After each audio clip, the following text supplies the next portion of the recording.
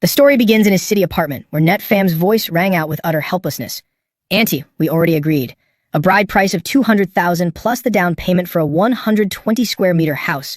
That's $2 million in total. I've known Teal Na since high school, and I've been saving this money for 11 long years. But now you want another $800,000. I genuinely can't pull that off. Seeing him admit he couldn't afford the extra bride price, Nurknok flew into a rage. You brat, what did you just say? Are you accusing me of selling my daughter? Let me tell you, Teal Na is my precious only child. Asking for more bride price is just a test if you're truly sincere about her. Beside her, Daiduan narrowed his murky, cunning eyes like a seasoned schemer and started demanding. Teal Lem, I heard your late father left you a house in a pretty good spot. It just so happens Teal Na's cousin is starting school soon. How about I talk to his dad and you sell that house to them? Wouldn't you have the money then? Hearing that they even wanted his late father's house, Notfam stared at them in utter disbelief. Uncle, that house was assigned to my dad by his work unit. I can't sell it. Seeing that after all this talk he still couldn't cough up anything, Nurknok angrily accused him of being stingy. What do you mean you can't sell it? I think you just don't want to. Standing nearby, Nok Na put on a weak, dutiful daughter act to calm her. Mom, please don't be mad. I'll talk to Nyet Pham a little more. To defuse the situation, she waved her hand, signaling him to leave first. She slowly followed his footsteps down the stairs. Once outside the apartment, she immediately used her softest tone to coax him. Nut Pham, just listen to my mom. You have the 800,000, don't you? Though he desperately wanted to marry her, he simply couldn't produce that much. Teal Na, you know my family's situation. I barely scraped together that $2 million. I really can't manage anything more. Seeing him constantly refuse, Nok Na pouted, feigning anger. Do you even want to marry me at all? It's just a little bit of money. Can't you just go borrow it? Aren't there tons of online lending platforms nowadays? Seeing her like that, Not Pham gritted his teeth, driven by love. All right, give me some time. I'll go borrow the money right now. Just wait for me. I'll go scrape up the money right away so I can bring you home soon. Seeing that he finally gave in, she happily shooed him away. That's more like it. Hurry up and go. The scene then shifted to a certain cafe in the city where Not Pham was currently working. A coworker was stunned to see him eating so late. Lem, you're just having lunch now. You're working yourself to the bone. Not Pham tiredly closed his eyes and replied, can't be helped. Money's tight these days. While eating, a conversation from a nearby table caught his attention. Teal Na, I heard you're getting married. Nok Na lifted her coffee cup and laughed. Why aren't you going to give me a wedding gift? Even if you're my best friend, don't you dare skimp on the cash. Her friend, baffled by her greed, asked, you're already hooking up with a sugar daddy. Why do you care about this little bit of money? Are you marrying that rich guy from last time? Nok Na sneered at the mention of that old man. That bastard is pure scum. After sleeping with me, he turned his back, threw 50,000 at me, and told me to get lost. Giving me that little, does he think I'm a beggar? Astonished, her friend asked, then who are you marrying? Don't tell me it's that lovesick fool. Despite feeling a bit ashamed, Nok Na confessed her plans. Who else? I found out a few days ago, I'm over a month pregnant. It's just perfect timing to find someone to take the fall. Once the baby is born and grows up a bit, I'll track that rich guy down and demand a cut of his fortune. Realizing that she had not only cheated on him, but also humiliated him by treating him as a mere backup plan, Not Pham simply couldn't hold back anymore. Unaware that he worked at this cafe, Nok Na saw him standing there and barked out an order. Hey, waiter over there, pour us some water. We've been sitting here forever and no one's served us. Honestly, some people are destined to be lowly waiters for the rest of their lives. Hey, are you mute? You can't even speak? What kind of terrible service is this? You're ignoring me? Fine. I'm going to file a complaint later and see if you don't get fired. Staff break room. After retreating to the break room, Not Pham could no longer bear it. Overcome with anguish, he slumped down and clutched his head. Just then, a phone call pulled him from his misery. His mother's gentle voice came through the line. Not Pham, Lem Min is starting school soon. She's arriving in Vu Thang today, so make sure to pick her up at the airport. Hearing that his sister was coming, he quickly replied, yes, I'll head there right away. After hanging up the phone, he took off his apron. Then he went to the workplace bathroom, standing alone under the running water, gnawing at the agonizing pain of betrayal. Amidst the water, he screamed out in fury, money, money, money. It's all because of money. Right at that moment, a mechanical voice echoed out of nowhere beside his ear. Host's thoughts detected. Fury level at maximum capacity. Proceeding to resolve the host's distress. Remodeling global economics. All global assets and commodity prices deflated by 1 million times. The host's assets within the system bank remain unaffected. The system bank will apply a 10% annual interest rate, dispersing a daily interest of 256 dong. He had no idea what it was blabbering about. The sudden voice terrified him. What the hell? Who said that? Forget it. I've just been under so much pressure lately that I am hallucinating. Leaving his workplace, he headed toward a nearby bus stop. As soon as he got on, he instinctively asked the driver, Sir, how much does it cost to get to the airport? Hearing this, the driver burst out laughing as if he just heard a joke. How many dong? Kid, are you still dreaming? The passengers stared at him like he was an arrogant fool and mocked him. If you had a few dong, you wouldn't be taking the bus. Stop daydreaming. Those stories on TV or in novels about hitting the jackpot or turning 5 dong into a massive fortune are all fake. Yeah, just work hard. Who knows, maybe you'll even land a job that pays a whole 2 cents a month. Suddenly being ridiculed and talked down to left Nyet fam completely bewildered. What's wrong with everyone today? Doesn't a bus ride only cost 2 or 3 dong? What did I ask wrong? Driver, just tell me how many dong it is. I'll pay so the people behind me can board. A man with glasses, annoyed by his persistent asking, assumed he was just bragging. He pointed a finger, insulting him. Selling you wouldn't even fetch a single dong. Who do you think you are? A chaebol heir from Tan Van? If you can't afford the fare, get the hell off. I despise lazy punks like you, never working honestly, just living in ridiculous delusions.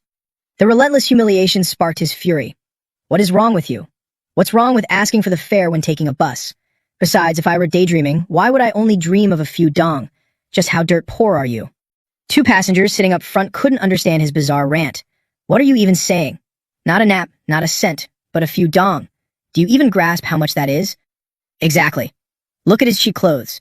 If you can actually pull out a single dong, I'll swallow this entire bus right here. The bespectacled man smirked and boasted smugly. Honestly, I pity this kid. My car is in the shop for maintenance today, but if you're too broke for the bus, call me uncle, and I might just pay your fare. Your uncle here might only make a measly 2 cents a month, but I can easily spare 1 or 2 naps for you. Hearing them talk such nonsense made Not Fam even more confused. He thought he had walked onto a movie set and kept looking around for hidden cameras. Finding none, he thought, are these people out of their minds? The driver, seeing him just standing there, started losing patience. Hey young man, are you getting on or not? If you don't have the money, get off the bus. Too lazy to overthink it, he flipped a 1 dong coin. This is it, right? 1 dong. The passenger's eyes sparkled like stars when they saw he actually pulled out a 1 dong coin. It's really 1 dong. That shine, that texture. There's no mistake, it's a real 1 dong coin. The bespectacled guy felt the metaphorical slap the hardest. He stared in absolute disbelief. Impossible. How can this be? That's a real 1 dong coin. How could you just casually pull that out? Suddenly, Nut Fam remembered the mysterious voice he heard in the bathroom. Wait, that's right. That voice when I was taking a shower. Could it be telling the truth? Did the system really alter this world? Sir, I really don't have any small change. Could you give me the change for this? Hearing this, the driver hastily waved his hands in refusal. This is a whole dong. It only costs 2 nap to get to the airport. Where on earth am I supposed to dig up over 990,000 nap to give you change? Hearing this, Nut Fam was utterly floored. 1 dong is equivalent to 1 million from before. What is this crowd trying to do? Calm down. I need to take this slow. Looks like I won't be catching this bus today. Since he didn't have small change, he stepped off the bus. To figure out the current exchange rate, he checked online. Seeing the prices of items he never dared to dream of buying before, he gasped in shock. Lizzie 11 smartphone. Shock price. 1 su. Classic Luzi backpack, authentic boutique stock. Price. 1 house 7 su. If my salary these past few days was all paid in 100 yuan bills, wouldn't they be unusable? I need to make a trip to the bank. XX Bank. After he waited a while, the female teller's voice echoed. Number 1069, please proceed to counter 3. Hello, sir. How can I help you today? Not Fam sat down and stated his request. I'd like to deposit some cash. The female teller smiled professionally and asked, certainly. How much would you like to deposit? He calmly handed over the cash he had on him. Just this much. A few hundred yuan to round it out. After that, please help me activate mobile banking. I want to be able to pay with my phone. Seeing the stack of cash in his hands, the female teller went pale with sheer terror. Sir, a sum this massive is beyond my authorization. Let me call the manager for you. The staff ran Yet Fam's cash through a money counter. As each bill dropped, the machine eventually chimed. Verification successful. Teo Ha held the stack of cash so carefully she didn't even dare to breathe heavily, reporting, that's right, every bill is a verified major reserve fund. Currently, to explain further to the host, the primary currency units in this world are dong, hao, su, and nap. All major reserve funds in this world have undergone special anti-counterfeiting processing. VIP Lounge. After getting this crash course, Nut Fam verified it once more with Teal Ha. 1 dong equals 10 hao equals 100 su equals 100,000 nap. Well, are you done checking? Holding the stack of cash delicately, she looked at the man in front of her and replied, Mr. Lem, your money has been counted. It totals 271.4 dong. May I ask, do you wish to deposit this entire amount into our bank? Nut Fam calmly replied, deposit it. And while you're at it, exchange some small change for me so it's easier to carry around. I don't need much, 3 or 5 dong will do. Suddenly, the lounge door was pushed open. Knock Na was clinging to her sugar daddy's arm, whining affectionately. Okay, okay. Although I don't know this Mr. Lamb's background, he must at least be the heir to a major family. Baby, I've already finished the task you gave me. That blind fool has already agreed to marry me. The older man shamelessly groped her backside in broad daylight. You'll be another man's wife soon. Don't you think that makes this even more thrilling? Unable to stomach any more, Natfam let out 2 cold, mocking laughs.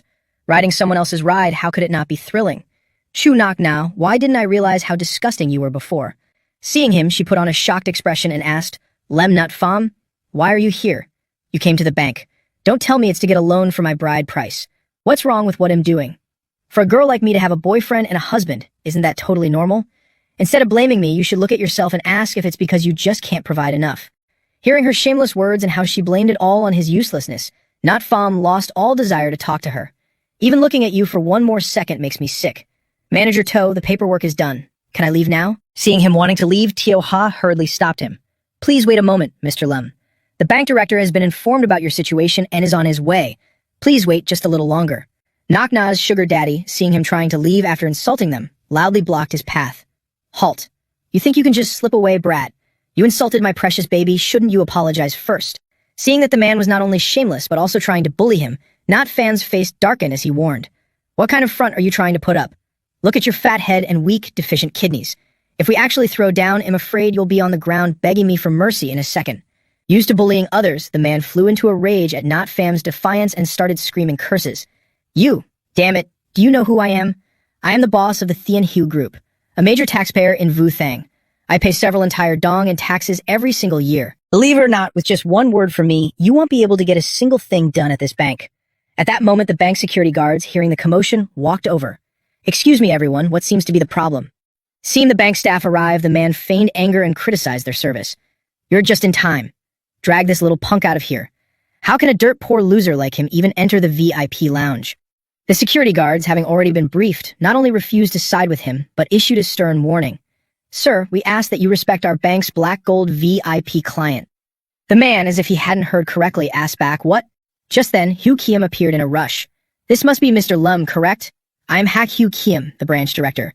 Upon receiving the news, I hurried back immediately. I apologize for keeping you waiting. You deposited over 200 dong in our bank, making you a black gold VIP client.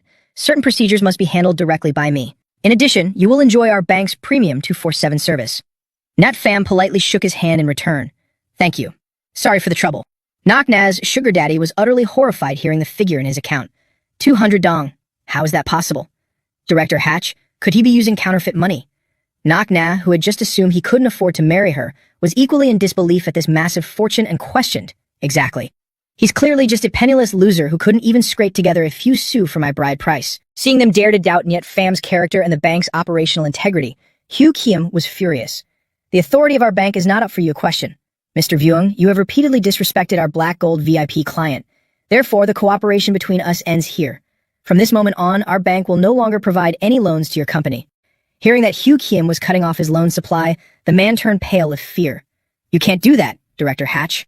Without those loans, our cash flow will dry up and my company will go bankrupt. Once Knock Na realized he was truly rich, she hurriedly dropped to her knees and begged, Net Fam, I was wrong. I admit I was just after this bald guy's money. But you know what his body is like. Only you can truly satisfy me. Unable to stomach such disgusting words any longer, he gave an order. Director Hatch, please throw all irrelevant people out. Seeing his VIP client annoyed, Hugh Kiem immediately barked orders at the security guards. Of course. Guards, what are you standing there for? As he was being dragged away, Knock Na's sugar daddy kept begging. Director, without the loan, I really will go bankrupt. Sometime later, he had arrived at the city's airport. Nut Fam looked at the time on his phone, feeling extremely guilty. Oh no, I spent way too long at the bank. Teo Nin must have already landed. What if she got tired of waiting and left by herself? Suddenly, a hand gently pushed his back. You annoying Appa. How dare you make your adorable little sister wait at the airport for dozens of minutes? Hearing the familiar voice, he happily turned around. Teo Nin. Seeing him turn around, Lem Min immediately pouted and said, Tell me, how are you planning to compensate me? Now that he's wealthy, Not Fan wants to give his only sister anything she desires. Sorry, I was delayed a bit just now. How do you want me to make it up to you? I'll do whatever you say. Lam Min, unaware of his new wealth, acts spoiled but only asks for something cheap. It's so hot today. Let's go get some ice cream. Hearing that, a warm feeling flowed through his heart and an affectionate smile appeared on his face. This silly girl, do you still think you're a child? It is quite hot. Let me see if there's anything to drink around here, then I'll take you. Let's go, tune in. I'll treat you to Starbucks. They probably don't have it in our hometown yet, right? Hearing that expensive name, Lam Nin hesitated a bit. About this. No need, Oppa. Things in the airport are too expensive. Let's just go outside and figure it out. While walking, someone bumped into him. Fee Pham, who had been eavesdropping on them, acted rich and said, Lam Min, my fellow classmate, it's just a cup of Starbucks. Let me treat you. Trang Bat Pham, Lam Nin's classmate Lu Fee Pham, and Nam To To were there. Bat Pham didn't know he was her older brother and thought he was her boyfriend, so he sneered sarcastically. Brother Lu, the beautiful Lam Nin, already has a man by her side. Can't he afford to buy her a drink? To To looked down on him snobbishly, judging him. This guy's whole outfit is probably less than 50 cents. Asking him to buy a Starbucks for over 30 cents. I'm afraid that's a bit difficult. Seeing that the whole group had malicious intentions but seemed familiar with Lam Min, Not Pham asked curiously, Tune in, do you know these people? She gently hid behind him and explained softly, We just met while chatting at the airport. We're all freshmen at Vu Than University. Let's go, Oppa. Don't pay attention to them. Not Pham was slightly annoyed by Fee Pham's group's attitude and sighed softly. Students these days. Spending their parents' money, yet they act like they're superior? He wanted to let it go, but Fee Pham wasn't about to let him off. Seeing him leave, Fee Pham thought he was an easy target and insulted him loudly. Poor will always be poor. You can't even afford a drink, yet you dare to act high and mighty and lecture others. A hint of jealousy flashed in Tuta's eyes as she spitefully joined in. Just ignore her, Brother Lu. Let's go grab a drink ourselves. If we sit with her, the stench of poverty might rub off on us. I'll definitely expose this weirdo in the freshman group chat. Just then, the mission board appeared, accompanied by the mechanical voice of the electronic system. System notification. Host has activated a spending mission. Please spend exactly 1 dong within 2 hours. Reward. Basic stamina pill. Seeing the mission arrive, Not Pham didn't hold back anymore. He pulled a coin from his pocket and tossed it cheerfully. Perfect timing. Unaware that they were about to be slapped in the face, Totu hugged Phi Pham and whined coquettishly. Ignore these broke losers. Let's go get our drinks. I'm thirsty. Looking at her seductive appearance, Phi Pham was immediately captivated. All right, I'll let you drink all you want later. Suddenly, a crowd of people rushed madly past him, and someone bumped him hard. Hurt by the collision, Phi Pham shouted angrily, Are you blind? Just then, 2 schoolgirls excitedly whispered to each other, I heard everything at Starbucks is free today. Is it true? Who cares? Let's go check it out. We have nothing to lose. Hearing this, Phi Pham froze in place. What's going on? Is it really totally free? Waiter, is everything really free today? The cafe staff smiled and firmly replied, Yes, sir. You can consume anything you want without spending a single cent. Today, all expenses in the store are being paid for by this gentleman. Not Pham, now playing the role of the wealthy benefactor, addressed everyone in the cafe. Don't be shy, everyone. It's so hot today. Let's all drink to our heart's content. Thrilled to have free delicious drinks, the crowd cheered. Thank you, big brother. He turned back to Lam Min and asked gently, How is it? Is it good? She took a sip of coffee, grimaced, and gave her verdict. It's too bitter. Seeing him treat everyone at Starbucks, Phi Pham angrily questioned, It's you. What kind of trick are you playing? Hearing this, Not Pham frowned and asked back, What? Afraid I'm targeting you. Don't worry, just say thank you, Brother Pham, and I'll give you some charity too. Humiliated, Phi Pham gritted his teeth in anger. A poor loser is still a poor loser. You just spent a little money and you think you can show off in front of me. Do you really think I'm dying to drink this? Let me tell you, in New York, not even dogs would drink from these cheap chain stores. Hearing that, the people who were drinking turned dark with anger and glared daggers at him. Seeing him stop, Not Pham provocatively urged, Keep going, and listening. With his youthful arrogance, how could Phi Pham stand such a provocation? He furiously pointed a finger at him, insulting his low status. Only country bumpkins who have never been abroad would treat this like treasure. And not a beggar, why should I drink your stuff? These words were like a bomb dropping into a volcano. Everyone's faces darkened, ready to beat him to a pulp. Beggar? Kid, who are you insulting? This boss has money and is generous enough to treat everyone. You're just full of hot air. We haven't seen you spend a single cent. That's right. Brothers, let's teach him a lesson. Beaten black and blue, Phi Pham reached out his hand to his friend for help. Tu Trang, save me. A guy saw him asking Bat Pham's group for help, so he turned around, ready to thrash them both. What? You know this punk? Seeing him acting so aggressively, the two were scared out of their wits and hurriedly waved their hands. No, we don't know him. After letting the crowd beat Phi Pham up, Not Pham walked over and scolded him loudly. You idiot. Don't think you can lure my sister away with a bit of dirty money. Lam Nin, feeling a bit stingy on his behalf, carefully asked, Oppa, is it really worth spending so much money? Not Pham chuckled softly to reassure her. Your brother can easily handle this little bit of money. We're not showing off our wealth, but there is absolutely no way my sister will be looked down upon by others. Seeing how fiercely he protected her, Lam Min smiled sweetly. Oppa, You're the best. Airport pickup area. Leaving the airport, the system issued a notification. Host has completed the mission. Please check your reward. Seeing that he had completed the mission using just a tiny bit of spare change, Not Fam was ecstatic. I can't believe booking Starbucks' entire daily revenue cost less than a single cent. In the end, I still had to rely on Manager Hack's investment help to complete the mission. After the pill entered his body, the system sent another notification. Host's physical constitution has been enhanced to 3 times that of a normal person. Lam Min pointed into the distance and asked curiously, Oppo, which car did you call? Not Fam couldn't remember clearly, so he took out his phone to check. Let me see the license plate. Looking at the car in front of them, Lam Min cheered excitedly. This car is so cool. Nu Yen, sitting in the car, was confused to see Nat Fam there. Lam Nat Fam, what are you doing here? Seeing her, he quickly introduced them. Director Liu. I'm here to pick up my sister, and I'm dropping her off at her university. Hearing him call her director, Lam Nin asked curiously, Oppa, do you know her? Nu Yen snapped back to reality and scolded him angrily. Lam Nat Fam, did you forget that we have a project presentation this afternoon? Only then did Nat Fam seem to remember. Right, there's still that. Even though not lacking money now, this project is still the result of months of my hard work. Seeing his conflicted expression, the understanding Lam Nin decided to let him off the hook. It's okay, Appa. Work is important. You just go handle your business first. Besides, you have a chance to be with a great beauty. Don't waste it. Seeing her dare to tease him, Not Fam's face darkened as he lightly scolded her. What beauty? This is my boss. Calling her a demon boss would be more accurate. Hearing that, Nu Yen asked angrily, What did you say? Realizing he had been caught bad-mouthing her, Not Fam's face turned red, and he said awkwardly, Nothing, Director Liu. I said I'll go back to the company with you. After all, in our Lamb family, even a mosquito's leg is still meat. I can't let a few pennies slip away so easily. In the car, Nu Yen urged him, Quickly double-check the project, lest there be any mistakes later. This is also for your own good. You have a sister to take care of, so now is the time to work hard. If this project succeeds, your bonus will be tens of thousands. Hearing her words, Not Fam instinctively retorted, Director Liu is so kind. Knowing I haven't eaten, you deliberately painted a giant pie in the sky just for me. Seeing him dare to make a sarcastic remark, Nu Yen lightly pinched his inner thigh. You've grown bold, haven't you? You dare to tease me? Her actions startled Not Fam so much he dropped his phone. Stop messing around. Look at that car. At this moment, looking like an overly confident MLM scammer, she declared, My pie is so big, many want a slice but can't even get the chance. The company where Not Fam worked gradually came into view. Teal-2 threw everything on the floor and ordered the staff to clean it up for him.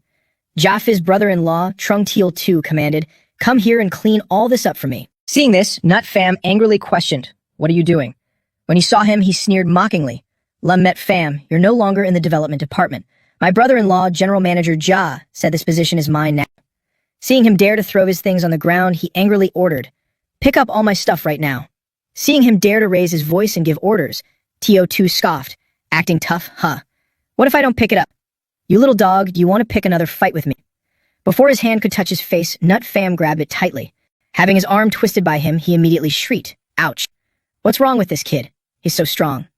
At this moment, Jafi appeared and growled, Nut Fam, aren't you going to let go? Your competence is too poor.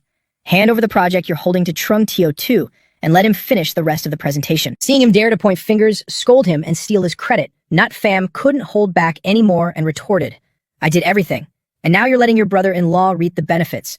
Do you have no shame? Jafi shamelessly yelled, kicking him out. This is my decision. If you don't like it, get out. At this moment, Nu Yin appeared.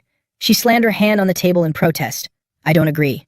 Met Fam has been handling this project from start to finish. If you want to replace him, no way. Having his idea rejected in front of the employees, Jafi became furious. Liu Nu Yin, are you teaching me how to do my job? Seeing him try to use his title to suppress her again, Nu Yin immediately warned him sternly. Jafi, I am the legal representative of this company. You have no right to replace my subordinates. Secondly, if you ruin this presentation, can you take the responsibility? Realizing he couldn't beat her, he let out a vicious smile and left a threat. Fine, just you wait. Seeing him leave, Nu Yin angrily told him, Don't pay him any mind, Nyat Fam. Let's continue preparing for the presentation. Being protected by her, Nyat Fam had to reconsider her for the first time. This woman, although a devil at work, is actually quite good to her subordinates. Meeting room. Nu Yin stood at the podium, brimming with confidence as she concluded, Director Trun, this concludes our entire project presentation. Fun Min gave a thumbs up, showing great satisfaction with her project proposal. Excellent work, far exceeding our expectations. Trung Fun Min from Kulong Network Tech Company. Seeing that he was satisfied, Nu Ian happily high-fived Nut Fam. We did it. Having her massive chest bump against him, Nut Fam almost couldn't hold back. He groaned inwardly. Coach. Is colliding with someone while dribbling considered a foul? Since the proposal was perfect, Fuan Min spoke up. Well then, next, when Mr. Vyun arrives, we can start settling the debt. Hearing this, New Ian asked in shock, debt? What debt? At this moment, Jia Fi pushed the door open from outside and aggressively said, Liu New Ian, the company owes millions and can't even pay salaries. You are the legal representative. How do you plan to resolve this? New Ian couldn't believe he dared to play dirty like this. Debt. I've checked the company's books. This is completely fabricated. She remembered in her memories that the shareholders had praised her. Ian, you're very capable. We're old now. It's time to hand the company over to you. Jia Fi, acting as if he had committed the perfect crime, sneered at her. Liu New Ian, do you really believe in so-called long-term relationships? Is what you see really the truth? Seeing that he actually went this far, New Ian turned pale. Faking the books, changing the legal representative. You guys have been preparing to frame me for a long time, haven't you? Despite being exposed, he wasn't afraid at all and laughed gleefully. Who told you to be so naive? Seeing him this shameless, the blood in New Ian's veins boiled like a raging fire. I poured all my heart and soul into this company. On what grounds are you doing this? At this moment, Jia Fi walked over to Fuan Min like a venomous snake darting its tongue, saying, To be honest with you, Miss Liu New Ian, we have established a new company. The partner of Kulong is us. As for this company, Mr. Vyun of Kulong took pity and is willing to use 100,000 nap to acquire all the technology and documents. Hearing this number, New Ian blurted out in disbelief, 100,000 nap. That's not even enough to buy the equipment. You're clearly taking advantage to seize it. He acted as if he had already secured the victory, gloating over her misery. Anyway, if you can't pay back that amount, your only path is to prison. An employee appeared and reported, Mr. Vyun from Kulong Tech has arrived. Seeing Hu Hiem and Nan Hong appear, Jia Fi immediately looked delighted and welcomed them. Greetings, General Manager Vyun. I've finally awaited your arrival. Nan Hong paid him no mind and spoke to Hu Hiem, Manager Hack. It's easy enough to have you handle this, but who exactly is the tycoon who deposited over 200 dong in cash that you mentioned? Can I go say hello? He chuckled softly, pretending to decline. For this level of prestige, how could I dare reveal it casually, lest I offend them? Nan Hong thought for a moment, finding his words reasonable, and didn't press further. That's true. Right at this moment, Hu Kiem looked up, saw him, and asked in surprise, Mr. Lem, why are you here? Seeing him, he was equally surprised, Manager Hack. Seeing him address him so respectfully, Nan Hong asked with some suspicion, Is this Mr. Lem? Hu Kiem covered his mouth and confirmed, That's right, he's exactly the person you wanted to meet. With Hu Kiem's confirmation, Nan Hong immediately walked over, enthusiastically shaking his hand to greet him. Mr. Lem, I am Vyung Man Hong, chairman of Kulong Tech. I've admired you for a long time. I never expected we'd have the fate to meet here. Nat Pham replied politely, Hello, Mr. Vyung.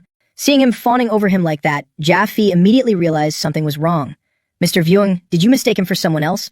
This Lem Yet Pham is just an errand boy for me. Hearing him dare to call him his errand boy, he angrily yelled, Are you insane? Would your errand boy casually deposit 200 dong in cash into the bank? Hearing this number, Jia Fi turned pale and exclaimed, 200 dong. Isn't that 200 million nap? At this moment, Not Pham seemingly asked casually, Mr. Vyun, I heard you want to use 100,000 nap to buy all the documents of my company. Sensing his intent to hold him accountable, Nan Hong forced a smile and waved his hands. Your company? But I didn't see your name on the shareholder list. If I had known, I wouldn't have dared to get involved. Taking advantage of the situation, Not Pham shine as the hero saving the beauty. Let's count it from now. Manager Hack, how much is the debt? They'll pay it. Hearing this, New In looked at him in astonishment. Lam Not Pham, you. He spoke up, interrupting her, but I have one request. These people are suspected of forging the books and deliberately colluding to transfer company assets. Manager Hack, I want you to investigate thoroughly. Do not overlook a single detail. Trusted by his VIP client, Hu Kiem adjusted his glasses and assured him with utmost professionalism. Rest assured, Mr. Lem. We are in charge of the audit work, and we will certainly investigate strictly. Jia Fi still couldn't believe the reality. No, how could this be? How is this possible? In the end, this matter was resolved with Jia Fi being put behind bars for embezzlement, tax evasion, and forging books. Nu Yin poured red wine, her tone unexpectedly gentle. Thank you so much this time, Lem Nat Pham. Thank you for helping me protect my years of hard work. Come, I toast you. This respectful demeanor of hers made him find it endlessly amusing. Cheers. The company will still be handed over to you to manage in the future, but be careful this time. Don't fall for other people's tricks again. Nu Yin, as if drunk, blushed and acted coquettishly. But I am just so easy to trick. Come on, let me toast you another glass. As she walked over to him, she tripped slightly and let out a seductive gasp. Nat Pham rushed over to catch her, asking worriedly, Careful, are you okay? Nu Yen grimaced in pain and said, I think I sprained my ankle. Could you take me to the room upstairs? But Don't take this opportunity to do anything weird. Nat Pham couldn't help but find it amusing. He reassured her, all right, no problem. The two slowly arrive at the door of the pre-booked room. Nat Pham gently laid Nu Yen on the bed. Well then, President Liu, get some rest. I'll be taking my leave. But just as he was about to turn and leave, Nu Yen wrapped her slender legs around him. Taking advantage of the momentum, she stood up and pounced on him. Her stunning face was flushed with a seductive alcohol-induced redness. Her sweet breath brushed against his face as her slightly husky, alluring voice rang out. This time it seems you've fallen into my trap. With such a tempting feast served right to him, how could he foolishly refuse? He immediately pinned her back onto the bed. Then he leaned down and sealed her soft gasps with his lips. After the deed was done, Nu Yen hugged her aching body, sobbing in regret. In the end, she was the one who fell into the trap. You clearly look like a harmless little puppy, yet you went wild for 6 whole hours. Who even does that? Nat Pham, holding a towel to wipe his sweat, paused for a moment thinking. Maybe it's because of the stamina pill. But I recall someone being overly confident yesterday. That wasn't your tone back then, was it? At the time when they reached the peak of their intimacy, Nu Yen had confidently provoked him. Young man, is this your maximum attack speed? The scene was incredibly seductive. Describing it might even get banned. Her rosy lips parted slightly, revealing a nimble little tongue. Her cheeks were flushed like ripe strawberries, and her eyes shimmered with a watery haze. As a normal man, faced with such provocations and such a sultry face, who could possibly resist? Her long, slender legs, clad in almost transparent black stockings, rested on Nat Pham, making the blood in his veins boil. At the most intense climax, Nu Yen's voice broke as she begged him, I yield. I yield. By the time Nat Pham had dressed himself, a system notification popped up. System notification. Spending 500,000 deposits today will grant a random reward from the system. Nat Pham immediately noticed the last 2 words. Random reward. Right, I'll invest another sum into the company. Nu Yen, who had also finished dressing, heard this and refused. There's no need. Even though the incident with GF5 spread and affected some partners, now that the malignant tumor has been removed, I'm confident I can quickly restore the company and make it grow even stronger than before. This is also the best way for me to repay you, a major shareholder of the company. Just as she moved slightly, a tingling sensation in an unmentionable area made her cry out. She gently pulled her stockings down, looking at her red and swollen knees, and softly complained, My whole body aches. It's all your fault. Nat Pham gently grasped her hand to comfort her. Then how about you take the day off today? But with her workaholic nature, she immediately refused. No, I absolutely have to attend the meeting. I must rely on myself to grow strong and achieve brilliant success. Seeing her leave, Nat Pham also felt a wave of exhaustion hit him. He let out a long yawn and muttered, Guess I'll take another nap then. Old Vuong? What? Aunt Tham is hospitalized. Vuth Hand First Hospital. After receiving the call, Nat Pham went to Aunt Tam's room. He sat by her bed with Hai Bang, holding a knife to peel an apple. Seeing both of them arrive, she said weakly, It's nothing serious. I'm just troubling you too. Hearing this, Nat Pham chuckled and reassured her. What are you talking about, Aunt Tam? Even if nothing happened, I should still visit you often. Back when I was an intern, if I hadn't come over to your house to freeload meals every day, I might have starved to death. Right, old Vuong? Lam Nat Pham's best friend, Vuong Hai Bang, laughed and scolded. You brat, you never held back when it came to eating. Nat Pham turned back and smiled, offering it to her. Here, Auntie, have an apple. In contrast to his smiling demeanor, Hai Bang seemed preoccupied. The hospital fees are still a bit short. I initially planned to borrow some from Pham, but seeing his company run into trouble and his sister heading to college, I realize it's not easy for him either. I'll just figure something else out. Just then, a female nurse brought in 2 tall, burly male nurses. Bed 42. Yes, this is it. The male nurse approached with a cold face, ready to move her. Aunt Tham, get up. Come with us to transfer to another room. Seeing them come with seemingly ill intentions, Hai Bang quickly rushed forward to stop them. What are you trying to do? Nurse, our hospital fees are just a little short. I already said ID make up the difference in a few days. Do you really have to kick her out right now? At this, the female nurse glanced back at the medical record and paused. Hospital fees. Didn't he just deposit 1 million? Even wanted to upgrade to a VIP room. We're processing the upgrade for you right now. Hearing the amount deposited into the system, Hai Bang was horrified. What? 1 million? The nurse smiled warmly and affirmed, That's right, this gentleman here just paid. After confirming their good intentions, Aunt Tham let the 2 muscular male nurses lift her up like a queen. As they carried her, they even asked very attentively, Aunt Tham, this is a customized bed transfer service for our hospital's VIP patients. Are you satisfied? Aunt Tham stared at the pecs right in front of her, absolutely mesmerized. Satisfied. Very satisfied. Pretty solid, too. Hearing that, the 2 male nurses immediately carried her toward the VIP room. Then, Princess, please hold on tight. Off we go. VIP room. After placing her safely on the hospital bed, the 2 even put on a little shirt-stripping show for her to watch. Aunt Tham, if you need anything, just press the bell. We are at your service 247. Having enjoyed the eye candy, Aunt Tham happily replied, "All right." Even upon entering the VIP room, Hai Bang couldn't believe this was reality. "Fam, am I hallucinating from too much stress? How about you punch me?" Nat Pham was the type to gladly oblige, immediately delivering a punch to his friend's gut. "Sure thing." Hai Bang spat out bile, choking back a curse. "Damn, you hit way too hard." Nat Pham rubbed his knuckles, scolding him angrily. "Serves you right." "Aunt Thumb lack hospital fees. Such a huge deal and you didn't even tell me. Do you still consider me a brother?" Hai Bang knew what he did wasn't right either, but he didn't know how to explain. "I didn't mean to." After upgrading to a VIP room so she could rest comfortably, Nat Pham left. Before leaving, he didn't forget to remind Hai Bang, "All right, let Aunt Thumb stay here for now. If you run out of money, just tell me." Being supported by a rich tycoon made Hai Bang cry tears of joy. "Good brother, thank you so much." At that moment, the system's notification panel popped up. System notification. Host's mission completed. System reward received. My eyes are the ruler. Nat Pham read it but didn't understand a thing. What does this mean? What's the use of this reward? In the adjacent VIP room, a gentle voice filled with worry rang out. "Dad, are you okay?" Mok Miguet walked over with a glass of water. "Should I call my brother over?" Student of Vu Thang University, To Mok Miguet. President To sat up and gently took the glass, replying, "No need, it's just a minor illness. Probably from just getting off the plane and not being used to the climate yet. Coming here this time, I hope you'll also participate in some of the company's decisions. Take a look at this project. If we can acquire it, our To family's situation could turn around in an instant. You are an elite from Vu Thang University, and this project perfectly aligns with your major. I trust your judgment." Taking the project, Mok Wit wanted to get to work right away. She told him before leaving, "Then rest well and recover, Dad. He'll go back and study this project for a while." President To hummed in agreement and carefully reminded her, "Also, don't mention this to your brother." Walking down the stairs, Mok Wit looked at the watch on her wrist and calculated, "I still have time to make it back to my major class." As she went downstairs, an old woman noticed her. Her eyes were filled with malicious intent. This little brat came down from the VIP room. Definitely a fat sheep. As she walked forward, the old woman slowly approached her. Then she intentionally bumped into her and pretended to slip and fall backward. She hugged Mok Muet's leg tightly and wailed loudly. "Bullying an old woman. Is anyone going to do anything about this?" Hearing that, Mok Muet asked in bewilderment, "Did I just bump into you?" Two accomplices standing nearby immediately spoke up to criticize her. "I saw it. What is wrong with this little girl? She has absolutely no morals. You look like a student. What school are you from? I'm definitely reporting you." Nut Pham walked by and quickly caught Mok Nwit as she was falling. "Careful. Are you all right?" When he looked down at Mok Nwit's chest, a line of text appeared. System notification. Detected.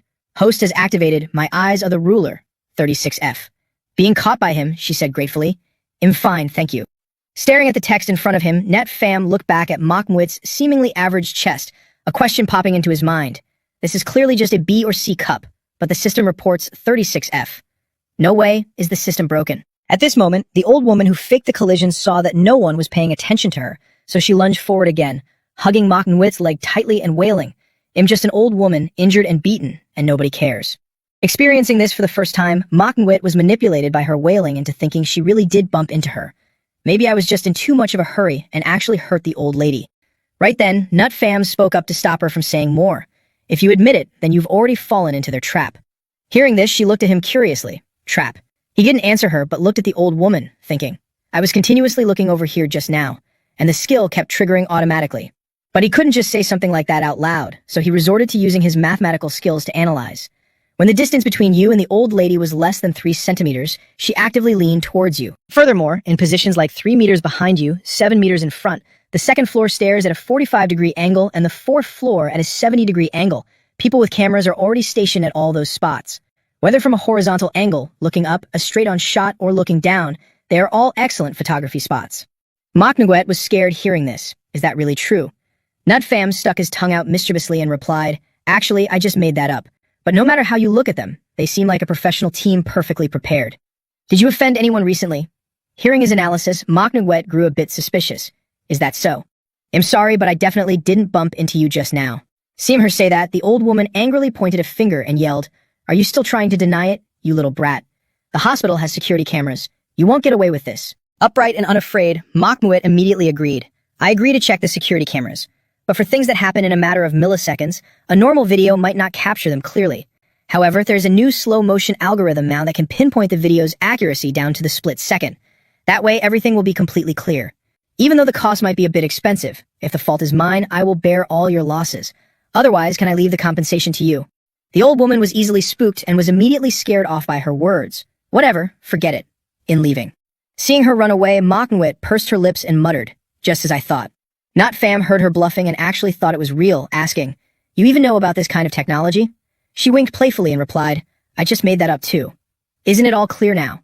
The two cunning minds met and smiled lightly at each other. Having met a kindred spirit, she happily introduced herself. By the way, my name is Manhwa. I still need to thank you for this time. Seeing her introduce herself like that, he also revealed his name, Lem not Fam. Noticing that too much time had passed, Manhwa hurriedly bid farewell. I'm a bit pressed for time right now. Whenever you're free to visit our school, I'll show you around. Watching her hurriedly running figure, he thought to himself, sounds nice, but isn't she just keeping her guard up against me? Whatever, there's no need to associate deeply with ambitious people who aren't sincere. Is it already 6 o'clock? Lam Not Fam's room. Returning home, Not Fam was just like any other guy who enjoyed watching beautiful girls live stream. As soon as he sat on the chair, he pulled out his phone to watch. Live streams. I heard there's a really exciting event today. The moment he turned it on, a one-on-one battle live stream appeared. In the dance section, the goddess Teal Ka and the adorable girl Van Van 2 were doing a PK in the live room. He looked at the title and muttered, looks like it's a PK. On screen, Teal Ka blew a kiss to the camera to greet her fans. Thank you to everyone in the dance section for your support. I love you guys so much. The fans immediately flooded the stream with comments and hearts. You're so pretty, baby. How can I? So awesome. Teal Ka PRPR. My wife is so gorgeous. How do I? You're so pretty, baby. How can I make you mine? On Van Van's side, it wasn't nearly as lively. In stark contrast to the scantily clad Teal Ka, she was wearing a cute bear onesie, shouting loudly, brothers in the gaming zone, let's charge forward too. The viewers watching the live were confused by her outfit. What are you cosplaying as? Baby bus? The gap is too obvious. Shut up, this style is exactly my type. Teal Ka looked at her viewer count and mocked. Van Van 2, it seems you're about to lose. So, what kind of punishment should I have you take? Since you're a gaming streamer, why don't you show us how to play with your feet? The camera slowly pans up from her feet, making the viewers uncontrollably excited. Teal Ka is #1 in the world. Go for it. I'm donating my whole month's salary of 3,500 to you. This is awesome. At that moment, Not Fam, who was also watching the stream, suddenly had a gleam in his eyes. He activated his skill, My Eyes Are the Ruler. He commented on Teal Ka's stream, expressing doubt about her measurements. Lam 5 Fam, aren't the proportions of these long legs off? Even the table next to them is warped. Teal Ka immediately read this comment. She angrily asserted that it was her real body. Proportions off? I've had these proportions for years. You there? Are you even watching the stream seriously? As soon as she finished speaking, an app notification popped up.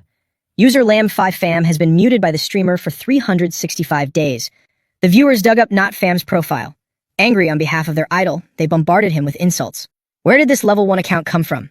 What a loser, smearing our Teal Ka. Must be a hater from a rival, kick him out. Calling it fake without even seeing it, classic sour grapes. Teal Ka took his comment to heart. She said coldly, everyone, don't argue with this level 1 account anymore. Mods, deal with him. Right after came the notification. You have been kicked from Teal Ka's stream. Kicked out just for asking a question? For the first time, Not Fam doubted humanity. Did a streamer really need to be put on such a pedestal that people weren't even allowed to speak? Fine, I'll go to someone else's stream. Van Van saw that her donations were still nowhere near Teal Ka's and felt like crying out of desperation. Oh no, the PK is almost over. Guys, can you lend a hand? At this time, her fans' comments appeared helplessly. Level 6 Noble Otaku Boy. Alright, our travel section is full of poor people, you know that. Level 23 Kanka. Who told you to PK with the top sister of the dance section? Just surrender. Level 15 Retired Boss. I really like watching your stream. Then, I am Lam 5 Fam, sent 5 spaceships.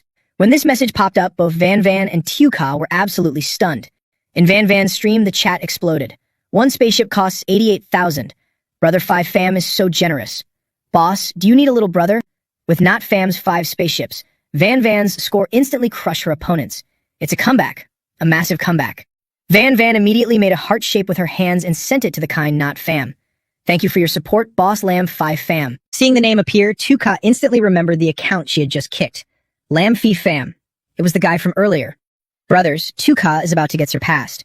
Can you push just a little harder? As she begged everyone to donate, Not Fam, as if seeking revenge, immediately threw more money at Van Van.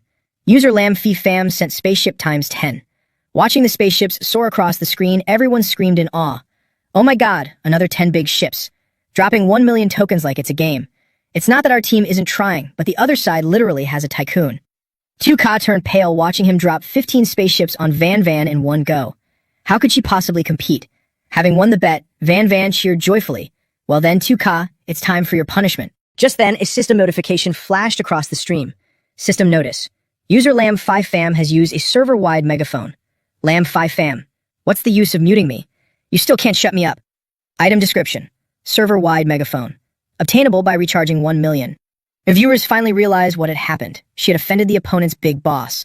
2K, hurry up and apologize to brother 5Fam. Say it louder. If the boss hasn't heard it, keep saying it. Seeing that he was extremely wealthy, 2K immediately bowed deeply in apology. I'm sorry, boss 5Fam. I was wrong. I'll take my punishment now. While he was watching the stream, his phone buzzed with a message notification. He clicked on the inbox and saw messages from Van. Van 2. Thank you for helping me out. Van 2. I just stream for fun. I don't need gifts or perks. Van 2. If you feel uncomfortable about it, I can refund you. Reading this, Not Fam suddenly felt confused. Refund. This isn't some sort of phishing link scam, is it? No need, it was just $1 anyway. She took a screenshot of his profile and sent it with a proposal. 256. Following, 166. Followers. IP location, Vuthan. Van 2. I see your IP address is in Vuthan. How about this? Let me treat you to a meal and we can be friends. Seeing this, Not Fam's imagination ran wild. Could it be that since she saw me sending so many gifts, she's casting a net to catch a big fish? Female streamers are very crafty after all. But hey, free food. It'd be a waste not to eat. Alright, I'll be there. Vuthan Riverside Villa. The light filtered into a room filled to the brim with designer handbags. Van's mother saw her streaming without paying any attention to her and scolded playfully. You naughty girl, ignoring your mother here while you spend all day long doing whatever that live streaming is. Hearing her complain, she hurried out of the room and acted coy. Isn't it my job? As soon as I'm done, I'll come straight to you. How could I ever ignore you, my dearest mother? Embraced by her, her mother's expression softened. Work. Is the few million our family gives you every month not enough to spend? Look at this Paraiba tourmaline of yours. It's worth 43 million. With your live streaming income, you wouldn't be able to afford it in several lifetimes. Hearing this, Van playfully stuck out her tongue. Work isn't just about money, it's mainly for passion. Besides, I get to meet interesting people, like the one I met today. Seeing her obsessed with this hobby, her mother reminded her, I don't want to talk about this anymore. About that blind date, the other party is the young master of the Nam Gu group. You need to pay some attention to it. Seeing her mother trying to matchmake her again, Van said, Mom, I don't want to think about these things right now. Her mother, seeing her trying to refuse again, stood up and said dismissively, All right. I'm just passing on the message. You can tell your father the rest. The scene shifted to Not Fam's residential area. He rubbed his empty stomach and went looking for food. Now that I think about it, I'm actually a bit hungry. Let's go over to Old Tao's and grab a bite. Fried skewers, toasted bread, plus a little beer. It's gonna feel so good. At that moment, at a street-side stall named Old Tao's Fried Skewers, Old Tao's desperate voice rang out from inside. Sister Vuong, could you please give me a few more days for the rent? Business hasn't been good lately. Once I have the money, I promise I'll pay you. Sister Vuong, with a harsh and bitter face, snapped back. Tolerance, you say? Am I running a business or a charity? If you can't pay the rent, get out. I don't give a damn about how the market is doing. As for your past due rent, I'll just take these equipments of yours as collateral. Old Tao was stunned. What? Before he could even react, Sister Vuong waved her hand and ordered her thugs to rush in. Take it all away. Old Tao panicked and pleaded. These grills are all custom-made. They cost a fortune. All I owe you is the rent. But the thugs behind her didn't care at all. They pushed him to the ground and cursed. Get lost. No one would even buy this trash if we tried to sell it. Taking this to settle your debt is already doing you a massive favor. Right at that moment, a long, slender hand appeared and tightly grabbed the thug's shoulder. Unable to budge, he turned his head in panic. Why can't I move? Not Fam's face darkened as he turned to her, his voice low and firm. Your sister Vuong, right? How much rent does he owe you? I'll pay it. Hearing this, she froze, looking at him in disbelief. You? Sister Vuong assumed he was just bluffing and immediately refused. Even if you pay, I still won't agree. At first, out of the goodness of my heart, I let him rent the shop for such a low price. Now this area is about to turn into a bustling commercial street. How can it stay the same? Old Sao heard her making excuses and mocked. Nicely said. You just heard that rent prices are going up. Sister Vuong pointed at the adjacent shops and said arrogantly, I don't care. These 3 shops around here are all mine. Besides, big brand chains are looking to rent from me now, each offering 20,000 nap a month. Not Fam couldn't listen to this anymore. He reached into his pocket and took out his phone. He immediately called Hugh Kim. Manager hack, right? Meanwhile, Sister Vuong opened her greedy maw to extort him. If you're willing to pay 30,000 to 50,000 a month to keep renting, I guess we can negotiate. Not Fam ignored her completely, focusing only on his call with Hugh Kim. Upon receiving confirmation, he said, It's been rushed and completed. Good, thanks for your hard work. You're such a vicious landlady. There's nothing left for us to negotiate. This place belongs to me now. Sister Vuong laughed like she just heard a joke, mocking his nonsense. Belongs to you? Who the hell do you think you are? You think I am some subletting middleman? Let me tell you, I am the original owner, and I am not selling at any price. What are you standing there for? Keep going. Take all this stuff away. When the two thugs lunged forward, he effortlessly spread his arms, blocking them completely. The two men were sent flying backward like recoiling springs. Seeing him easily blast away her men, Sister Vuong started to panic. What are you doing? Believe it or not, I'll call the cops. After dealing with the thugs, Not Fam dusted off his hands and explained, what you bought was merely the right to use these shops. Just then, two workers driving excavators appeared. He casually leaned in and declared, but what I bought is the land of this entire commercial street. The construction workers he had called over asked, Boss, what are your orders? Seeing the excavators driving towards her, Sister Vuong froze in terror. What? What are you doing? Not Fam tilted his chin up and sneered. If I wanted to, I could instantly turn this place into a construction site right now and just leave it like that for a few months. Let's see we'll rent from you then. It's just losing a bit of money, no big deal. I can easily afford this 200 dong. Hearing the number he mentioned, Sister Vuong was horrified. 200 dong. You mean 200 million nap? Who the hell did I just offend? Boss, please spare me. Big boss. My family's investments have failed these past few years. Now we solely rely on the rent from this commercial street to survive. Hearing her sob story, Not Fam remained expressionless. So, what am I supposed to do about it? Knowing she was in the wrong, Sister Vuong quickly offered a solution. Starting today, Old K-House rent will be cut in half, and water and electricity are completely free. Is that okay? Seeing her finally act reasonably, he nodded in satisfaction. At least you know your place. As he completed this successful face-slapping moment, the system chimed with a congratulatory notification. Reward received, Nose of the Ultimate Sucker. System prompt. Master has unlocked the main quest. Establish a company and fight against more corrupt businesses. Equipment description. Nose of the Ultimate Sucker. Can sense the aura of scammed victims nearby. With the little interlude over, only the mouth-watering aroma of grilled skewers remained in the air. Old Chow brought over a tray of skewers and a bottle of beer, saying enthusiastically, This meal is on me today. Eat and drink as much as you want, don't be polite. Little lamb, no, boss lamb. Thank you so much for today. Not Fam felt a bit awkward being addressed like that. Why are you calling me boss? Just take care of my late-night cravings from now on. I have to say, your food is the absolute best. Seeing how much he loved his cooking, Old Chow laughed heartily. You've got great taste. Not to brag, but this cow family's secret recipe has been passed down for decades. After surviving this ordeal, I am full of confidence. It'll definitely make the cow brand thrive. Nu Yen, who had just been called over by him, looked at the table full of food in confusion. You're such a big boss, yet you specially called me out just to treat me to fried skewers? But the taste isn't bad at all. Watching her eat with such relish, Not Fam thought to himself, I wonder what she would think if she knew this barbecue cost me 200 million nap. He mused. Anyway, this main quest is probably for me to help the people around me avoid getting scammed or running into bad guys.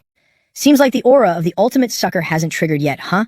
Seeing him suddenly lean in close and literally sniff her, she blushed crimson and scolded. What are you doing? We're outside, there are so many people around. If you like it, we can go home and you can sniff all you want. Realizing the conversation was drifting into 18-plus territory, Not Fam stood up straight and stated his reason for calling her out. Nu Yen, the truth is, I asked you out tonight because I want to establish a new company.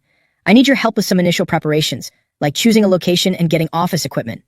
Nu Yen held her beer glass and pouted slightly. So you're just treating me like your little assistant. Fine then. What kind of company are you planning to open? Any special requirements for the location and equipment? But Not Fam had decided to open a company. He wasn't entirely sure what it would do. He could only give vague requirements. I haven't thought of the specific type yet, maybe an investment firm. The more expensive the location and equipment, the better. Suddenly, a thought struck him. If Lu Nu Yen gets scammed while making these purchases and I step in to save her, when I get a reward. Nu Yen immediately clinked glasses with him and agreed. All right, I have experience setting up companies. I guarantee everything will be at the most reasonable price. Afraid she might overspend, Not Fam reminded her, don't spend recklessly just because we have a lot of money. There will be plenty of places where we need funds later. After drinking for a while, she got a little tipsy and started ordering. Boss, pack me a portion of chives and 5 pork kidneys. Make it super spicy. Hearing her call, Old Sao, who was grilling meat, immediately replied, coming right up. Hearing her order, Not Fam suddenly felt something was wrong. What are you doing? After finishing their meal, the two walked toward Not Fam's apartment complex. Nu Yen kissed him and softly complained, You're so heartless. I worked so hard helping you manage the company, and here you are fooling around. Startled by her words, he quickly denied it. I did no such thing. Seeing him deny it, Nu Yen gave a knowing smile. The smell of perfume on your body doesn't lie. I don't need anything else. I just need you to be by my side when I need you, and help me recharge my energy, okay? With such a tempting offer served on a silver platter, Not Fam naturally wouldn't refuse. I agree to your terms, Lu Nu Yen. Hearing this, Nu Yen pulled him along faster. Then let's hurry back to your room. While they weren't paying attention, a dark silhouette emerged from the shadows, staring intently at them. The moment he appeared, the nose of the ultimate sucker skill immediately sent a notification. Skill activated. My eyes are the ruler. Nat Fam discreetly glanced back to assess the situation. The shadow's distance remained steady. It seems we've been followed this whole time. Knowing they were being tailed, Nat Fam didn't dare risk letting her get caught up in it. He stopped her and pretended to cry out, "Wait, Nu Yen. My stomach hurts so much. Maybe those fried skewers went bad. I can't make it tonight, you should head back first." Seeing that they were about to get to the main event, Nu Yen felt a bit annoyed upon hearing this. "You dog, trying to slip away. Next time you have to pay me double. No skipping out on your debt." Not Fam waved goodbye to her and assured, "I know, I definitely will next time. You've been following me for a long time. Come out and show yourself." Seeing that he had been discovered, Scarface didn't bother hiding anymore. "Kid, you're quite sharp, aren't you? Since you love poking your nose into other people's business, don't blame me for teaching you a lesson." With that, the two subordinates behind him stepped forward, wielding clubs. He swung his club, but Not Fam simply leaned to the side and dodged it. The other guy tried to take the opportunity for a sneak attack, but Nat Fam grabbed his club and blocked it. Even so, he faced some difficulty as the opponent's physical strength was not ordinary. Why is this guy so strong? I took a stamina pill and I can barely hold him off. Even if there is a little misunderstanding between us, there's no need to resort to violence right from the start. Let's talk this out clearly. I'll pay you some money and we can call it even. How about that? Before you could even finish speaking, something flew at him with extreme speed, startling him and causing the bills to scatter. Scarface held a blade, glaring fiercely at him while licking his lips. "Kid, you still don't realize who you've messed with. Money is useless here. Not even a ghost will show up to help you. Remember this well. Stop meddling in things that don't concern you." Right at that moment, a hand reached out, tapping his shoulder and exclaiming, "Your muscles are quite solid." All the elderly people from around the area rushed over and scrutinized him. "This young man really works out. I heard they're casting extras over here, so we came to check it out. Pay up before we act. Don't even think about scamming this old lady." Nu Yen held a wad of cash in her hand, assuring them, no scams at all. Thanks for your hard work, seniors. 200 for each of you. Come here, come here." Not Fam looked at the person who was supposed to have left but had returned, feeling completely bewildered. Nu Yen? She tossed the money up for everyone to grab and looked at him triumphantly. "Little kid, still trying to trick me into leaving. I've seen it all and not that easy to fool." The seniors, seeing it was real money, cheered excitedly. "We actually got paid. All right, this old man will definitely put on a good show. Hey kid, grandson, see that? Grandma's going to be on TV." Not Fam looked at the elderly squad Nu Yen had summoned and couldn't help but laugh. Money really makes the world go round. "Surprisingly, you managed to summon our strongest combat unit. What, are you not convinced?" Just then, one of Scarface's underlings burst into tears because of a nearby old woman. "Grandma, you look exactly like my grandma." Seeing him cry so heartbrokenly, the old woman felt sad too and softly called out, "My dear grandson." Seeing his plan ruined, Scarface cursed angrily. "Idiots, let's go." He then led his men and hurriedly fled the scene. The elderly crowd was confused when they saw them run away. Why did they leave? No more acting. Nu Yen smiled sweetly and explained gently, "I'm sorry, ma'am. We're done filming for today. I'll call you all again next time." Not Fam fell into deep thought as he watched the figures of the three men fleeing. These three are probably not simple thugs. Who exactly is behind them? The next morning at the bank, Tu-ha lazily strolled into the bank with a cup of coffee, yawning widely. So sleepy. Thank goodness I'm out late. Just as she took a sip of her drink, a sudden shout made her spit it all out. "Young lady, what kind of behavior is that?" Tu-lap, leading the group, criticized her unprofessional demeanor. "As a bank employee, your personal presentation is the most important thing. You're lazy and sloppy. How can customers trust you with their money?" The others chimed in with their scolding. "Service image is crucial. You represent the bank, understand?" These younger generations really lack the discipline of our time. Being suddenly bombarded with scolding left Tu-ha completely bewildered. Who are these people? Hu-Kiem panicked when he saw the group gathered at the bank entrance. "Why are you all swarming around my little temple?" Tu-ha walked over, looking clueless. Manager Hack? Seeing her bewildered expression, Hu-Kiem remembered she didn't know them. "Tu-ha, let me introduce you. This is the director of the development bank. The person sitting next to him is the head of the China region for Morgan Bank. And finally, the director of Hugh Kang Trust Company." Hearing that they were all directors of major banks, Tu-ha turned pale with fear. They're all big shots in the financial industry. Why are they here? Hu-Kiem was a bit displeased that they arrived unannounced, his tone slightly annoyed. "I say, gentlemen, you're all highly reputable figures. Why are you standing at the door like this? It's not proper at all. How about we head to the VIP room to rest? As soon as President Lam arrives, I promise to notify you immediately." But his explanation only made the major bankers angrier. Manager Hatch, you've already had the chance to get close to him, but we haven't even met President Lam yet. Exactly. Pulling off such a massive acquisition overnight, he'll definitely make more big moves. Morgan Bank won't let a client like this slip away. Tu-ha listened to their complaints for a while before finally understanding the situation. So they're all here because of Mr. Lam. The director of the development bank then excitedly spoke up. Besides, we can even help you supervise and train your staff. So many people would kill for this opportunity. Hearing this, Hu Kiem looked at Tu-ha standing nearby and reminded her. Right. Tu-ha, you're a deputy manager now too. You should learn as much as you can from these seniors. She immediately bowed deeply and said respectfully, "Thank you, seniors, for your guidance." The whole group was uniformly shocked to see her holding such a high position. Deputy manager? Such a young deputy manager? Old Hawk, how could this be? Where did all your discipline go? Criticized, Hu Kiem hurriedly explained, "Don't talk nonsense. What kind of person do you think I, Hawk Hu Kiem, am?" However, the bankers still didn't believe him and questioned. Then tell us, how did she become a deputy manager? Tu-ha received a message from Not Fam and immediately called him to ask, "Mr. Lam, you want to deposit another 597 dong. All right, the bank can arrange door-to-door service for you." Hearing this, the other directors all beamed with joy and asked, "Mr. Lam, you mean President Lam, right?" "Of course, 597 dong. Who else would drop such a massive amount?" Hu Kiem finally got the chance to explain. At that time, the person who worked directly with Mr. Lam was Tu-ha. Now do you all understand why she was promoted to deputy manager? Finding out she was the one directly working with Not Fam, the whole group that had been criticizing her moments ago suddenly became incredibly enthusiastic. Tu-ha, you're amazing. You're the pride of us bankers. Tu-ha, where are you and President Lam meeting? Tu-ha, let me treat you to a meal. We can sit down and have a nice chat. Time quickly flew by and it was soon noon. After dealing with those sly old foxes, Tu-ha rushed to Not Fam's house, practically out of breath. Seeing her panting so heavily, he handed her some water. "You've worked hard, drink up." Tu-ha took the bottle and said respectfully, "To protect Mr. Lam's privacy, this is what I ought to do. I had to change cars 3 times and cross 4 streets just to shake off those big shots. I didn't expect so many people to be watching me. However, those 3 from yesterday definitely weren't financial bigwigs." At that moment, Not Fam was still pondering yesterday's events and Scarface's cryptic parting words. Meddling in other people's business. Could he be talking about that little streamer I crushed in the PK battle? Just then, his phone buzzed.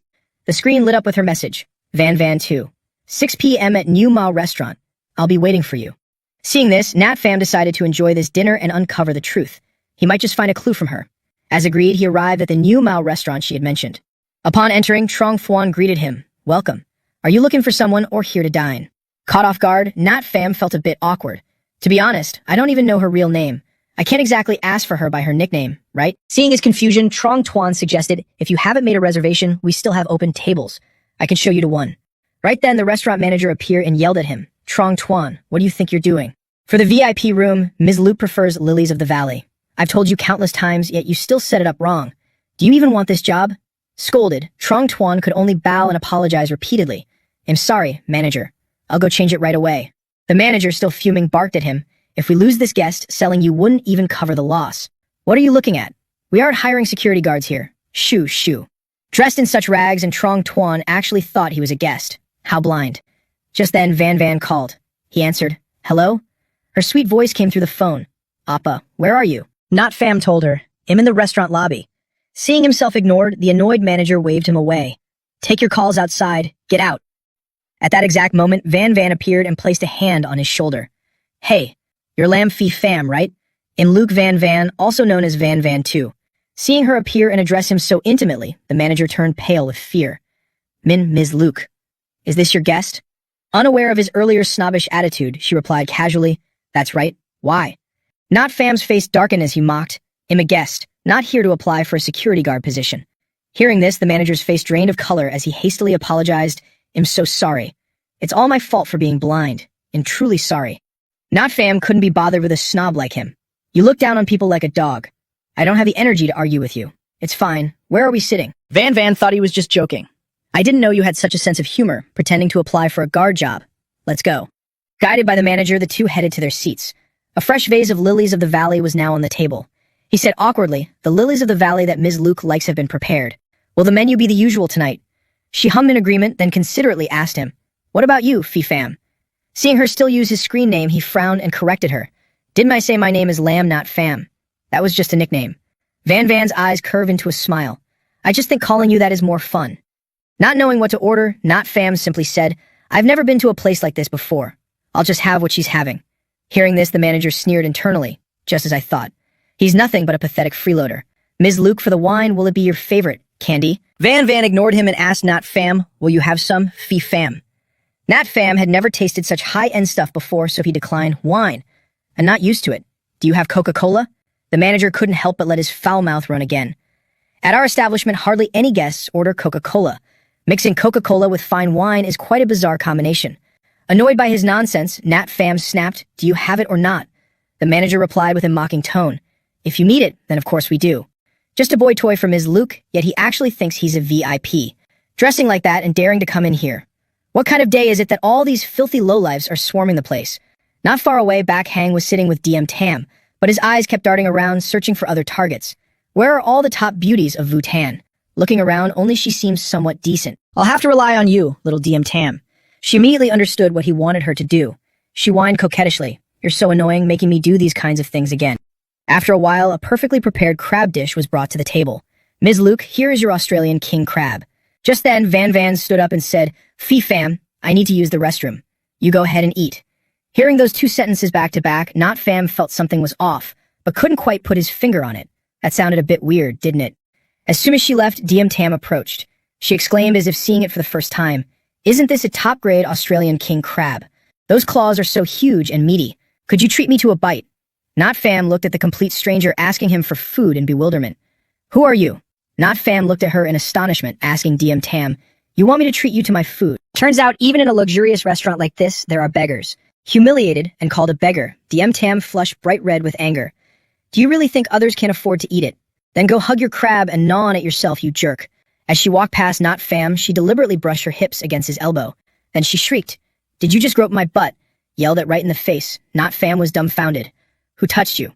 DM Tam played the role of an innocent, harassed girl and wailed indignantly. You did. Who else? Still pretending? Falsely accused and choking with anger, Nat Pham retorted, lady, I didn't lay a finger on you.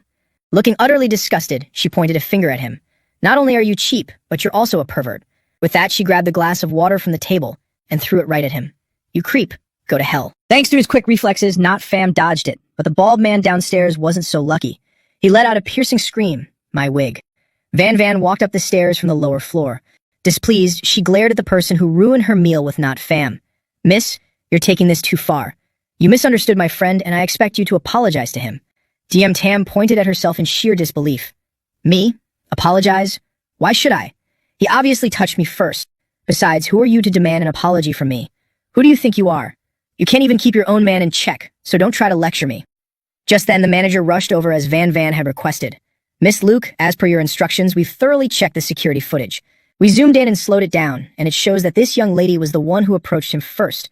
Van shot her a chilling glare and scoffed. Did you hear that? Exposed, DM Tam stubbornly refused to back down. So what? Maybe I just lost my footing for a second, and he used that chance to grope me. Besides, what girl would smear her own innocence?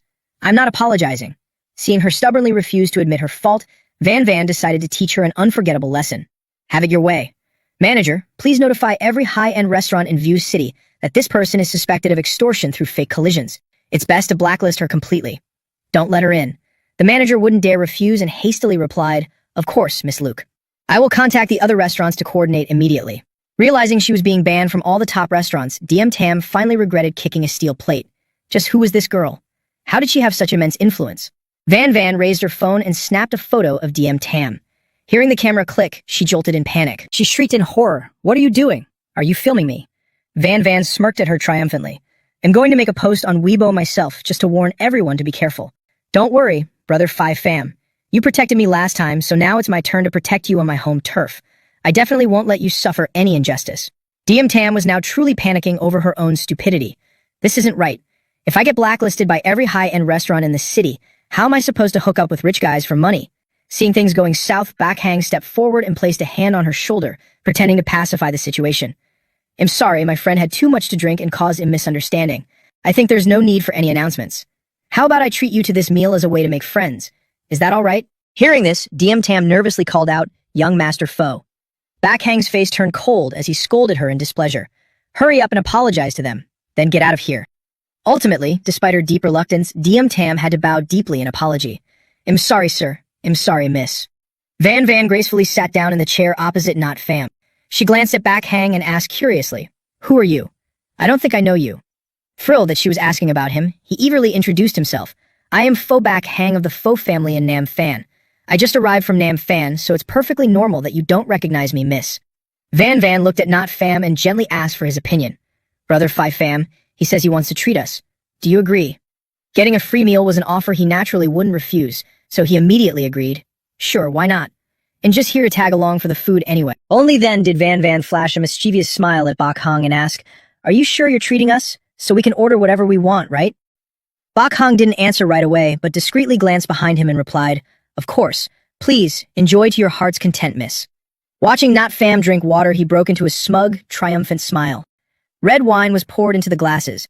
Watching the waiter leave, Bak Hang was still deeply smug about his own brilliance.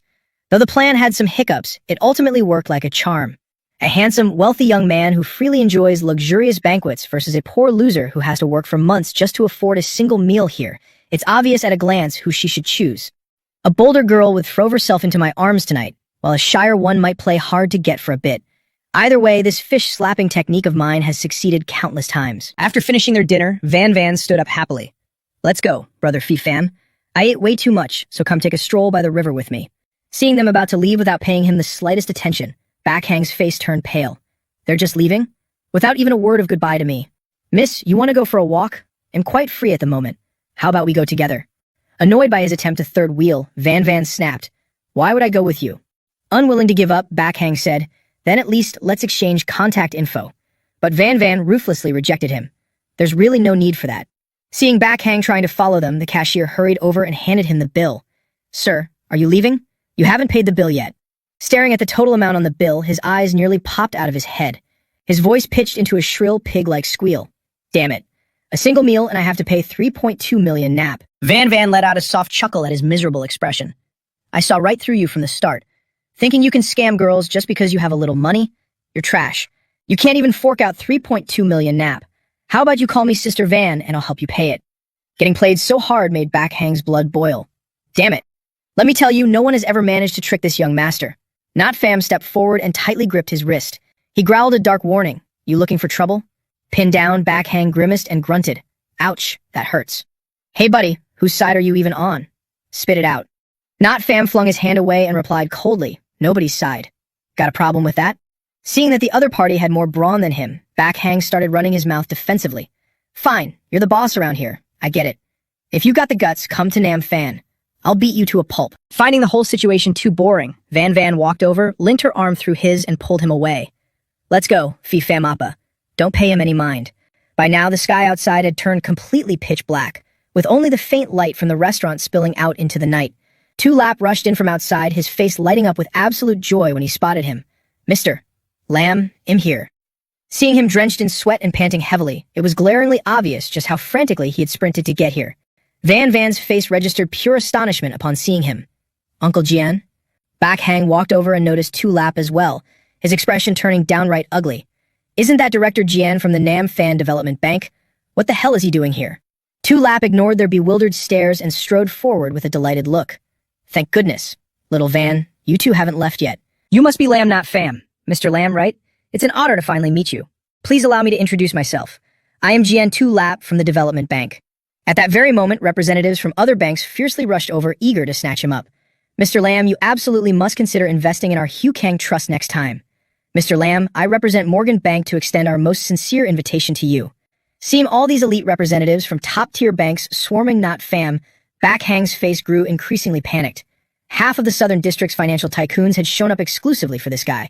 Just who exactly is this person? Gazing at the eager representatives before him, Not Fam spoke with chilling calmness. "My request is very simple. Whoever can thoroughly investigate and find the person who attacked me that night, I will invest with them next time." Hearing this, Tu Lap's eyes instantly gleamed with hope. "Fair competition. I agree." The bald man chuckled, practically oozing determination. "I will secure this investment, no matter what." The Morgan representative looked incredibly confident. When it comes to intelligence networks, Morgan Bank clearly holds the upper hand. Mr. Lamb eagerly await our good news. After accepting his conditions, all three of them practically sprinted toward their cars in perfect unison, desperate to complete the mission first. Watching the chaotic crowd swarm him, Van Van suddenly realized she was the reason he was being mobbed. "I'm so sorry, Phi Fam Appa. It seems my Weibo post blew your cover. I'll delete it immediately. He chuckled softly, a warm sound meant to reassure her. It's fine. I have to do business with them eventually anyway. Just then, Backhang swaggered out from a dark corner. Hold it right there. Seeing him pop up yet again, Natfam couldn't hide the deep annoyance flashing in his eyes. Faux Backhang, isn't it? What kind of stunt are you pulling now? Backhang called his thugs over, strutting with absolute arrogant confidence as he declared, Didn't I tell you already? I'm gonna beat you to a bloody pulp. Boys, get him. But what unfolded next left Natfam completely and utterly dumbfounded. In Backhang's hand now rested a brightly packaged, refreshing can of coconut water. Van stared, her mind blanking entirely. Coconut water. Backhang and his two lackeys abruptly performed a dramatic show of chugging their entire cans of coconut water in a single breath, right in front of them. Then the whole crew broke into beaming, overly enthusiastic smiles, chanting their slogan. Nam Than coconut water. It's absolutely fantastic. Mr. Lam, this is our local specialty here in Nam Than. Please, have a taste. Natfam watched the spectacle, more baffled than ever. Seriously, what is it you want now? Suddenly, Backhang lunged forward, throwing his arms around Natfam's legs and wailing. Lam Hyung. Wait, no, Lord Lam. There were too many people out there earlier, but now I sincerely beg for your forgiveness. I heard you're looking for men, Mr. Lam. I can totally help. Besides, I know the underworld way better than those corporate suits do. Hearing this, Natfam showed great mercy and decided to spare him. All right then, I'll give you a chance. Seeing him agree, Backhang cheered in pure ecstasy. Thank you so much, Mr. Lam. Once the ridiculous antics finally passed, the restaurant owner appeared, holding out a sleek black card. Mr. Lam, I am the owner of this establishment. Please accept this VIP card as a token of my respect. May I ask if there was any area where our service fell short today? Natfam feigned a moment of deep thought and cast a piercing, meaningful look at the man standing behind him. There was nothing lacking at all. In fact, I really should thank your floor manager. Hearing the distinct edge in his tone, the restaurant owner felt a sudden wave of panic. He smiled, casting a sidelong glance at the floor manager whose head hung low in the back, and added, Thanks to him for teaching me a valuable lesson, that rich folks only drink premium liquor, not Coca-Cola. How could the restaurant owner not catch his drift? Furious, he barked, You're fired. And I'll personally inform every high-end establishment in the restaurant association about this.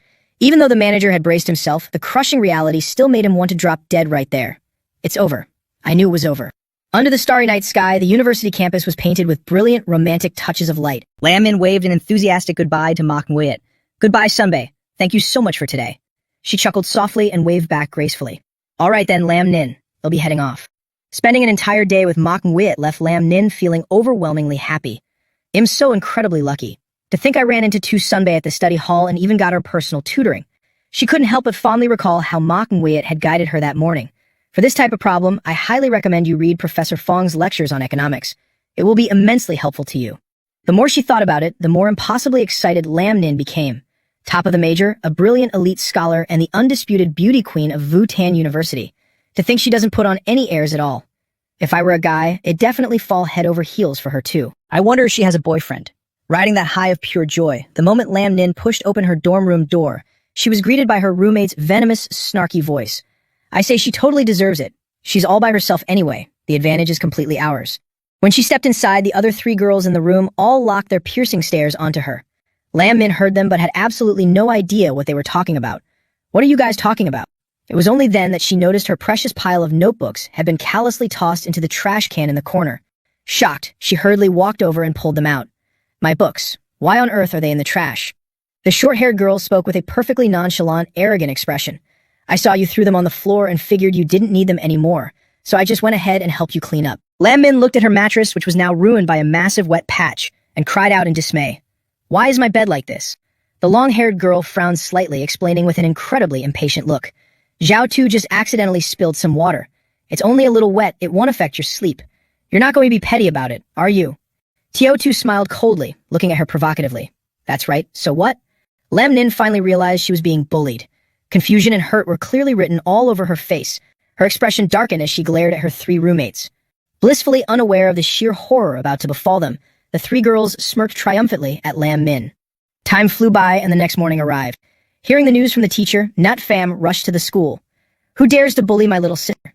Tio Min, are you all right? Seeing Nat Pham appear, Lam Nin looked a bit guilty and replied, Oppa, I'm fine. When the three bullies saw him, they quickly averted their eyes, entirely losing their arrogant attitude from the day before. Seeing that it was 3 against 1, Nat Pham's anger flared. Don't worry, Tio Nin. Oppa will definitely protect you. Teacher Troom then spoke up calmly. Mr. Lum, you must be Lem Nin's older brother, right? As I mentioned on the phone, a bullying incident occurred in her dorm. Nat Pham stepped forward, shaking her hand politely. Hello, Teacher Trun. I have a rough understanding of the situation.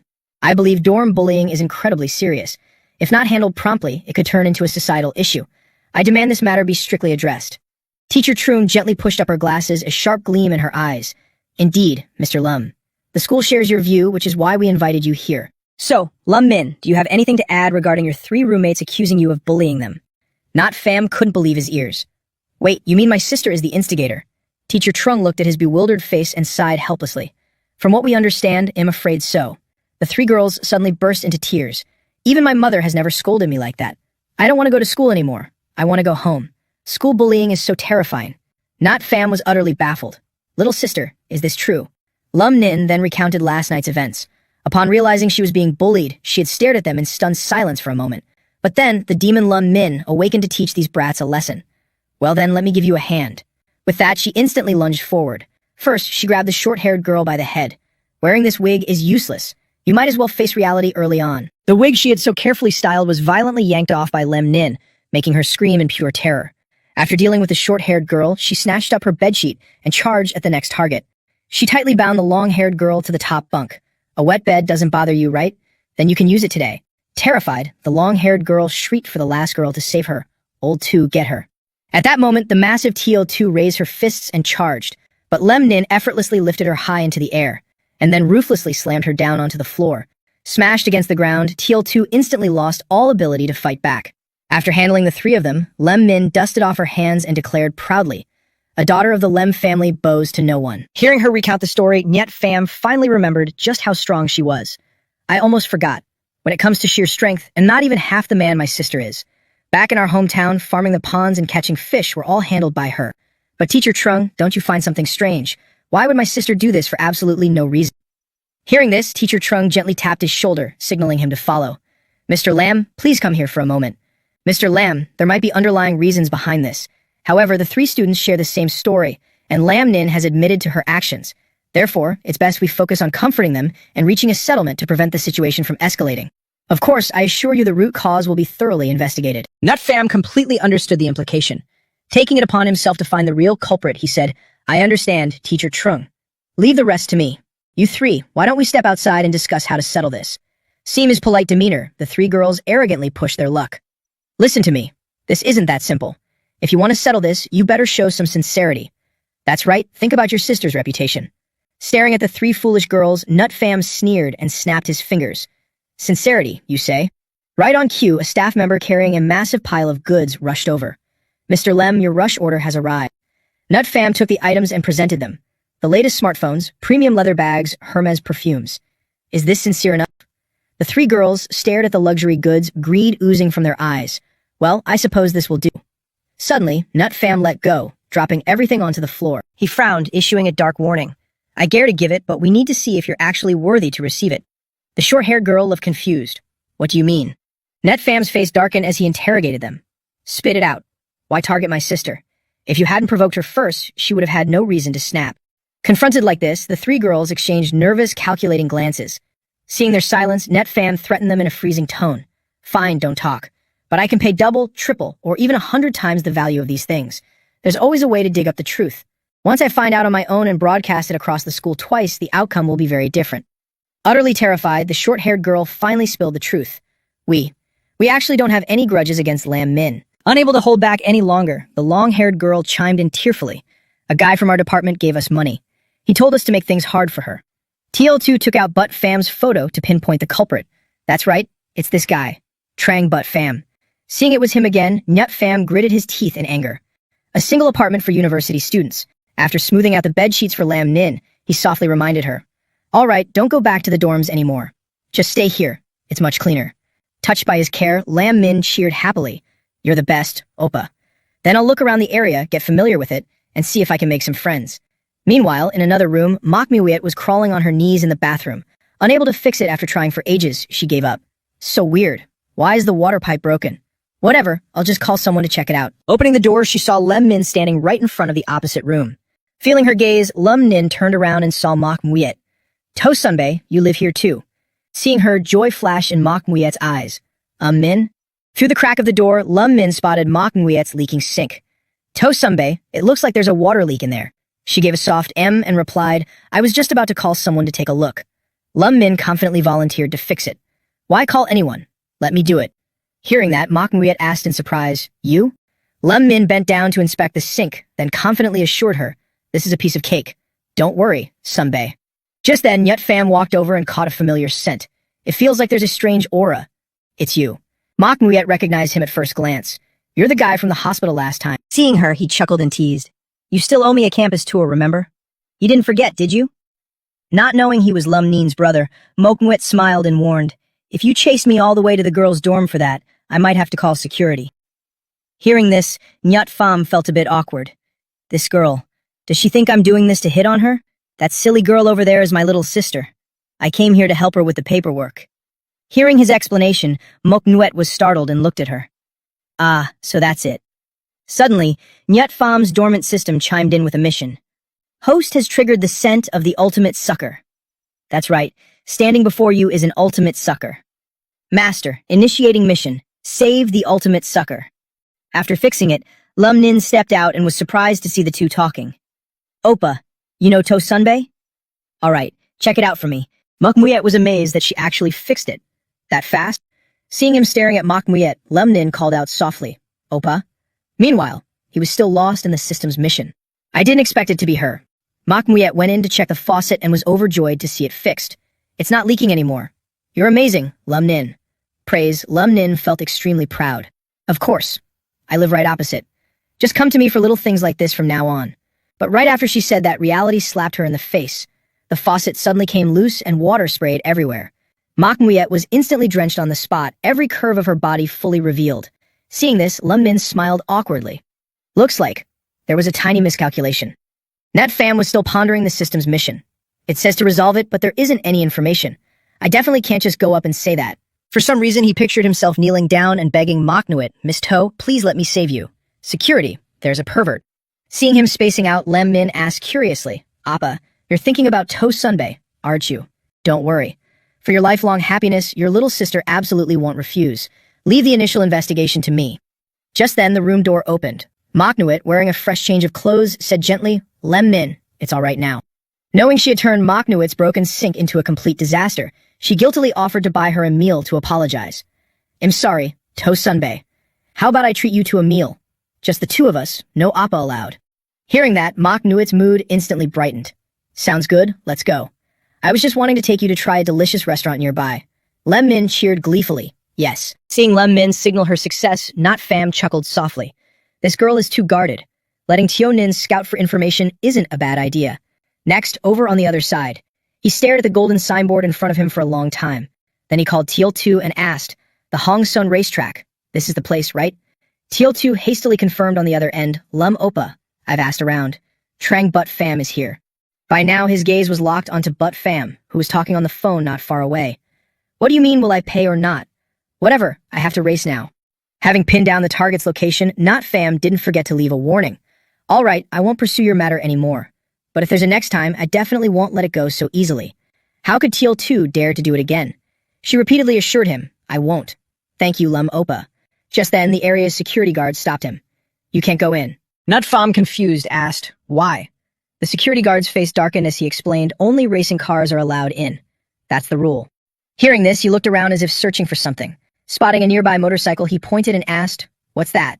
The guard didn't understand but still answered, that's the bike I used to commute. Nyut Pham didn't hesitate to slap a stack of cash into the guard's hands, buying it on the spot. All right, then I'll just take that one. The security guard stared at the wad of cash in his hand, his jaw dropping in sheer horror. Nyut Pham didn't say much. He got on the bike and properly put on his helmet. Unexpectedly, he's quite well equipped. Numzia looked at Butt Pham's red race car and praised Teo Pham. This car isn't bad at all. Looking at it, you must have poured quite a lot of heart into it. Receiving the compliment, Butt Pham's nose flared with pride. Look, Ka truly has a good eye. This is the car I just finished modifying. A ZF automatic transmission, original invincible Ferrari wheels, and a turbocharger. It cost me several months of savings, but today it can finally make its debut. Suddenly, a roaring engine startled him. It was Nyut Pham riding his steed toward them at a blistering speed. He launched into a high jump. Then he landed fiercely on the roof of Butt Pham's race car, causing it to cave in. After wrecking the guy's car, Nyut Pham took off his helmet. his expression completely nonchalant as he commented, "It's about to fall apart after just one bump. The quality of this car really isn't that great." Seeing his beloved ride smashed to pieces, Butt Fam's face turned pale as he screamed in horror. "My precious car hasn't even been in a single collision, and it's already ruined. Get off my car right now." Butt Fam looked at his mangled wife, his heart aching as if it were being sliced. "My beloved car. I couldn't even bear to drive her yet." Not Fam stepped off the car with the arrogant demeanor of a tycoon. "How much is it? I'll compensate you. But as for you bullying my younger sister, we need to settle that score clearly." Grabbed by the collar, Butt Fam was startled and stunned. Staring at the face in front of him, he finally remembered who he was. "So it's you, that troublesome guy. This is what happens when you mess with my brothers. Let me tell you, even though he went abroad, I won't let you off easy. Why don't we settle this with a race? If I win, you have to kneel down and fix my car." Hearing this demand, Not Fam's face darkened. "So what you're saying is, if I win, you have to kneel down and apologize to my sister." Butt Fam looked behind him and asked, "Where's your car?" Nut Fam immediately pointed at the steed behind him. "Right here, isn't it? The battery is fully charged too." Seeing that he dared to use an electric bike to race him, Butt Fam smirked smugly. "Turns out you're just out of your mind." At this moment, 3 expensive sports cars and Nut Fam's electric bike all moved into position to prepare for the race. The referee's countdown echoed. 3, 2, 1, start. Butt Fam stepped on the gas, accelerating on the track. Feeling everything rush past him at a dizzying speed, he fell in love with the car even more. This speed. The money I spent definitely wasn't wasted. I definitely won't let that bastard off the hook. He won't even be able to smell my exhaust. He might as well just quit the race. Being mocked, Nut Fam fired back. "Haven't you heard the saying, the clumsy bird flies first? What are you in such a hurry for? Is everything ready?" High above, a voice replied from a helicopter. "Received, President Lem." The person in the helicopter threw hidden weapons down. The iron nails fell to the ground right in front of the black car. As the wheels rolled over them, the sharp tips of the iron nails instantly pierced through, blowing out the tires. The person in the car with blown tires screamed in panic. "What the hell is this? Where did these nails come from? Didn't they inspect the track?" Butt Fam looked at the black car with blown tires, feeling a surge of terror. "Damn it! Good thing I have invincible tires, otherwise I would have been hit too." Suddenly, Nut Fam revved his throttle and accelerated past Butt Fam, leaving him in absolute shock. He stared in disbelief as Nut Fam zipped right past his eyes. How is this guy completely unaffected? Nut Fam recalled his past experiences and muttered with a cold smirk. "This is the skill I gained from years of fighting for the road with delivery guys and old grandmas walking around. Learn it well." Seeing him pull ahead and take the lead, Butt Fam's determination to win skyrocketed. "I absolutely cannot let him win. It'll be right at the next curve." The roaring sound of an accelerating engine beside his ears startled Nut Fam. Seeing the front of the guy's car tailing closely behind him, he was shocked. "You really dare to come at me?" By now, Butt Fam had turned into a madman, screaming continuously. "If you don't slow down, don't blame me." Nut Fam knew he couldn't dodge, so he could only raise his arms to prepare for the impact. Butt Fam didn't bother to slow down, crashing straight into the stone wall ahead. After getting out of the car, he couldn't see Nut Fam anywhere and looked around. Where is he? At that moment, the sound of a helicopter caught his attention. Nut Fam, suspended on a rope and pulled away by the helicopter, let out a soft sigh of relief. "What terrible luck. Thank goodness I know how to fly." Seeing Nut Fam jump down without a single scratch, Bat Fam's face visibly paled. "What?" Seeing his shocked expression, Nut Fam smirked and commanded, "Looking at you, you can't escape anyway. All right, get on your knees. Didn't we agree you'd kneel and apologize? Hurry up, I'm going to record this." Seeing him actually take out his phone to record, Bat Fam shouted in disbelief.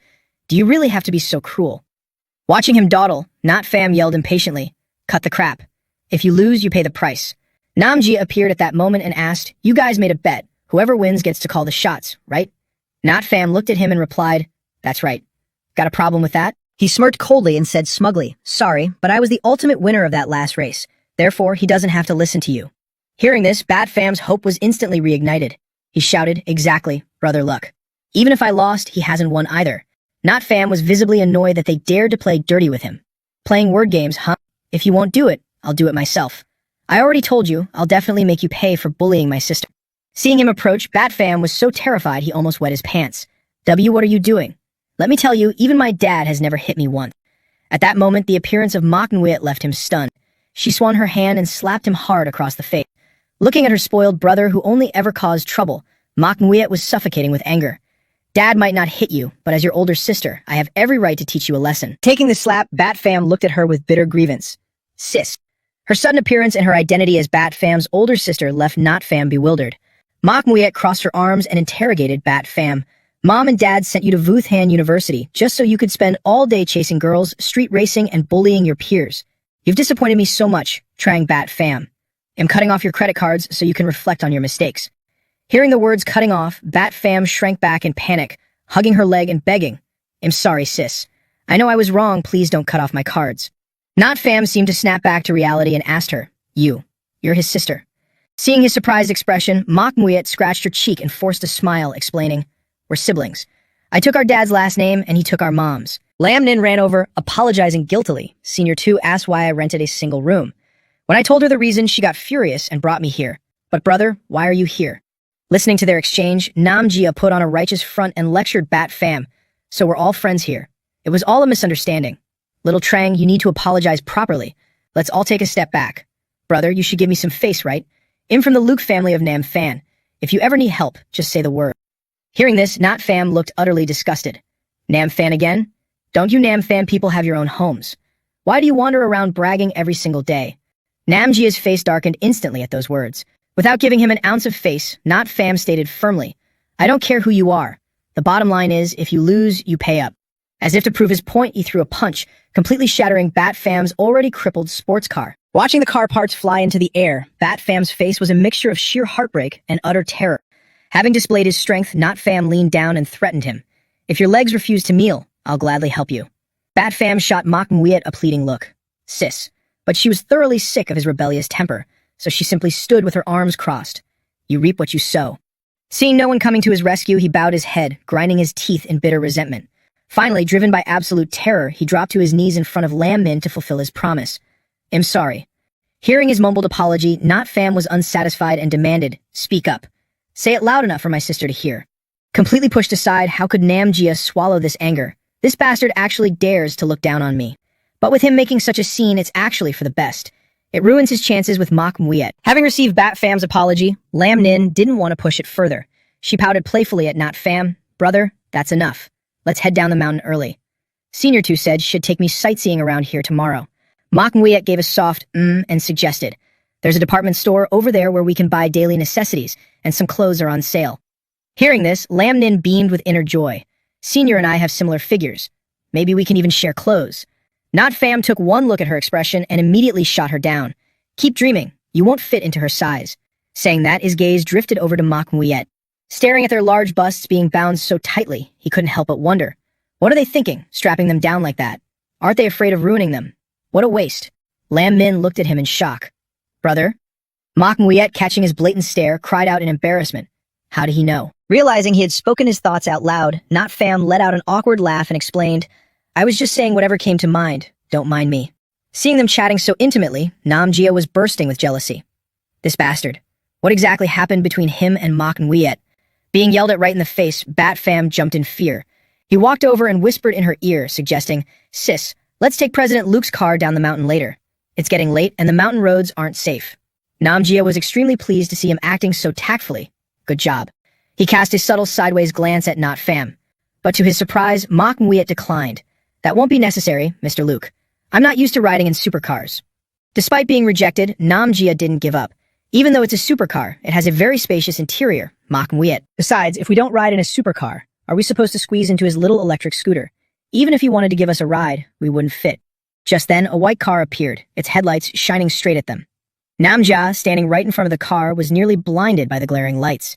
Seeing a car blocking the way, Back Hang angrily shouted, Whose car is this? You're blocking the road. He opened the door and stepped out of the car. Spotting Nam Jia, he sneered sarcastically. Well, if it isn't the second young master of the Look family. You don't look so grand today. You actually dare to drive a beat-up car barely worth over 2 million. Seeing him, a look of confusion crossed Nam Jia's face. Fa Back Hang? Why are you here? Back Hang bristled like a hedgehog at the sight of him. Don't compare me to a trust fund baby like you who only knows how to spend money. My car might not be pretty, but I earn every single penny for it myself. Unable to endure the insult, Nam Jia immediately fired back. Without the Look family's resources, what could you possibly do? You could work yourself to death and still wouldn't earn enough to cover the shipping fee for my G900. Disdaining to waste more words on him, Back Hang walked over to Myat Pham and said respectfully, Let's go, Lem Ka. I didn't expect to run into you here. It's the perfect time for me to give you all a ride down. Right before Nam Jia's eyes, the two of them were whispering to each other, looking incredibly close. Back Hang looked at Lem Nin and Mak Nuet, warmly inviting them. Are these two friends of Lem Ka? Come on, hop in. Seeing Back Hang for the first time, Lem Min asked warily, Brother, can this guy be trusted? He's not a human trafficker, is he? Net Fam assured her, don't worry, he won't kidnap you. Being treated like a weird kidnapper, Back Hang feigned heartbreak. Little sister, saying that really hurts my feelings. With her brother's reassurance, Lem Nin grabbed Mok Muet's hand and pulled her along. Senior Toe, this car looks pretty spacious, let's get in. Dragged so suddenly, Mok Muet hastily said, Wait a minute, Teo Min. Back Hang unlocked the car, opened the door, and respectfully said to him, Here, Lem Ka, take the front seat. But Fam looked at Nam Jia's gloomy face and spoke up fearfully. President, look, I tried my best. Anger flared up in his chest like a raging fire. Nam Jia had to keep telling himself, Calm down, look Nam Jia, calm down. You've been fattening up this sheep for so long, you absolutely cannot lose your mind right now. Speaking of which, Teo Trang, I've been discussing some business with the To family. Did Uncle To mention anything to you? But Fam frowned at the question and replied, Why would he tell me? It's not like I can interfere. Hearing this, Nam Jia brought up Mok Wiet with a hidden agenda. But your sister knows. Actually, Uncle To is transferring the management rights of the To group to her. If this continues, you'll be in deep trouble. You don't want to live your entire life under your sister's control, do you? Hearing this, But Fam was instantly psychologically manipulated. What does President Look mean? Seeing that he had taken the bait, Nam Jia smiled wickedly. Back Hang sped down the road as the four of them left the dramatic racing scene behind. In the car, Net Fam asked him curiously, It sounds like you and that guy back there have some kind of history. At the mention of him, a look of sheer annoyance appeared on Back Hang's face. Look, Nam Jia, the second young master of the Look family, I wouldn't call it a deep history. He's just a disgrace among the second-generation heirs in our Nam Thang. Intrigued, Nut Fam urged him to continue. What's the story? Tell me about it. Given the green light, Back Hang immediately spilled all of his wrongdoings. What do you all think? He's a rich kid who doesn't cause trouble, doesn't get into fights, doesn't chase girls, yet always ranks first in exams. He excels in music, chess, poetry, and painting. Isn't that just a bit too perfect? Not quite understanding the issue, Mok Nuet asked, So what's the problem with that? Back Hang pouted and replied miserably, Of course there's a problem. Since I was a kid, my dad would beat and scold me, asking why I couldn't be more like him. Now that I have the chance, I won't be satisfied until I teach him a lesson. Hearing that this was the entire issue, Not Fam said in exasperation, No wonder people say you don't look like a good guy. Seeing that they were nearing the university, Mok Muet spoke up, telling Back Hang to stop. Here's fine. I can walk the rest of the way. Thank you all for today. Not Fam checked their current location and asked, It's still about 1 kilometer away, right? Lem Nin looked at Mok Muet on the side of the road, giggling as she explained, Senior Toe doesn't like to stand out too much at school. Wait a minute, I'll walk with you. Mok Muet happily agreed, Okay. Seeing her so close to Lem Nin, Not Fam chuckled softly. This girl looks pretty cunning, yet she's quite a gullible target too. Seeing him staring at Mok Wheat, Back Hang teased with a cheeky grin. Not bad, Lem Ka. Are you trying to juggle both sides? One is the young lady of the Look family, and the other is the cold campus belle. Seeing him spouting nonsense, Net Fam interrupted. Stop making wild guesses. You mentioned you had news earlier. What is it? The scene shifted back to when the four of them were still at the racing area. But Fam had approached and whispered something in his ear. He confidently reported that he had completed the task entrusted to him. Lum Ka, the 3 people you were looking for. I've found them, and I already have them under control. Just show them a little color, and it won't be long before they spit out who's behind this. Recalling his fierce expression, Not Fam immediately denied any responsibility. You did all of this. When the cops arrive, don't say it has anything to do with me. Seeing him so eager to wash his hands of it, Back Hang helplessly reassured him. What are you thinking, Lum Ka? I definitely wouldn't do anything illegal. Who says showing them some color means things have to get dark? Let's go, Lum Ka. Get out of the car and I'll show you. After parking at a massive clubhouse in Van Thang, he stepped out of the car. Seeing him blatantly park right in front of the clubhouse gates, 2 young ladies mocked him. Who is this guy? Driving such an ugly, rundown car and acting so arrogant. The more knowledgeable girl next to her immediately scolded. Idiot, this is a Bugatti. Not only is it worth tens of millions, but there are barely any in the entire country. Hearing that, the white-haired girl's expression shifted from disdain to absolute shock. The knowledgeable girl hurried over, wanting to strike up a conversation with Back Hang. Hey, handsome, is this your car? It's so tough and stylish. Can we get to know each other a bit? Being hit on by a beauty, Back Hang naturally wouldn't refuse. Sure thing, baby, but I've got some business to handle right now. I'll come find you later to play. Hearing this, the girl replied flirtatiously. Okay, don't lie to me now, I'll be waiting for you. Not Fam looked at the club in front of him, puzzled. What is this? Back Hang, seeing his confused expression, explained, Lamb, sometimes money isn't always everything. But if you swap them out for the models at the club, it's a whole different story. A couple walked in through the door. Scarface, the guy who had tried to sneak attack him, was now surrounded by beauties. Back Hang pointed at the guy and said, Hey Lamb, the guy right there hasn't stepped out for 2 days. Everyone in there is my people. Not a single word will leak out. The manager saw him and immediately came over to greet him. Young Master Foe, you've arrived. If you need anything, just call me anytime. Not Fam looked at him and asked, is there any way to record a video? Hearing this, the manager's face instantly changed as he refused the request. Record a video? You must be joking. We have a strict no recording policy here. That's against the rules. Not Fam tossed some cash over, trying to bribe him. 1 million top up. The manager asked, dumbfounded, what? Not Fam pointed at Scarface and stated his demand. I just need you to record a few videos of those guys over there. If that's not enough, I'll add another 1 million. 2 million. 5 million. Looking at the money in front of him, the manager broke into a cold sweat and tried to refuse. But recording still isn't allowed. Seeing him still refuse, Not Fam lost his patience and started taking the money back. If that's how it is, then forget it. No big deal. Seeing him taking the money back, the manager couldn't resist the temptation anymore and rushed forward to grab his hand. Please don't. I mean, recording videos is way too boring. Boss, I'll set up a live stream for you. Afterwards, the manager ordered his staff to bring over a massive TV. Once everything was perfectly set up, he said obsequiously, Sir, everything is ready. If you need anything, just call me anytime.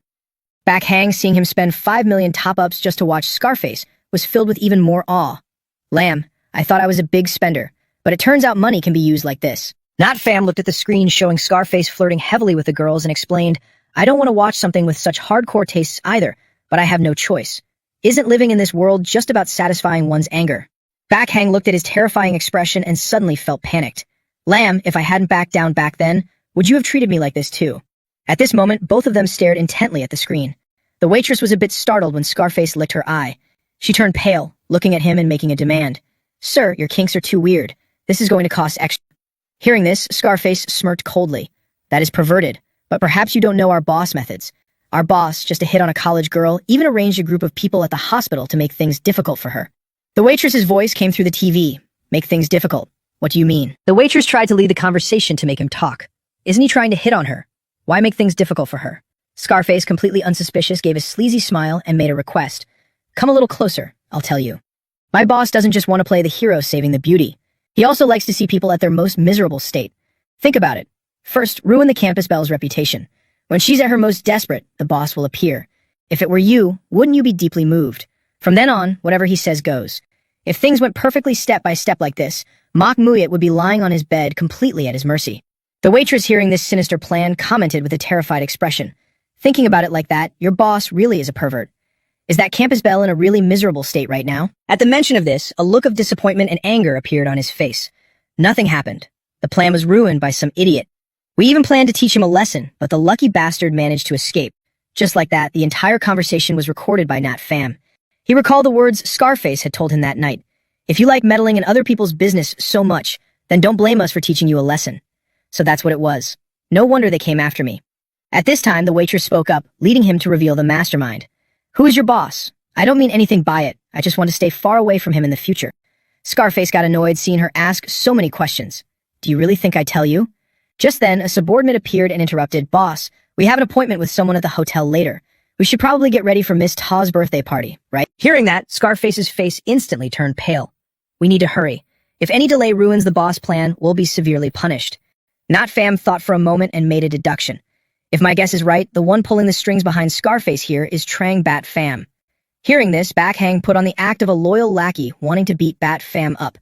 If it really is that punk, I guarantee it'll make his life hell. Daring a fight for a woman with my lamb. Let's see if he's even worthy. Seeing someone else willing to teach him a lesson on his behalf, Not Fam just let Back Hang be. All right, whatever you say. In leaving, are you still planning to stay here? Back Hang winked mischievously and replied, Of course. There are still so many beautiful girls waiting for me out there. No, I mean, I still have to wait a little longer. Not Fam didn't want to bother with this. Before leaving, he carefully instructed him. Contact me if there's any news. Stepping out of the room, the booming music and beautiful girls dancing caught his eye. Walking through the crowd, Not Fam couldn't help but think about what just happened. Even so, Tamaknuit was just targeted. She can't be considered the main victim. Could he possibly have another motive? The silent system chimed in with a notification. Detected the aura of a prime target. Resolving this major victim's crisis within the time limit will grant a random reward. In another corner, Nakmaz's sugar daddy appeared. He looked at Ms. Trong in front of him with a sleazy smirk. You actually came. You look absolutely stunning in this outfit. I wasn't wrong, was I, Ms. Trong? Ms. Trong instinctively dodged his filthy hand as it reached out. Is this enough? You promised that if I wore this outfit here, you'd give me a 3-month extension. Hearing this, he let out a sinister, raspy laugh. Ms. Trong, you must be joking. Wearing black stockings to knock off 100,000 in debt. Is there really such a sweet deal in this world? His lackey then chimed in, demanding her to undress. Hey lady, if it were that easy, it wouldn't be your turn. In that case, take them off for me, and I'll wear them every day. Seeing them go back on their word, Ms. Trong turned pale with fear. But you clearly agreed to this. Noticing she wanted to escape, he signaled with his eyes to block her path. Don't be so hasty. Didn't we come here to negotiate? Ms. Trong, how about this? Go up and dance for a bit. Not too long, just 5 minutes. Dance for 5 minutes, and I'll agree to the 3-month extension. How does that sound? Hearing this, Ms. Trong hesitantly refused. But, I don't know how to dance. Refusing to give up, he pressured her further. Does it matter if you know how? We just want to see the right attitude. Ms. Trong, you wouldn't want the school administrators and your students to see that you defaulted on an online loan, right? Threatened to this extent, Ms. Trong had no choice but to comply. All right, but you must keep your word. Seeing that she finally agreed, he replied with a mocking smirk. Rest assured. Filled with humiliation, Ms. Trong then dragged her feet toward the pole on the stage. Watching Ms. Trong stand on the stage preparing to pole dance, he smiled in satisfaction. People with stable jobs will always pay back the money no matter what. The best part is having toys to play with. Once she finishes performing and watches her own video, we'll be able to control her easily. To think that in my despair, doing this kind of work would give me a chance to rise again. He recalled how miserably he had begged when his funding was cut off after offending Not Fam. Please don't manager hack. I beg you, give me one more chance. That bitch Tuna ran away when I lost everything. That you didn't expect this, huh? This old man can still rebuild his empire. After gathering enough courage, Ms. Trong grabbed the pole, preparing to dance. Just then, Not Fam appeared and stopped her. Ms. Trong, don't let them deceive you anymore. Seeing him, she panicked and fumbled his name. Lam Nin. Not Fam ignored it and advised her. I overheard everything from next door. Trust me, those two scumbags won't leave you alone. They will definitely use this to blackmail you. Seeing his plan ruined, the man lunged forward and cursed. Damn it. Who are you and what the hell are you doing here? With a murderous glint in his eyes, Not Fam asked, have you forgotten who I am? Do you need me to jog your memory? Seeing him, the man trembled like a mouse spotting a cat. But to save face, he stubbornly retorted, debts must be paid. That's a universal truth. What do you want?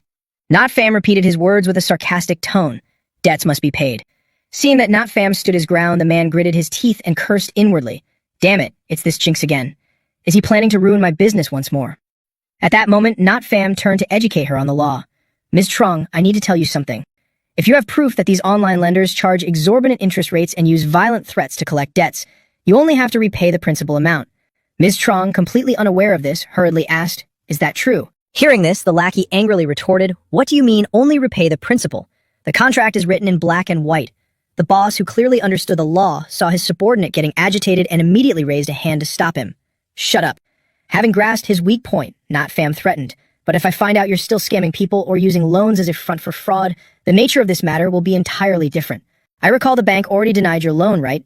Where did you get the capital to lend out? Or should I find someone to investigate? Realizing he was about to be exposed, his tone weakened.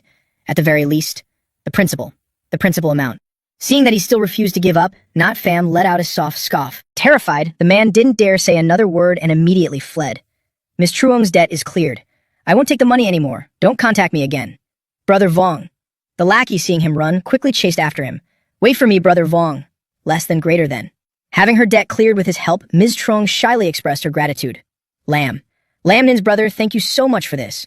Noticing that she kept fumbling his name, he reintroduced himself. My name is Lam Nat Fam. Hearing this, Ms. Trong awkwardly explained her situation. I'm sorry. My dad was in a car accident and needed money urgently. I truly had no other choice. Nat Fam didn't judge her for it. Instead, he gently reminded her, be more careful in the future. The more you give in to these kinds of people, the more they will push you. As a teacher, Ms. Trong naturally knew this, but she felt helpless. I normally know better, and I even tell my students to stay away from online loans. I didn't expect that when it happened to me, I couldn't stay calm. I'm such a failure. Seeing that it was getting late, Not Fam took out his phone to book a ride for her. All right, don't be too hard on yourself. It's late. Let me call a cab to take you back to school. Ms. Trong looked at her current appearance and immediately objected. I can't go back to school. It's inappropriate for me to return in the middle of the night wearing this outfit. Looking at her current state, he thought for a moment before suggesting, then, let's get you a hotel. Afterward, he led her to the nearest hotel. He walked inside side by side with Ms. Trong. At the reception desk, he made his request. Please book a room for me. The female receptionist took his ID and said softly, yes, please wait a moment. At that moment, a female staff member standing nearby froze upon seeing him. Not Fam handed her the room card and said, You go up. I'm heading home. Ms. Trom instinctively replied, thank you, lam not fam opa. Being addressed like that, not fam was taken aback and looked at her in confusion. Ms. Trong also realized her slip-up. She embarrassedly covered her mouth. Ah, I meant to say lam not fam or lam nin's brother. Why did I call you that? The hotel manager gently placed a hand on the receptionist, whispering, Tu Nu, Tu Nu. Addressed, Tu Nu asked in confusion, what's wrong, manager? The manager showed her a phone screen. Look, is it this person? Tu Nu stared at the photo on the phone, her pupils dilating in shock. She confirmed with the manager, that's him. Hearing this, the manager hurriedly whispered in Tu Nu's ear, what should we do? Seeing it was taking so long to get the room card, Not Fam asked in confusion, is it still not done? The manager stepped forward, smiling enthusiastically, and explained, I apologize, but the standard room you booked is fully occupied. We currently only have a theme suite available, which we can upgrade you to for free. Is that acceptable? As soon as she finished speaking, Tu Nu sprinted toward the elevator. Ms. Trong, hearing this for the first time, asked in surprise, does such a thing really happen? Not Fam also found it odd and asked, you're not going to charge any hidden fees, are you? After letting Tu Nu go prepare, the manager firmly assured, rest assured, our Ale Hoa Hotel would never stoop to something so low. If you're uneasy, I can take you to see the room. Not Fam didn't refuse and agreed. Let's go see it then. The manager respectfully gestured for him to follow. Please, right this way. The girl who had tried to hit on him at the club was now snubbling into Backhang's chest, whining playfully. I wonder if we can buy some candles here. What do you think, young master foe? A silhouette ahead caught his attention. Isn't that the boss? The ding of the elevator arriving at the floor chimed. The manager led the two of them to the prepared room. This is the exclusive elevator for the theme suite. You can head straight to your room now. Not Fam looked at the room before him, a slightly bizarre expression on his face. Is this theme for real? Oblivious to his expression, the manager said casually, rest assured, all the amenities here, including the waterbed, the sling hammock, and the couple's bathtub, are free for your use. Ms. Strong pulled back the curtains, looked inside, and suddenly let out a yelp. Hearing that, Not Fam hurriedly asked, what's wrong? Before them was a rather unique room, fully equipped with iron chains and adult pleasure toys. Ms. Trong pointed inside, trembling as she asked, this. The manager, looking totally unfazed, explained, don't worry, these are all single-use items perfectly safe and hygienic. If you are satisfied, you can take the whole set home at no extra charge. Not Fam was infuriated by her nonchalant expression. Is that really the point here? Although the manager didn't understand why he was so agitated, she didn't dare pry and quickly slipped away. Then I won't disturb you any further. Contact me anytime if you need anything. After she left, he turned his head and gave the room a glance. Then he turned around ready to leave. I'm leaving too. Have fun dealing with this all night by yourself. Suddenly, Ms. Trong reached out and grabbed him to hold him back. Pressing herself close, she said in a fluster, Lam not fam, there is something I must tell you. Seeing her serious expression, he quickly said, Ms. Trong, please speak. Ms. Trong, feeling even more guilty about her negligence regarding Lam Nin after he helped clear her debt, said, I want to apologize. About Lam Min's incident in the dorm. I only found out later that someone was pulling the strings behind the scenes. As a teacher, I should have noticed sooner and uncovered the truth. I didn't care enough or understand my students well enough. I apologize to both of you. Seeing that was all there was to it, Not Fam looked at her, rendered speechless. So it was just about this. Seeing her constantly blaming herself, he spoke up to reassure her. I've already taught that Trangbat Fam a lesson, and I've also moved Tunin to a single apartment. So please don't worry, Ms. Trong. Hearing that, Ms. Trong still couldn't let go of her inner turmoil. She asked carefully, could you tell me Lam Nin's current address? I want to speak with her privately about this matter as well. Seeing it was just a small request, he immediately agreed, not a problem. After leaving Ms. Trong to rest, he took the elevator down to the first floor. As soon as he stepped out of the elevator, he ran into Backhang waiting there. He smirked and looked at him. Brother Lam, I finally found your weakness. Not Fam thought he was still at the club and was surprised to see him here. Why are you here? Backhang didn't answer his question but kept teasing him about taking Ms. Trong up to a room. I saw with my own eyes you taking a girl upstairs. That was awfully fast, wasn't it? How about I pass you a tonic prescription to boost your stamina? Seeing him spouting nonsense, Not Fam stepped forward to brush past him, but still offered a brief explanation. I just ran into an acquaintance of my sister. I was merely making sure she was safe and getting some rest. Backhang sounded like he understood, but his expression clearly said we bros know the drill. I get it, I get it. Friends in the morning, a sister by afternoon, and a sweet little babe by midnight, huh? At that moment, the hotel manager suddenly appeared in a rush. CEO Lam. Are you leaving already? Was there something unsatisfactory about our arrangements? Not Fam was puzzled seeing her so panicked. I never said I'd be staying here. Is there a problem? As if she didn't hear him, the manager explained with a terrified expression. President Lam, your surprise inspection was too sudden. If there's anything lacking, please tell me and Ao Hua will rectify it immediately. Not Fam was completely baffled. Surprise inspection? The manager was stunned. That's right. Didn't you come here to inspect us? He asked her nonchalantly. Why would I need to do an inspection? Seeing his confused expression, the manager hesitantly replied, because you're our newly appointed largest shareholder. She took her phone out of her breast pocket. As if to prove her words, she held up the screen showing the appointment message. The notice just came through and I saw it immediately. I thought you came specially for a surprise inspection. At that moment, a system notification popped up. Limited time mission completed. Reward. Controlling stake in AO Hua Group. Reading this, he suddenly realized this was the system's gift. So this is the reward from earlier. I haven't even had time to check it yet. Back Hang suddenly spoke up, praising him. Amazing, Brother Lam. You really know how to play. To leave no trace, you bought a whole hotel just to enjoy yourself. I have to say, the rich heirs I know are nothing compared to you. Seeing him spout nonsense again, Nut Fam immediately flexed his authority. You're the manager, right? Strictly check this kid and his companion's IDs. If they aren't complete, do not let them check in. The manager strictly followed the order. Understood, President Lam. Hearing this, Back Hang panicked and hurriedly said, Don't be so uptight, Brother Lam. I've already prepared all my little toys. If you make me move somewhere else now, it'll ruin the mood. Ladies, I'm very close with your boss. He's just joking. After scaring Back Hang a bit, he left Ao Hua Hotel feeling satisfied. Time flew by, and soon it was the next day at an apartment complex in Van Than. Auntie Tham looked at him affectionately. Tu Pham, how's the braised pork? Eating with sauce smeared all over his mouth like a child, Nut Pham replied, It's so fragrant. Exactly how it tasted back when I was a student. Seeing him eat so well, Auntie Tham smiled endlessly. It's good that you have an appetite. Thanks to you, I've recovered and my body feels much lighter. I have no problem going out to dance now, and an old man even asked for my WeChat. Hai Bang leaned in and whispered in Nut Fam's ear, guaranteeing, Fam, the over 700,000 you paid will be reimbursed. I'll slowly pay you back the rest. Nut Fam continued picking up food while constantly urging him, Pay me back? Hurry up then. Earn money quickly, get married to Tu Ka, and give Auntie Tham some peace of mind. Mentioning this, Hai Bang looked sad and sighed. Don't bring it up. Seeing him like this, Nut Fam urged, Stop beating around the bush. If something's wrong, just spit it out. Finally, having someone to confide in, Hai Bang poured out his worries. Tu Ka has been avoiding me lately. We barely talk to each other. Hearing this, he thought for a moment and asked, I remember Tu Ka works at the auto show, right? Hai Bang didn't understand why he brought it up, but answered, Yeah, why?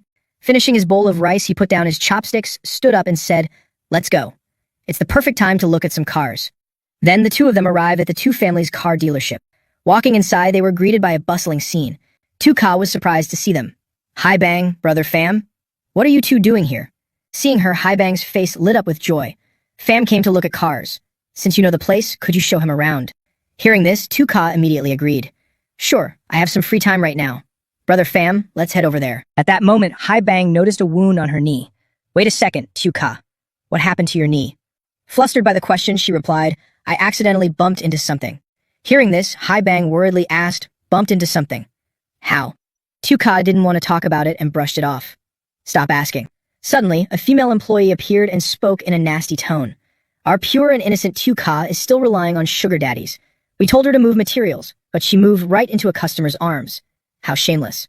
Hai Bang was furious seeing them insult Tu Ka. What are you talking about? This is my girlfriend. Are these two your colleagues? With a single glance, Nut Pham understood the situation. He coldly mocked the two women. Tu Ka, when did you transfer to a plastic surgery hospital? Those two colleagues look like mass-produced robots. Hearing this, the female employee with a bun frowned and sneered. Oh, I remember now. Aren't you Tu Ka's broke boyfriend? The other woman chimed in, flaunting her wealth while insulting them. Just a poor loser.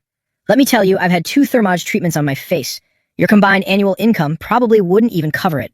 Hearing them flaunt their wealth, Tu Ka recalled yesterday's incident and became uncontrollably angry.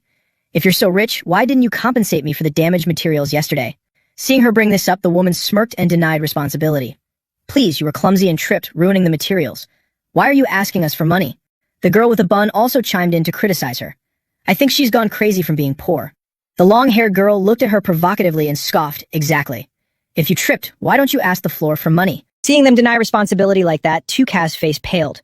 Clearly, when I walked past you, you intentionally tripped me. She still remembered how, while carrying things past the girl with the bun yesterday, the girl stuck her foot out and tripped her. That was exactly how she injured her knee. At the time, the long-haired girl even walked over and maliciously announced the damages. That's 2,000 in total. Looks like you'll have to pay up. After listening to the three of them, Hai Bang finally realized how she got the wound on her knee. He looked at Tu Ka with heartache. So that's how you got these injuries? It must have hurt a lot, right? She tried to smile and replied, It's fine. It's just a scrape. Seeing that they were being ignored, the two women got annoyed and made sarcastic remarks.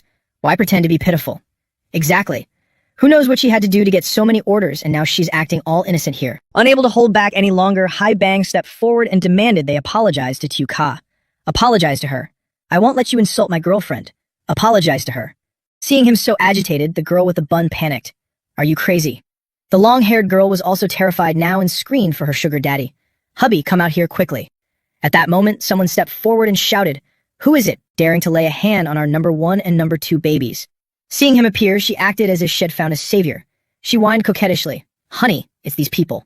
They grabbed my wrist, it was so scary. Wan Wan, walking behind him, was surprised to see Nat Pham. Joy flashed in her eyes as she asked, Brother Nat Pham, why are you here? Hearing the call, Nat Pham was equally surprised to see her. Wan Wan. Seeing a commotion on his end, Wan Wan curiously walked over and asked, I came to buy something for my dad.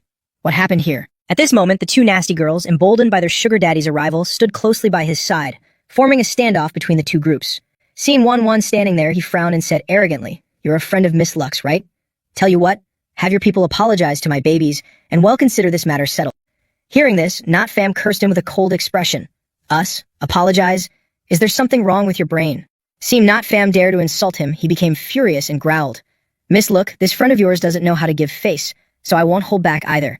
Wan Wan wasn't frightened by this at all. Instead, she warned him with a highly amused tone. Is that so? Then by all means, don't hold back.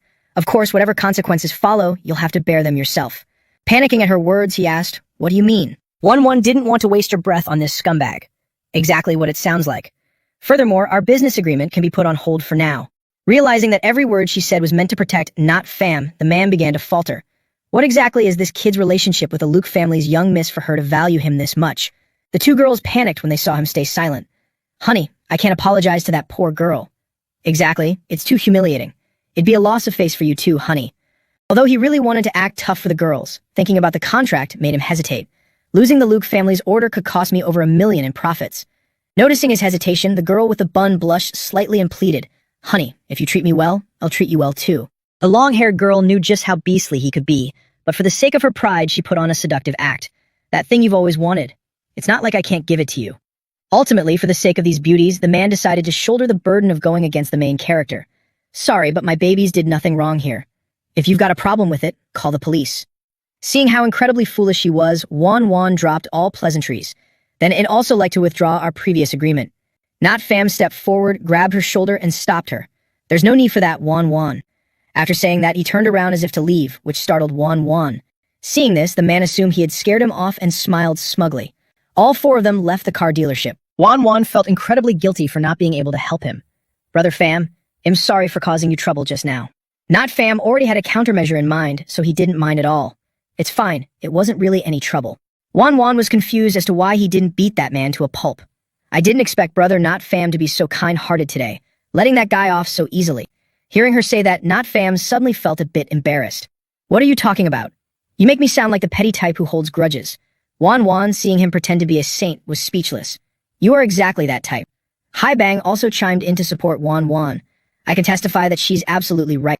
Just then, Nat Pham said something entirely out of the blue.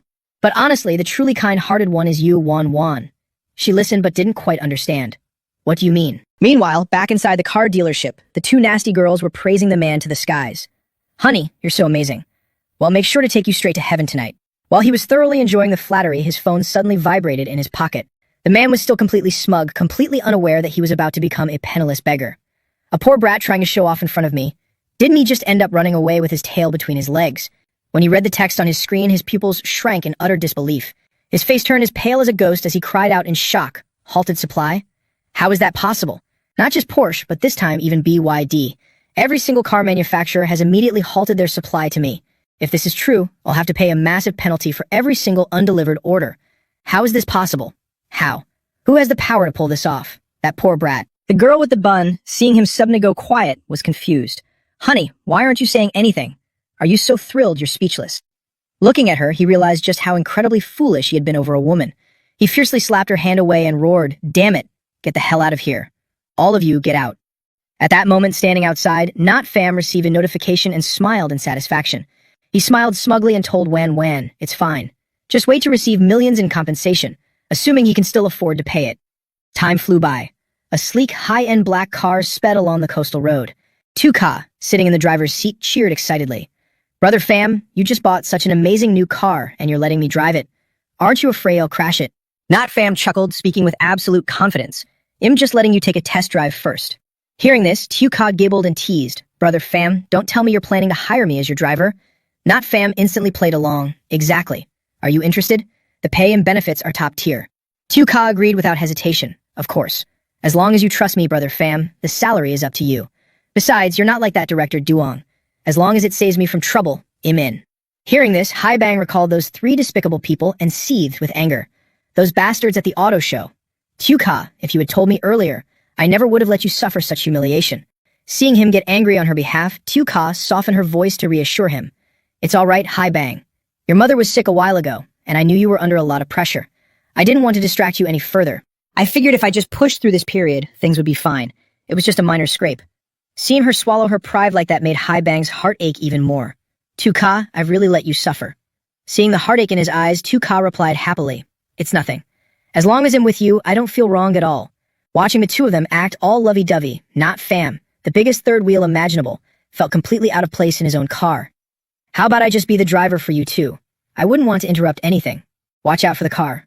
Watch out. Thanks to his warning, Tuka luckily stopped just in time before rear-ending the white car in front of them. Realizing her carelessness almost got them into trouble, Tuka sheepishly apologized. I'm so sorry, Brother Fam. No, wait, boss. After that troublesome interlude, the car slowly pulled up to Nu Yen's company. Seeing him finally show up, Nu Yen pouted and scolded. You brat, so you still remember me? Calling me down in such a hurry. What are your orders? Nut Fam pushed Tio Ka forward and introduced them. This is your real boss. You can call her Sister Liu. Her name is Tio Ka. From now on, she's your private driver. Hearing his arrangement, Nu Yen chuckled softly. A private driver? I get this kind of VIP treatment now. Tio Ka giggled and gestured invitingly. Sister Liu, Brother Fam has your new car all ready for you. Nut Fam smiled faintly and motioned, try it out. Nu Yen was thrilled when she saw the car in front of her. She went over, hugged him coquettishly, and said, I guess you do have a conscience. It wasn't a waste for me to run up and down renting this office building for you. Let's go take a look. Right at that moment, the phone in his pocket buzzed. Nut Fam took out his phone and answered, Hold on. Miss Trung, what's wrong? What did you say? Trang But Fam sneaked into Teal Min's dorm. I'll be right there. Show Teal Ka around a bit. I have some business to handle. Seeing him leave again, Nu Yen sighed sadly. All right then. She and Teal Ka stood there, watching Nut Fam leave. Nu Yen recalled that previous mind-blowing moment, feeling an unbearable itch. She smiled and told herself, Next time, I won't let you run away. Meanwhile, at Vun Thang University's dormitory, the dorm manager was chasing Butt Fam around with a broom. I'll beat you to death. I'll beat you to death. Sneaking into the girls' dorm for no good reason. You hooligan. Being chased, Butt Fam ran until he was out of breath. What are you doing, Auntie? At that moment, Ms. Trum appeared and stopped the manager from attacking Butt Fam. Please stop hitting him. This is my student. But hearing that, the manager got even angrier and raised her broom to strike again. A student? What kind of student goes around picking locks? Just then, Butt Fam bumped right into Nut Fam, who was walking over. Seeing him, his face turned pale. Nut Fam grabbed his arm. Then he yanked it up high and shouted, Where do you think you're going? Feeling his joint dislocate, Butt Fam screamed in pain. My arm is broken. The terrifying strength coming from him made Butt Fam nearly wet his pants in fear. Seeing him about to scream, Nut Fam immediately grabbed some tape and sealed his mouth shut. Then he subdued him and dragged him away alongside Ms. Trung. The incident was recounted as follows. Butt Fam had arrived at the dorm looking incredibly fierce. He muttered curses as he stomped up the stairs.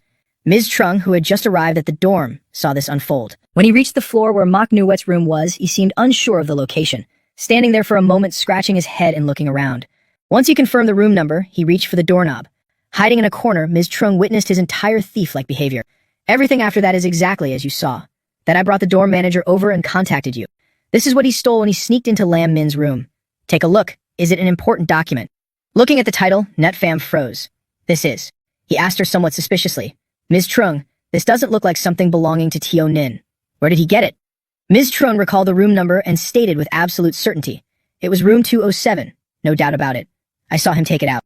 Hearing this, Nut Fam helplessly corrected her. Ms. Trung, Lam Min's room is opposite 207.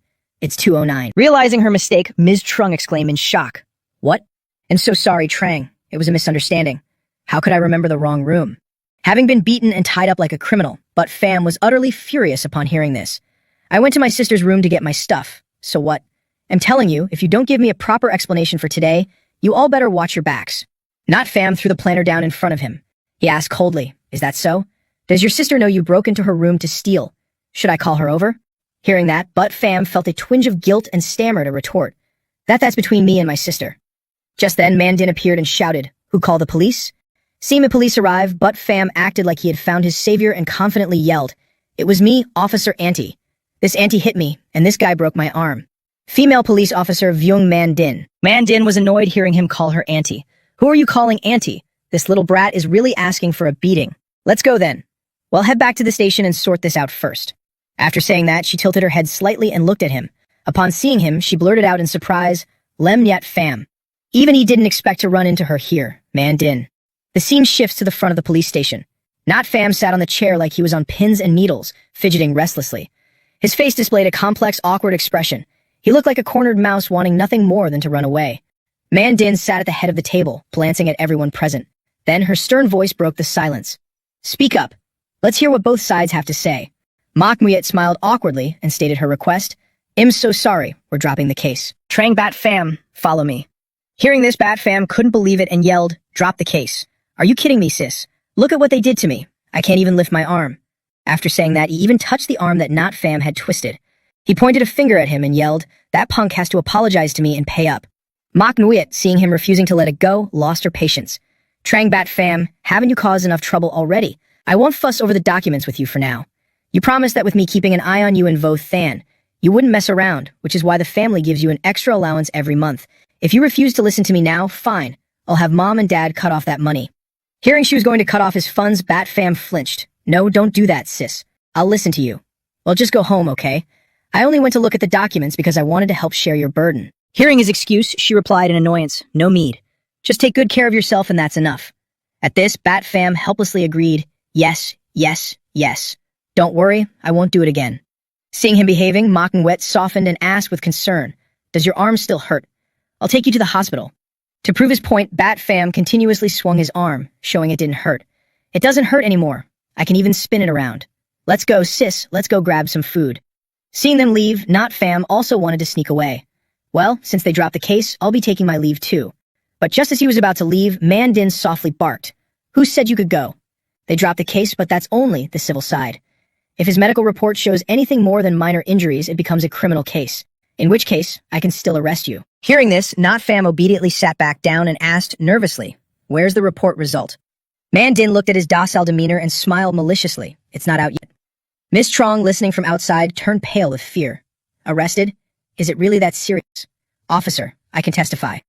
Mr. Lam Not Fam did it unintentionally back then. Could that reduce the chances of him being arrested? Hearing her call him that, Mandin asked in confusion, Mr. Lam Not Fam. Realizing her slip of the tongue, Miss Trong thought in frustration, my mouth was too fast, I misspoke again. Seeing her so worried for him, Not Fam reassured her, it's all right, Miss Trong, you should head back first. I can handle things here. If I need a witness, I'll find you.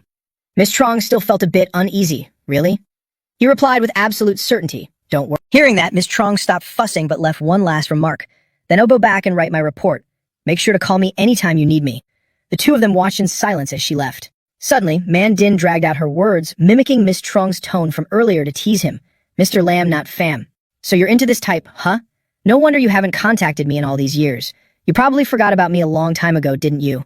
Not Fam, hearing her speak like she was interrogating him, retorted in annoyance. Weren't you the one who dumped me back then? That's right, Vong Mandin was my first love. Strictly speaking, she was my upperclassman back then. Being hauled into the police station by my first love. Is there any reunion more awkward than this? Mandin turned away, pretending to be heartbroken. I get it. I get it. The young man didn't realize how good he had it, mistakenly treating his upperclassman like a treasure. Not Fam, who still had some feelings for her, instinctively retorted, there's nothing going on between us. She's just Tu Nin's homeroom teacher. At that moment, Officer Trong appeared. Tu Vuong, the medical report is here. She took it and smiled in gratitude. Thanks, Aunt Trong. Consider yourself lucky. It's a minor injury. Hearing that, Not Fam immediately wanted to leave. Then I can go now, right? But how could Mandin let him off the hook so easily? Not yet. I just got off work. Come on, let's go shopping. She said shopping, but they ended up back at Mandin's apartment complex. She bent down, took off her shoes, and invited him in. All right, come on in. Not Fam, realizing it was her home, asked in confusion, Officer Vuong, Didn't you say we were going shopping? Why are we at your house?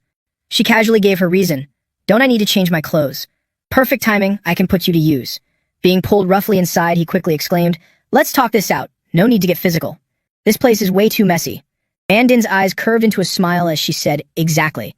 Why else do you think I told you to come in? You can help me clean up. Not Fam couldn't believe his ears. Me? Mandin laid back on the bed, totally unabashed in front of Not Fam, and replied, yup. Back in school, you helped me clean up a few times. Hurry up. Others would beg for this opportunity and still not get it. Spit it out. How many people have you dated these past few years? Tell the truth. Don't even think about lying to me. Interrogated like a criminal, Not Fam helplessly told the truth. I've only been in one serious relationship, and we've broken up. Just as he finished speaking, she delivered a flying kick straight to his back. Getting kicked out of nowhere, Not Fam asked in confusion, what are you doing? Mandin, fuming and wanting to kick him again, snapped. All these years, I haven't even been with another man. What gave you the right to date? Not Fam tightly grabbed her foot and said aggrievedly, we broke up. Can I have the freedom to love? Isn't you acting like this going to affect the national birth rate?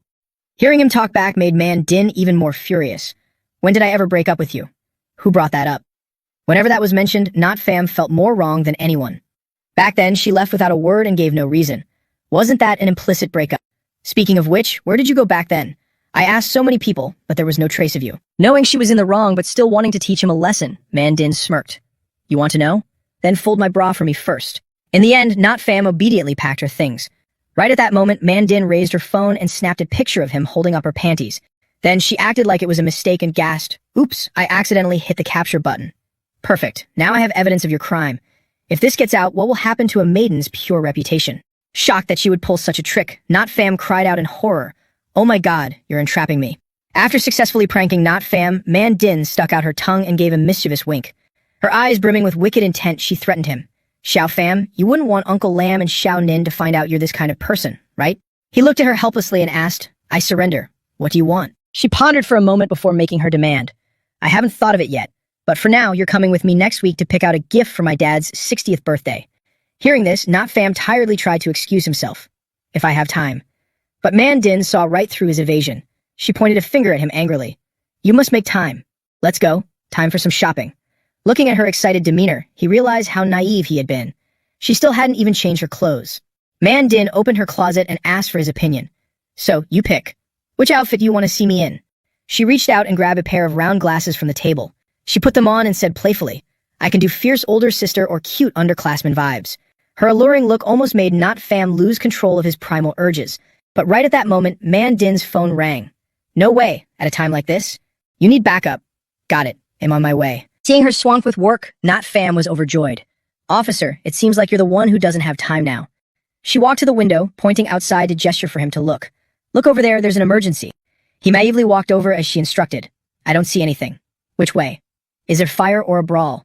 At that moment, Mandin closed in, her face mere inches from his. Just as he turned around, she seized the opportunity and pressed her lips against his. Her eyes curving into a smile, she pointed at her own lips and said mischievously, right here. The emergency is to make sure you never forget me. Now, I have to go uphold justice. Not Fam stood frozen on the spot, watching her leave. He was amused by her naive-sounding words. Uphold justice. That really sounds like something this silly girl would say. Perfect timing. Now it was time to get down to actual business. In a certain building within the city, Tulap confidently announced from the other side of the screen, Mr. Lam, we are fully prepared. Hu Kiem looked puzzled by the urgent call. Mr. Lam, you summoned us so suddenly. Is there a business matter to attend to? Nat Fam gave a faint smile and replied, I'm not here for business. I just came to chew someone out. Hu Kiem was completely bewildered. Chew someone out. Suddenly, his expression darkened, becoming extremely fierce as he scolded, Look at you all. Combined, you could prop up half the economy of the Southern District. Yet I ask you to run a background check, and you're worse than some average rich kid. Hearing his reprimand, Tulap hurriedly explained, Apologies, Mr. Lam. Investigating and tracking individuals isn't exactly our specialty.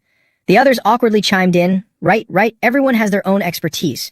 Mr. Lam, if you need corporate background checks, we guarantee a higher efficiency rate than any agency out there. Hearing their guarantee, he smiled in satisfaction. You said it yourselves. It just so happens I have a company that needs investigating. No more competing this time. I'll invest $1 billion into each of your firms. I expect you to build an intelligence network exclusively for my use. All resources and information must be shared here. Hearing the investment figure, the three men screamed in disbelief. $1 billion? Mr. Lam, are you serious? Nat Fam calmly reaffirmed, Of course. The prerequisite is that you do the job well. 4 billion sounded like a lot, but to him it was merely a few $1,000s. Using half a month's profit to build his own intelligence network was incredibly cheap. Hearing this astronomical figure, the bald man was on cloud 9.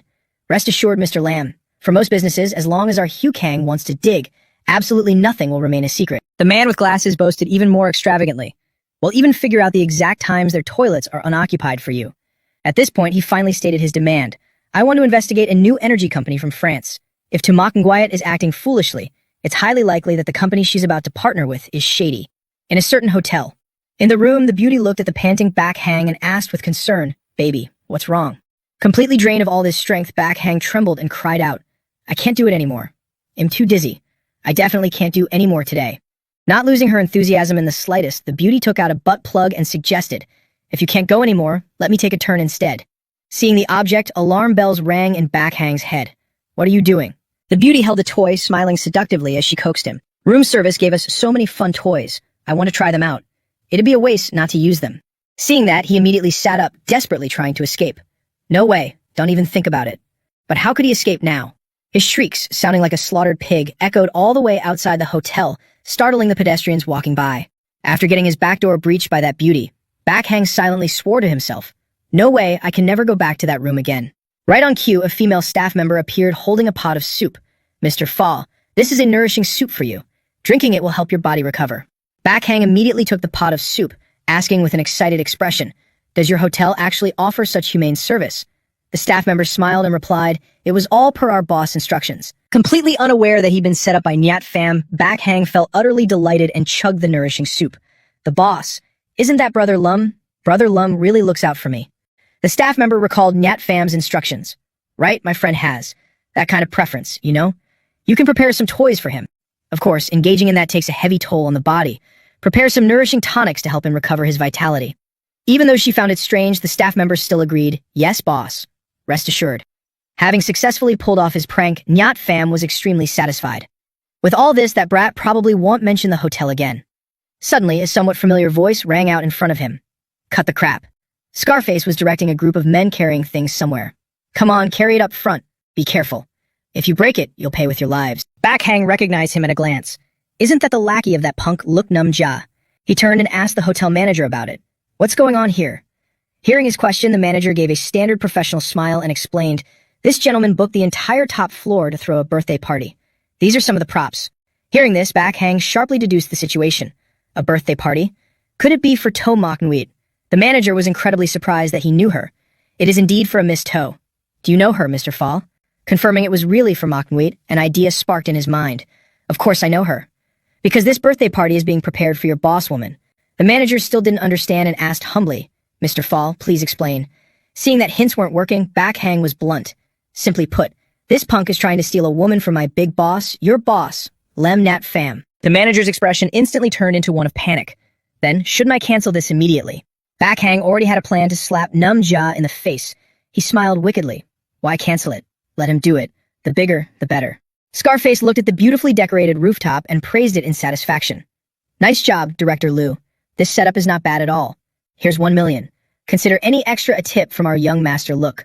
Seeing him hand over the card, Director Liu immediately waved his hands in refusal. No, I can't. Money isn't important. The key is to make sure Miss To's birthday party goes perfectly tonight. Wouldn't you agree?" Scarface didn't expect him to be so sensible and laughed joyfully. "All right, well do as Director Liu says. This sly fox must have realized that my boss is no ordinary man and wants to curry favor. At least he has a good eye." At this moment, Back Hang, standing in the corner watching them head toward the door, took out his phone. He called Net Pham, urging him to hurry over. Brother Lem hurried to the rooftop of the Oh Hua Hotel to watch the fireworks. Being called out of his house to watch fireworks, Net Pham irritably refused. "Are you sick, Fa Back Hang? What fireworks at midnight? If you like them so much, can't you just buy a few hundred boxes to play with yourself?" Back Hang didn't explain clearly, but played coy, acting mysterious to lure him over. "Brother Lem, I'm telling you, you can skip other fireworks, but you absolutely cannot miss this one. Let's leave it at that. See you on the rooftop. Is everything arranged properly, Director Liu?" Director Liu smiled confidently and replied, "Just you wait, Brother Fa." Meanwhile, Mok Nguyen was also on her way to the Oh Hua Hotel. She asked But Pham curiously, "Tio Pham, why did you bring me here?" Seeing her ask, he reminded her, "Sis, did you forget what day it is today?" Even so, Mok Nguyen still couldn't remember that today was her birthday. What day? Right at that moment, fireworks shot up, filling the sky. These fireworks were so advanced that they even displayed a countdown timer. Manhwa stared at the spectacular scene in astonishment. What is this? Seeing the fireworks, the people below also discussed it with great excitement. Look, it seems like someone is celebrating something. My God, the numbers are actually changing. Using fireworks for a countdown. That's insanely rich. Seeing that she was still clueless, but Pham helplessly clarified. Sis, past midnight is your birthday. You were born on December 21st, so this birthday party is starting its celebration exactly 12 minutes and 21 seconds before tomorrow. Thinking he was the one who organized it for her, Manhwa's expression softened as she thanked him. Tio Pham, I appreciate the thought, but didn't I tell you there was no need to prepare anything? Seeing that she thought he had prepared it, he chuckled and denied it. Then you misunderstand me, sis. I'm not capable of being this romantic. All of this was prepared for you by a mysterious person. Manhwa asked curiously, a mysterious person? Seeing the fireworks go off, Scarface immediately pulled out his phone to call Namja. Boss, next up is the drone light show. Once the performance ends, you can take the flowers and go congratulate Miss To. Hearing that the plan was being executed perfectly, Namja smiled with great satisfaction. He excitedly rewarded Scarface. Great job. Once this is over, your bonus will increase by 3. Hearing this, Scarface's voice on the other end was full of shock and joy. 3. 3 times. Thank you, boss. Oh right, the operating budget this time was 1 million, but the hotel didn't. Namja, the king of stinginess, saw that he had misunderstood and hastily corrected him. What are you thinking? Increase by 3%. Do a good job and I surely won't mistreat you guys. Scarface replied, slightly disappointed. All right, boss. Only then did Namja notice what Scarface had just said. What did you say about the hotel budget earlier? Scarface handed over the bouquet of flowers and hurriedly replied, I said the hotel budget didn't get any discounts. In fact, they charged an extra 500,000. To please the beauty, Namja couldn't care less and said, don't sweat over such small change. As long as the job is done well, everything else is easy to settle. It's almost time. Let's go. Scarface followed behind him and answered, yes, boss. He didn't realize that Scarface, annoyed by his stinginess, had just scammed him out of more money. Damn it, treating his own brothers worse than some chick. Then don't blame me for taking this money to find some young girls at the nightclub. Seeing Butt Pham stammering and refusing to speak, Manhwa gradually lost her patience. Tio Pham, who exactly prepared all this? He had already spotted Namja from a distance but kept it a secret. I don't know the specifics either, but let's just watch, sis. At that moment, amidst the sky full of fireworks, Namja appeared with a bouquet of flowers in hand, gently congratulating her. Manhwa, happy birthday. Hearing the familiar voice, she turned her head and asked in surprise, Mr. Look, you're here too. Namja was about to say that he was the host of the party, but suddenly changed his mind. It shouldn't be surprising that I'm here, right? After all, this birthday party. Never mind. Just wait until you finish watching and you'll know. Seeing the fireworks slowly coming to an end, the people below cheered. Look, there are finally words. This is what it means for the rich to be a couple, while us poor dogs just watch. Damn it, one fireworks display just burned through my entire year's living expenses. Manhwa looked at the words appearing in the sky and blurted out in shock. This is. But Pham caught Namja's eye and spoke up just in time. Isn't that for Look? Mr. Look, I have to say you really put a lot of thought into this. But why are there 2 extra letters, YF? Who is LYF? Namja was furious seeing this off-script event. He glared at Scarface. What is the meaning of this? Scarface, did you even graduate elementary school? You can't even spell. Scarface trembled under his glare. And no, boss. Could the hotel have made a mistake? Meanwhile, Backhang stood in the dark corner, waiting for Nut Pham to appear. But since Nut Pham was nowhere to be seen, he scratched his head in agony and decided to sacrifice himself to buy time. God, why isn't boss here yet? I have no choice but to step up first. Miss To, this is a small token of my boss' affection. I hope it brings you joy. Manhwa was surprised. Your boss. Backhang, with a rose in his mouth, replied, it's none other than Mr. Lem Nut Pham. Manhwa repeated the initials on the greeting card. Lem Nut Pham. LYF. It really does match. Seeing Backhang ruin Namja's plan, Scarface roared furiously. Damn it, which bastard are you to crash this party? Hotel manager, get out here right now. Director Liu, who was already on standby, immediately ran over. Sir, I've been right here. How can I help you? Scarface angrily pointed at Backhang and demanded, what's the meaning of this? Owl Hall Hotel. Mr. Look is hosting a birthday party here. How could you let these people in to ruin it? Kick them all out. Director Liu feigned ignorance. A birthday party? Sir, since when did you host a birthday party here? Seeing him deny it, Scarface raised his fist, ready to punch him. Motherfucker, are you trying to play dumb? Unfazed, Director Liu demanded proof of the booking. Sir, you keep talking about an agreement, but where is the contract? Or even a proof of payment would do. Scarface finally realized they had been played. Damn it, no wonder you refused to take my money. You son of a bitch, you were planning to screw me over from the start. Director Liu was determined to play dumb to the very end, repeatedly denying the reservation. I'm sorry, I don't understand what you mean. Hearing this, Namja asked in confusion. He didn't take the money? Sensing his boss' anger, Scarface panicked and demanded, then let me ask you, if this isn't for our birthday party, where did all this stuff come from? Backhang spoke up right on cue.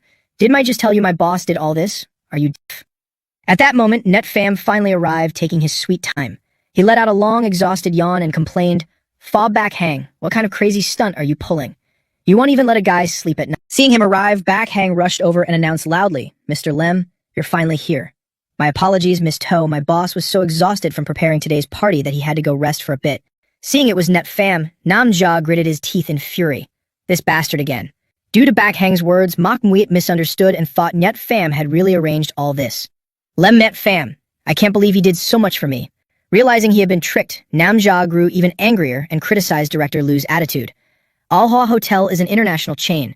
A regional manager like you causing such a massive scene. Aren't you afraid I'll sue your headquarters? Seeing his golden ticket arrive, Director Liu was unfazed and even provoked him. Is that so? Mr. Lem here is actually the boss of Alhua. You can file your complaint directly to him. Namja stuttered in shock. Him? Don't tell me he's the head of the Greater China region for Alhua. Director Liu corrected him. Of course not. Hearing this, Namja thought he had just scared himself for no reason and let out a sigh of relief. I knew it. How could such a massive international group be run by a guy like him? Director Liu then clarified. What I mean is, Mr. Lem is the top boss of the entire Alhua group. Namja exclaimed in utter disbelief. What? Nutfam, who had been listening without understanding a single thing, looked at them in confusion. I just woke up and got dragged here. What exactly is going on? The atmosphere instantly became tense and incredibly awkward. Namja didn't want to dwell on the issue anymore. He turned around trying to salvage his image in front of Mak Muit. Regardless of what happened, Mak Muit, if you do me the honor, I'd like to throw you a private birthday party, and we can discuss our collaboration while we're at it. Mak Muit smiled softly and declined, Mr. Look, there's no need for a private birthday party. As for signing the contract, I plan to review it thoroughly one more time. Hearing her rejection, Namja was stunned and demanded, why? Hasn't that project been finalized multiple times already? We both agreed it was perfect. Mak Muit just had to think back on Butt Fam's strange behavior over the past few days to guess what Namja had been up to. We aren't even officially business partners yet, Mr. Look. To be honest, you taking the liberty to help my brother's scheme makes me feel like you've crossed a line. Realizing he was exposed, Butt Fam spoke up guiltily. I'm sorry, sis. Namja saw his expression and cursed inwardly in anger. Idiot. I knew he was useless. After suppressing his anger, he let out a scoff. Then he arrogantly threatened Mak Muit. My sincerity is crystal clear. If Miss To refuses to accept it, perhaps I should find a better partner. The new energy sector is booming right now. You could make money with your eyes closed. If the To family isn't willing, I'll just go find someone else. Let's go. Despite his tough words, his face instantly darkened the moment he turned around. Seeing him scurry away so pathetically, Backhand gave him a thumbs down and mocked, as if you're even worthy of acting tough in front of my boss. Boss, are you satisfied with how I handled things? Nutfam was surprised and asked, this was your idea. Backhand leaned over, gesturing toward Director Liu. Not entirely. Thankfully, Director Liu cooperated. Director Liu responded with a humorous martial arts salute. Many thanks for the praise, Brother Fall. At that moment, Mak Muit spoke up. Lem Yet Fam, I have something to say to you. Is it a good time? Let's go over there. Seeing them head to a corner, Director Liu's eyes gleamed with gossip. Looks like there's some drama unfolding, Brother Fall. Backhang proudly replied, of course. My boss charm goes without saying. Come on, let's go. We shouldn't third wheel them. After reaching a secluded corner, Mak Muit said, looking a bit shy, Lamnet fam, thank you for doing all this for me. You put so much thought into it, and I'm truly touched. But I have to say, you don't need to waste your efforts anymore. Netfam froze for a second upon hearing that. Wait, am I getting friend-zoned? It seemed Backhang had caused Mak Muit to misunderstand that he liked her. She carefully chose her words to reject him. Even though saying this might hurt you, I feel it's better to be clear than to let you keep trying in vain. The To family is in a crucial phase of reform and transition right now. I can't let myself get distracted by anything else. Netfam didn't even bother explaining. He let out a tired yawn and said, all right, got it. Anything else? If not, I'm going back to sleep. All right, you should go get some rest early too. His absolute calmness left Mak Muit completely stunned. He's that unfazed. I get it. Lemyet Fam must have suffered too great a shock, which is why he's pretending not to care. That's fine too. At least he can let it go, and I won't have to overthink these things anymore. Net Fam left the Hole Hotel. He paused, reflecting on what had just happened, feeling endlessly baffled. Girls these days, why does it seem like everyone has to like her? just because she's a bit pretty and has a large chest. Right then, the phone in his pocket vibrated. Tulip called to report. President Lem, there's progress on the company you wanted investigated. The report has been sent to your inbox. Glancing through the information in the report, Nat Pham read it over and muttered as if he had expected it. Sure enough, there's a problem. Still on the line, Tulip heard this and quickly said, President Lem, if you need more detailed information, please be patient. Within a week, you'll have whatever you want. On the other end, Nat Pham softly replied, this is enough. Stop the investigation here. If I keep digging, they'll chase me down to hand out cards. I don't have that kind of hobby. At that moment, the system issued a congratulatory notification. You have completed the phase mission. My eyes are a ruler. Upgrading ability, seeing the micro to know the whole. Right then, there was a couple kissing in front of him. The beauty coquettishly whined to the man, baby, I'll head home first, okay? After a goodbye kiss, she happily turned around and walked away. Noticing him staring at her, she snapped in annoyance. What are you looking at? Having acquired the seeing the micro to know the whole ability, Nat Pham instantly realized in a split second that the bag in her hand was a fake. An IMA wallet and a Hall briefcase. The edge stitching is machine finished, and the thin bottom is totally off. For knockoffs, they're really not bad. Hearing this, the girl panicked and shrieked, knockoffs, go to hell, you old creep. Realizing you could casually point out these flaws left Nat Pham utterly astounded. I've never even researched these things before. How did I just blurt that out? Just then, the system announced, as the host continuously completes missions, the rewards will become even more abundant. Nat Pham grew increasingly intrigued by this so-called system. These system rewards might not seem immediately useful, but at least no amount of money could buy them. Not a loss at all. On the other end, not hearing a response, Tulip asked again, President Lem, we're not investigating anymore, right? Driven by the reward, Nat Pham walked back his previous words. Investigate. We must investigate. I'm a kind-hearted, simple man. I just can't stand seeing girls get scammed. Catching that last sentence right on time, Van curiously asked, you can't stand seeing who gets scammed. Seeing her, he asked in surprise, Van, why are you here? Her face lit up when she noticed him looking at her. Brother Phi Pham. Earlier, my dad dragged me to a tea session, basically a gathering of middle-aged men. I barely managed to escape. There was a really beautiful fireworks show there earlier. Do you know what the occasion was? Nat Pham answered her questions one by one. Yeah, what was the occasion? By the way, where's your live stream? Van pulled out her camera and grinned triumphantly. I'm taking the day off today. It's my day to gather material. Right on time, Brother Phi Pham. Where do you live? Can I go take a look? Hearing this, Nat Pham was stunned.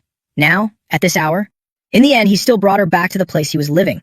Seeing that she actually followed him home, he asked helplessly. I have to ask, running to this neighborhood in the middle of the night, are you afraid of any danger? Van giggled, acting like it was no big deal. I told you, I'm just gathering material. You wouldn't do anything weird on camera, right, Brother Phi Pham? Hearing that, Nat Pham immediately asked, are you live streaming? She quickly denied it and explained what she was doing. Not at all. It's just a vlog. The title of this episode is The Super Tycoon's Home.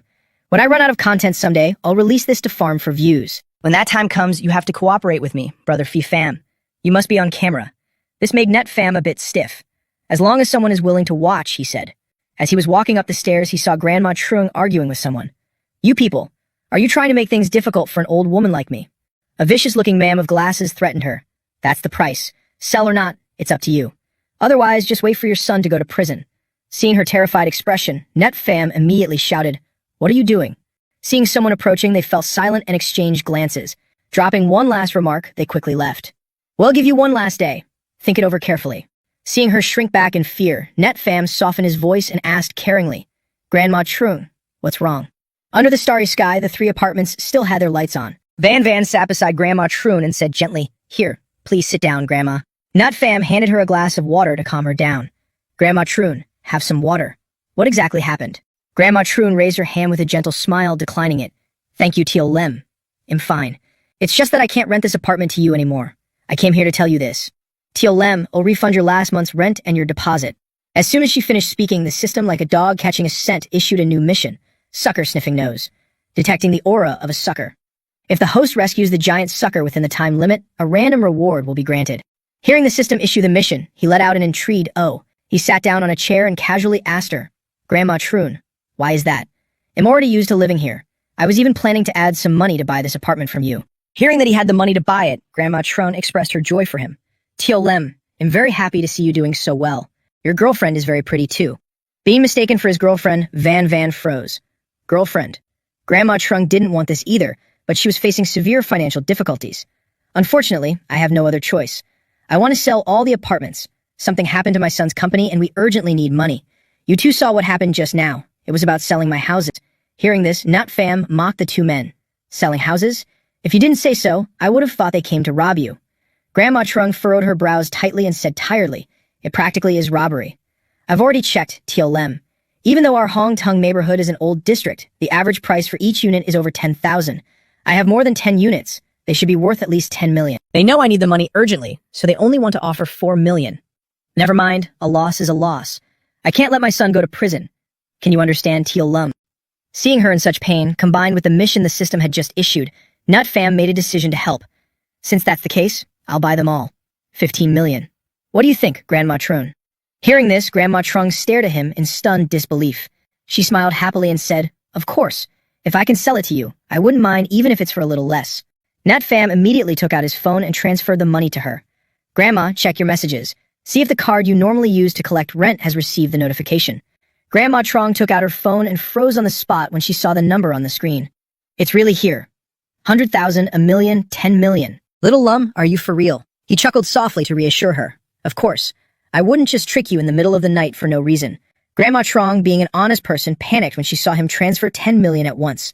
Then wait a moment, Little Lum. I'll go back and bring the documents over right now. We'll transfer the title tomorrow. Nut Fam quickly stopped her. We can't do it tomorrow, Grandma. It's the weekend, they're closed. Grandma Trung immediately regained her enthusiasm. Then Monday. We'll go first thing on Monday morning. Seeing her so excited, Nat Fam helplessly urged her to rest. Listen, Grandma Trung, you should head home and get some rest early too. Come on, I'll walk you out. Grandma Trung immediately turned away, refusing his good intentions. Why aren't you spending time with your girlfriend instead of accompanying an old lady like me? Go on. No need to see me out. This old lady is rich today. I'll just call a cab. If I get a handsome young driver, I might even chat him up. Hearing this, Nut Fam could only say helplessly, all right, please stay safe, Grandma. Although Grandma Trung was usually a bit casual, her rental rooms were quite nice. Whenever a tenant had an emergency and was short on cash, she was always willing to delay their rent for a month. After hearing his explanation, Van finally understood why he had helped her. So that's how it is. Is that why you stepped in to help her, Phi Fam Appa? Nut Fam chuckled and explained, help? Not exactly. This is an old residential area. In the long run, buying at this price is an absolute steal. I definitely won't lose money. Van slumped down into the chair. She stretched tiredly and muttered, speaking of the Hong Tung district, why does that name sound so familiar today? Suddenly, she recalled a conversation between her father and that investor mentioning this. Let me tell you a secret. The city just finalized a new development zone today. Really? Where? Because she had been busy drinking water at the time, her memory was a bit fuzzy. Was the new development zone they mentioned Hong Tung or Duan Leo? I can't remember. Seeing her start to nod off, Nat Fam marveled in surprise. She can fall asleep right here. This girl is way too bold. Good thing I'm an upright and decent guy. Otherwise, the consequences would be unimaginable. What kind of body wash does she use? It smells pretty good. Suddenly, Van sat bolt upright, delivering an iron headbutt right to Nut Fam's chin, nearly making him bite his own tongue. Nut Fam touched his throbbing chin and asked angrily, what are you doing? Seeing his grimace, Van quickly explained, did I fall asleep just now? I suddenly got startled. I'm so sorry, Phi Fam but. Looking at her innocent face, he had no choice but to swallow his frustration. Luckily, nothing serious happened. Don't let there be a next time. Van stuck out her tongue playfully, signaling she wanted to leave. It's getting late. I should head home now. Hearing that, Nut Fam wanted to call a car for her. All right then, I'll walk you to the car. Suddenly, Van cried out in panic. Oh no. I think I lost my tourmaline. Phi Fam Oppa, please help me look for it. Nut Fam, completely baffled, asked, what tourmaline? I didn't see you wearing one. Van seemed to treasure this item deeply. She frantically searched the room in a panic. I wasn't wearing it. I just intentionally kept it on me. It's a pareba my mom gave me.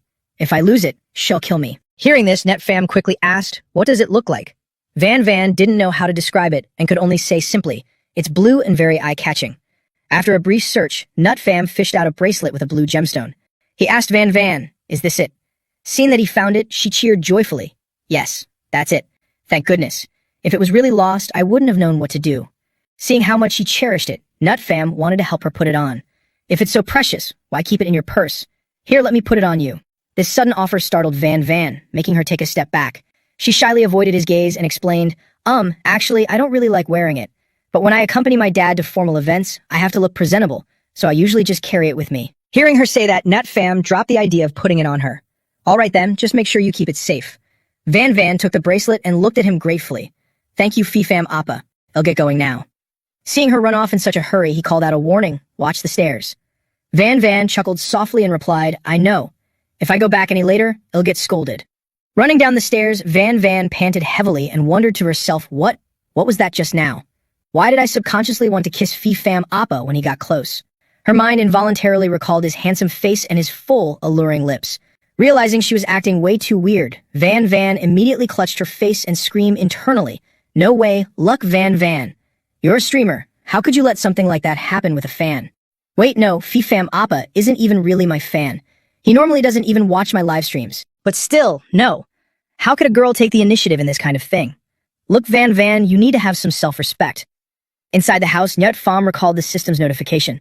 Come to think of it, according to the system's alert, that earring probably wasn't a real Paraiba. When he picked up the bracelet, it said this: appetite, treated for ice crack flaws. Since it wasn't his business, he immediately tossed it to the back of his mind. Forget it, there wasn't an aura of a sucker warning anyway. I'll just ask her about it next time. Finally, I can go to sleep. Oh, my warm little bed. But just as he was about to fall asleep, a loud knocking came from the door. Outside was Man Din. She was pounding on the door like a madwoman, scolding him. Lem Yet Pham, open the door. I know you're in there. If you have the guts, open this door. Nyut Pham tiredly dragged himself out to open the door. Seeing Man Din in her casual daily clothes, he asked curiously, Nuna, what are you trying to do in the middle of the night? Walking into the house, she calmly glanced around and said, Didn't you say you'd go gift shopping with me this weekend? You scumbag, did you already forget? Hearing about shopping right now, he was flabbergasted. What time is it right now? Please tell me, what shopping mall is open in the middle of the night? Man Din declared with absolute arrogance. Who cares? Once it hits 00, it's the weekend. Either way, you have to stay with me. Seeing her suddenly looking around like she was scouting the place, he asked in confusion, What are you doing now? After checking around and not finding any women's belongings, Man Din looked at him with satisfaction. Very good, you're not hiding anyone in the house. Otherwise, the consequences for you would be very serious. Nyut Pham was so fed up with her ridiculous attitude that he became speechless. He turned around to go to his room to sleep. Whatever, and going to bed. Man Din hurriedly stopped him. Hold on a second. Let me make a late-night love meal for you. You can go back to sleep after you eat. But it seemed this late-night love meal wasn't going very smoothly. Once again, the food in the pan let out an explosive pop. Nyut Pham spoke up helplessly. That's 2 explosions now. This is the late-night love meal you're making. Man Din stubbornly insisted it wasn't her fault. My posture must be wrong. Let me try again. Unable to hold back anymore, Nyut Pham pushed her aside and took over. All right, let me do it, lest you blow up my kitchen. After being kicked out, Man Din sat on a chair, picked up a jacket, and sniffed it. Frowning, she looked at Nyut Pham in the kitchen and thought to herself, There's no scent of another woman on him, but there is a scent here. It proves things are progressing slowly, but I still can't let my guard down. After a while, he brought out 2 bowls of noodles and placed them on the table. He said tiredly, Eat the noodles. Looking at the bowl in front of her, Man Din cheered happily. It smells delicious just from a sniff. How long has it been since I had noodles cooked by my dear Pham? I've been craving a bite since I got off work. Hearing this, Nyut Pham chuckled. So this was your goal all along. You said you were making it for me, but you actually forced me to do it. Man Din raised an eyebrow and retorted, Who told you to be the same as before? So easy to manipulate. Hurry up and eat. Well, exercise together afterward. Otherwise, we'll get indigestion. Nyut Pham immediately misunderstood her words. There's no need for that in the middle of the night. Knowing he was misunderstanding, Man Din deliberately put on a seductive look to tease him. We definitely have to. I'm going to make you so exhausted you'll be crawling on the floor. A little while later, Man Din's choked voice echoed from inside Nyut Pham's house. Pham, I can't do it anymore. I really can't go on. How are you still going? He calmly did 2 more push-ups. 176, 177. After seeing Man Din give up, he gently sat up. With an incredibly annoying expression, he mocked Man Din. Didn't you say we could only stop when we both agreed to? Keep going. Considering your line of work, how can you protect others with such a weak body? You're still dozens of reps behind me. Well, continue once you finish. Having initiated this game only to be mocked, Man Din was furious. Damn it, he secretly got so much stronger while I wasn't around. Seeing that it was already bright outside, Nyut Pham was a bit surprised. It's already this time. The mall is probably open by now. All right, get up, wash up, and change your clothes. Let's go buy the gift. Seeing that she couldn't beat him and had only ended up drenched in sweat, Man Din pouted and muttered, If I had known, I would have just stayed at the precinct to work overtime. The 2 of them walked into the mall. Nyut Pham asked her, Have you figured out what you're getting your dad? Man Din had already thought this through. A saxophone. Hearing what she wanted to gift, he was a little surprised. A saxophone. I didn't know your dad knew how to play that. Man Din paused for a moment and explained, Not exactly. The old man just plays it for fun. You don't know this, but he's retreated to the back lines now, just doing trivial things at home every day. There seems to be a musical instrument store over there. Let's go take a look. Seeing the two enter the shop, Tu Quinn immediately came over to greet them. Welcome. What are you two looking for? Man Din asked right away. Do you have saxophones? Hearing her request, Tu Quinn immediately led the way. Of course, please follow me. What vocal range are you looking for in a saxophone? We are currently out of stock for the soprano range. Man Din thought for a moment, then said, alto tenor. He likes classical music. Hearing her request, Tu Quinn picked up a saxophone that met the criteria and recommended it. In that case, I recommend this Kasani model. It's purely handmade. The craftsmanship and pitch are impeccable. This is the last piece in our store. Because it's purely handmade, it might take a few years before we get it back in stock. Hearing that it was the last one, Man Din chose it immediately. I don't know much about this, but it looks pretty good. All right, I'll take this one. Seeing her decide so quickly, Tu Quinn said with immense joy, yes, miss. I'll go print the receipt for you. At this moment, an elegant-looking woman walked into the store. Upon entering, she described the exact saxophone Tu Quinn had just sold to Man Din. I heard you have some something here, that really expensive saxophone. Get me one. Tu Quinn instantly knew what she wanted, but since Man Din had claimed it first, she had to go over and explain, ma'am, are you looking for the Kasani? I'm so sorry, but this lady was just about to pay for it. Hearing this, the woman roared angrily. Sold. She reached into her cleavage. Then she pulled out a black card and aggressively yelled in Tu Quinn's face. Do you know what this card is? It's the Hanko Mall's Black Gold VIP card. Cancel her order and sell it to me. But bound by professional ethics, Tu Quinn could only force a smile and refuse. This. I'm very sorry, ma'am. That goes against our store's policy. The woman swung her hand, slapped her across the face and screamed, policy.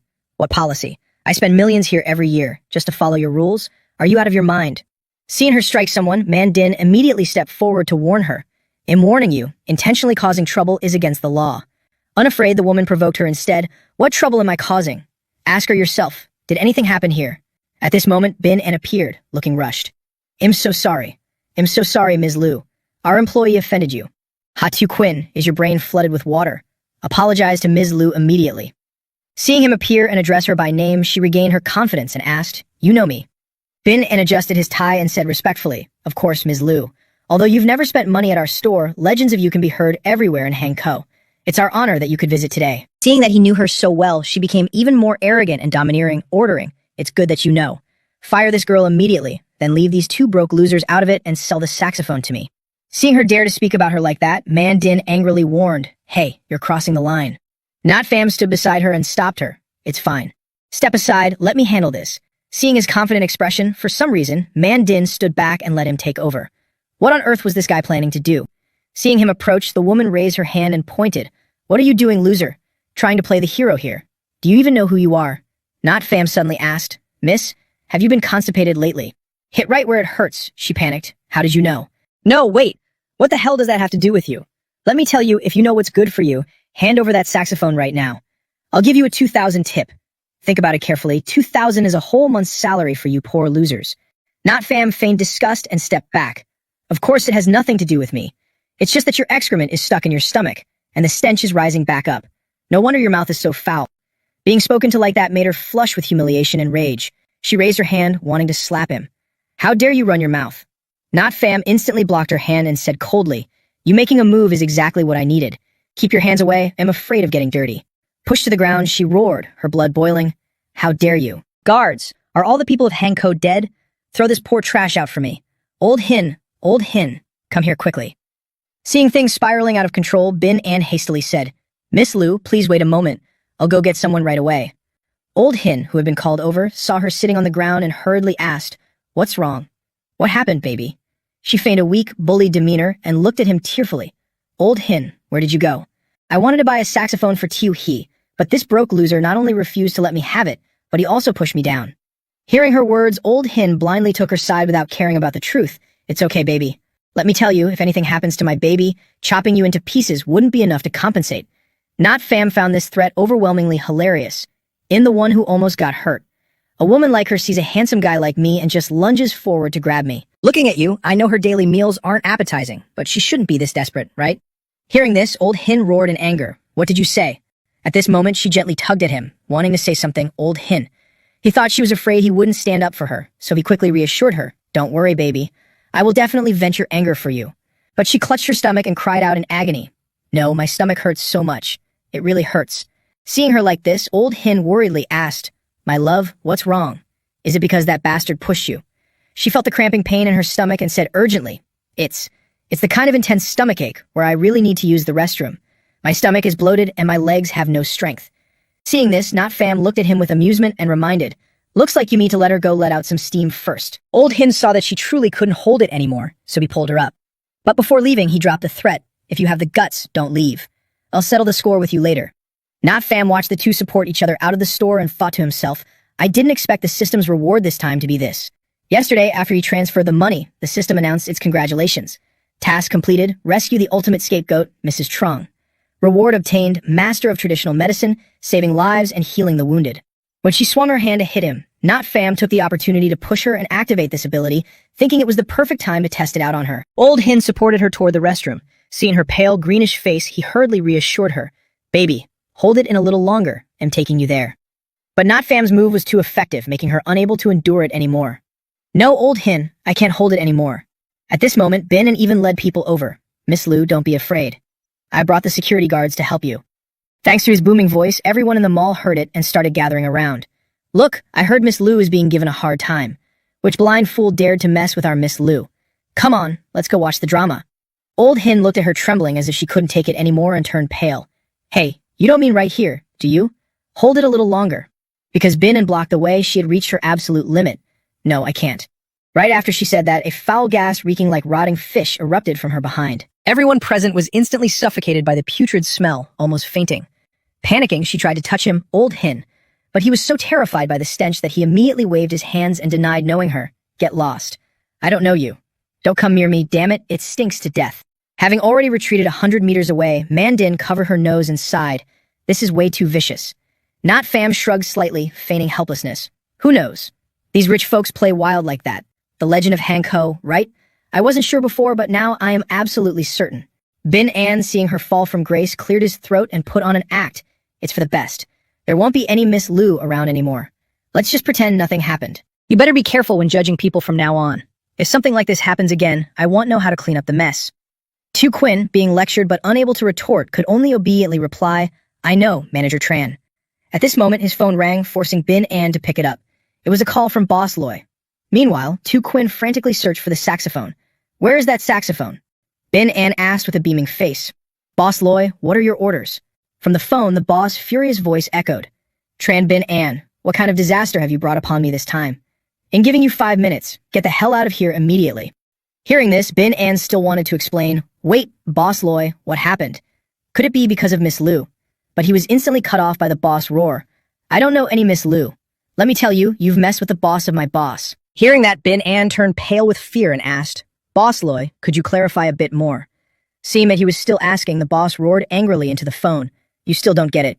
Fine, just get lost. Go die wherever you please." At this time, Not Fam had also retrieved the saxophone from Mandin. "Here you go, your saxophone." Looking at the saxophone, she asked in surprise, "Where did you get this?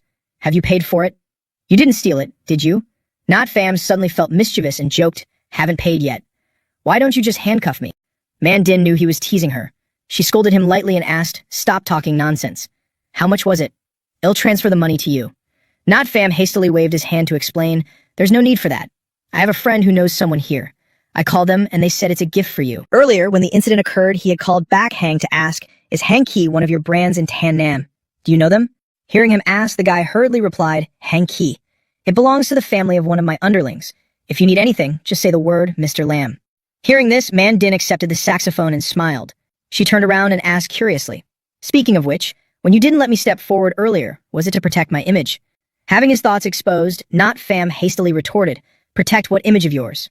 Mandin calmly analyzed, "Think about it. What if a conflict broke out and someone recorded it? If medicines found out I'm a police officer, wouldn't I be ruined? Not only would being in the right turn into being in the wrong, but it would also easily smear the reputation of my profession. You thought of all that, didn't you, little Fam?" Pressed closely by her, Not Fam awkwardly explained, "That's not it. I'm just afraid that if a fight breaks out, before the enemy even takes me down, you'll have me handcuffed first." Hearing his explanation, Mandin nodded in agreement. "That's highly possible. Anyway, enough about that. Where are we going later? It's rare for us to go on a date after all." Just then, he received a call from the Al Hoa Hotel. "Manager Vuong, you're saying the hotel has been reported?" Sorry, man, Din. I have some business to take care of right now. Remember to call me for your dad's 60th birthday. Seeing he had to go, she didn't hold him back. All right then. Man Din stood there in silence, watching him leave. Her heart still fluttered for him, not having faded even a bit. Gazing at his back, she made a firm vow. Even though I might handcuff you, until then I will stand by your side.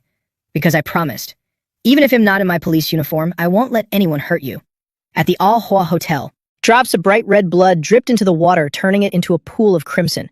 A woman's agonizing voice echoed out, "Why did it have to turn out like this? Why? If this world can no longer accept me, then I don't want to live anymore either." At that moment, realizing checkout time had passed without the guest coming down, a staff member opened the door to check. "Hello, room service. What's that smell? So weird." The moment she opened the bathroom door, she saw the woman holding a knife, ready to stab herself. Her terrified scream echoed throughout the hotel. Not Fam arrived immediately upon receiving the news. He quickly asked about the situation. What happened? Did someone die? Director Liu hurriedly denied it and explained, no, the guest had a severe skin disease with ulcers all over her body, so she used a knife to cut herself. She has been taken to the hospital. Luckily, it's not life-threatening. Just then, the guest's husband arrived. The moment he walked in, he blamed everything on the hotel. "It's because your hotel is too dirty. My wife had a face as beautiful as a flower. She got this skin disease from staying at this hotel, and now she doesn't even want to live. What kind of evil hotel is this? You're a wicked, murderous hotel." Feeling not Fam's questioning gaze, Director Liu firmly stated, "President Lam, our hygiene protocols and standards are extremely strict here. There is absolutely no way this could happen. They are clearly just trying to cause trouble." Seeing the situation, not Fam understood exactly what was going on. He calmly ordered, "I know. Just carry on with your work." Director Liu stepped forward, speaking politely to explain, "Sir, we welcome any professional inspection organization. If the results prove that our room's environment is the cause of your wife's illness, we will fully cover all of her medical expenses until her treatment is complete." But the man was incredibly unreasonable. He suddenly grew agitated, ready to punch Director Liu. "I don't care about any of that. What inspection? If you don't compensate me, I'll bring people here to make a scene every single day." Seeing his behavior, Director Liu had to ask, "Then sir, how would you like to be compensated?" The man held out his hand and answered, 5,000. Shocked by this, Director Liu asked again, "You mean 5,000? The man shoved his phone forward and urged, "Exactly 5,000. Transfer it from your personal account, not the company's funds, so no one can say I am extorting you." Not wanting to drag the issue out, Director Liu agreed to his demand. "All right, I'll transfer it to you." At that moment, Not Fam stopped him. "Wait." Hearing this, Director Liu explained, "It's fine, President Lam. These people are just trying to rip us off. 5,000 to get rid of a bunch of thugs is actually quite cheap. Sir, since we have reached an agreement, you know what to do. Otherwise, I'll call the police next time." After receiving the money, the man obediently left. "Don't worry. Now that I got the money, I promise I won't cause you any more trouble. Let's go." Seeing that 5,000 had made them leave, Not Fam felt suspicious. Mobilizing so many people just for 5,000, something doesn't feel right. The man led his group running out of the hotel and ran into Scarface, who was waiting there. Seeing that they had completed their task, Scarface smiled in satisfaction. Not Fam, standing inside, had already spotted him. "It's him." Scarface walked into the hotel with an arrogant upper hand attitude and said, "President Lam, right? I saw you were busy earlier. You have time to talk business now?" Knowing that Scarface was the mastermind, Not Fam calmly asked, "What do you want to discuss?"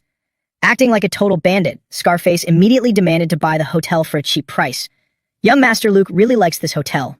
5 million. What do you think? Hearing this, Director Liu roared in anger. How ridiculous. 5 million wouldn't even be enough to buy the lobby. Security dragged these guys out. Scarface held up a bag of white powder, smirking proudly as he threatened, "Recognize this? If you don't sell, I'll report your hotel on suspicion of drug trafficking." Not Fam glanced at the bag, using his skill to analyze its contents. An ingredient list appeared before his eyes. Beginning analysis. Authentic or fake? Severe contraband, purity 89.7%. It's authentic. Are you crazy? Aren't you afraid I'll call the cops? Hearing that, not only was Scarface unafraid, but he also provoked him. "Call them. I'm just afraid you won't dare to. When the police arrive, I'll say I'm the dealer, and you guys are helping me store and sell it. Manager Wong is the witness. He just received a 1.5 million bribe from me." Hearing this, Director Liu was in utter disbelief. "You psycho. Do you think saying it makes it true? You don't even have my account number." The moment he finished speaking, a bank notification went off. "You have received a transfer. Plus 1.5 million yuan. Scarface smugly showed his phone and said, "What else do you have to say now? We have both the physical evidence and the transaction proof." Not Fam finally understood why that man had only asked for 5,000. So this was the reason. Thinking he had completely trapped Not Fam, Scarface sneered triumphantly. "You made our young master Luke suffer a loss, and you think you wouldn't pay the price? Don't worry, With this amount of grams, I won't get the death penalty. At most, it's 12 years. But as for you guys, this hotel will definitely be shut down for good. If that really doesn't work out, young Master Luke still has other ways. Today it was a skin infection. Who knows, maybe tomorrow someone will come here to commit suicide. Not Fam wasn't afraid at all. Instead, he burst into laughter. Scarface was baffled by his smile. What are you laughing at? Not Fam looked at him like he was an absolute idiot and sneered. What a moron. I actually thought you brought backup to cause trouble. He snatched the bag of powder right out of his hands. Then he laughed mockingly. 90% purity is worse than trash, and you still thought you could use it to buy our hotel. Hearing this, Scarface's expression clearly showed his panic. How the hell do you know that? I've never even used this stuff before. I had to pull strings just to get this one small bag. He remembered exactly what the dealer had told him. 90% purity. 20 grand. Seeing the sheer panic on his face, Not Fam knew his words had shaken him. He stepped closer and spoke in a mysterious tone. How do you think someone as young as me became the general manager of Al Hua? Where do you think the biggest supply channel for these kinds of deals comes from? Staring at his dangerously dark expression, Scarface seemed to realize something horrifying. You mean? Seeing that he had taken the bait, Not Fam turned around and ordered, Manager Vuem, take him to my Diu suite. Show him what real top-tier merchandise looks like.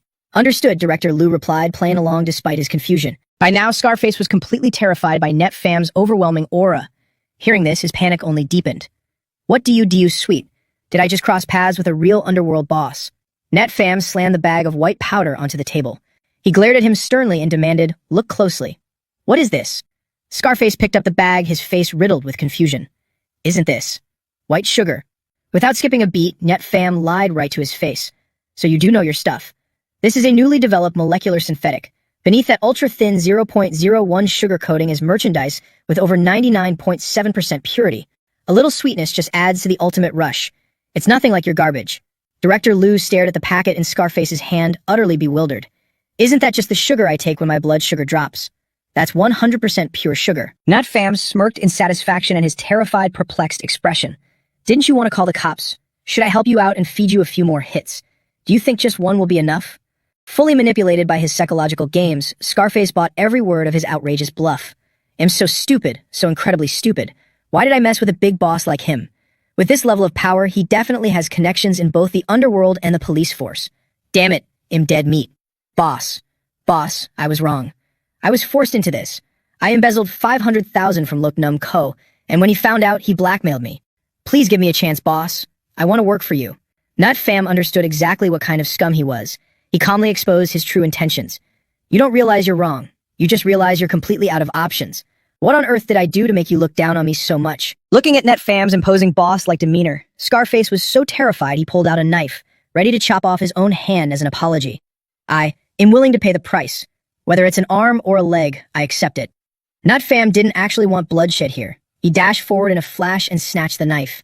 Kids shouldn't play with sharp toys. His blazing speed made Scarface tremble in fear. Fast. He's too fast. Without surviving in the underworld for over a decade, there's no way he have moves like that. Placing the knife on the table, Nut Fam kept a cold expression, pretending to ponder. There's no need for that. Let me think. If I just let you go, someone else will still come knocking. Manager Vuem, the hotel will be closed for a week. Go handle the customer compensations. Also, take 2 million and treat the staff to a vacation. Hearing the order, he immediately replied, Understood, President Lem. Scarface was utterly confused by this command. Boss, what do you mean? Nat Fam looked at him calmly. Doesn't Look Num Co. want to threaten me? Well, treat this as the fruit of your labor. I'll throw in an extra 500,000 for him. That should play out nicely. At this point, Manager Vuem chimed in, showing off their perks to tempt him. See that? That's our President Lem for you. Paid vacations, 4 dishes, and a soup for every meal. Basically, every employee benefit you can think of, we have it in spades. Nothing like your cheapskate boss, Look Num Co. Hearing these god-tier benefits, Scarface burst into tears, crying out as if he just found his long-lost parents. Manager, President Lum, let me follow you. I want to work for you. Seeing that he was thoroughly hooked, Nut Fam smiled in satisfaction and agreed. Well, put you on a trial period first. Then we'll talk. Eager to prove his loyalty, Scarface hastily spilled Look Num Jazz secrets. President Lum, there's something else. Look Num Co. is desperately trying to suck up to the Toe family. Take a guess why. Manager Vuem thought for a moment before guessing. Isn't it just the small fry trying to manipulate the big fish? Scarface immediately shot that down. No way. If it was just that, it wouldn't be a big deal. Look Num Ja is a complete scumbag. He wants to wipe out the Toe family's bloodline completely. Hearing this, Net Fam's interest was piqued, and he gestured for him to continue. Elaborate. Fully committed to selling out Num Ja, Scarface spilled everything. The Toe family is currently declining, and everyone top to bottom is on edge. He saw this as an opportunity and set a trap to bankrupt them. After that, he plans to snatch both their daughter and their fortune. Nut Fam completely understood the situation now. A calculating gleam flashed in his eyes. I got it. First, you go back and report to Look Num Co. As for what comes next, just wait for my orders. Scarface cheered ecstatically. Understood, big boss. Remembering something, Nut Fam paused and instructed. Oh right, that dealer who sold you the stuff, give me his info. We can't let some random punk ruin the rules. Scarface answered respectfully. Yes, big boss.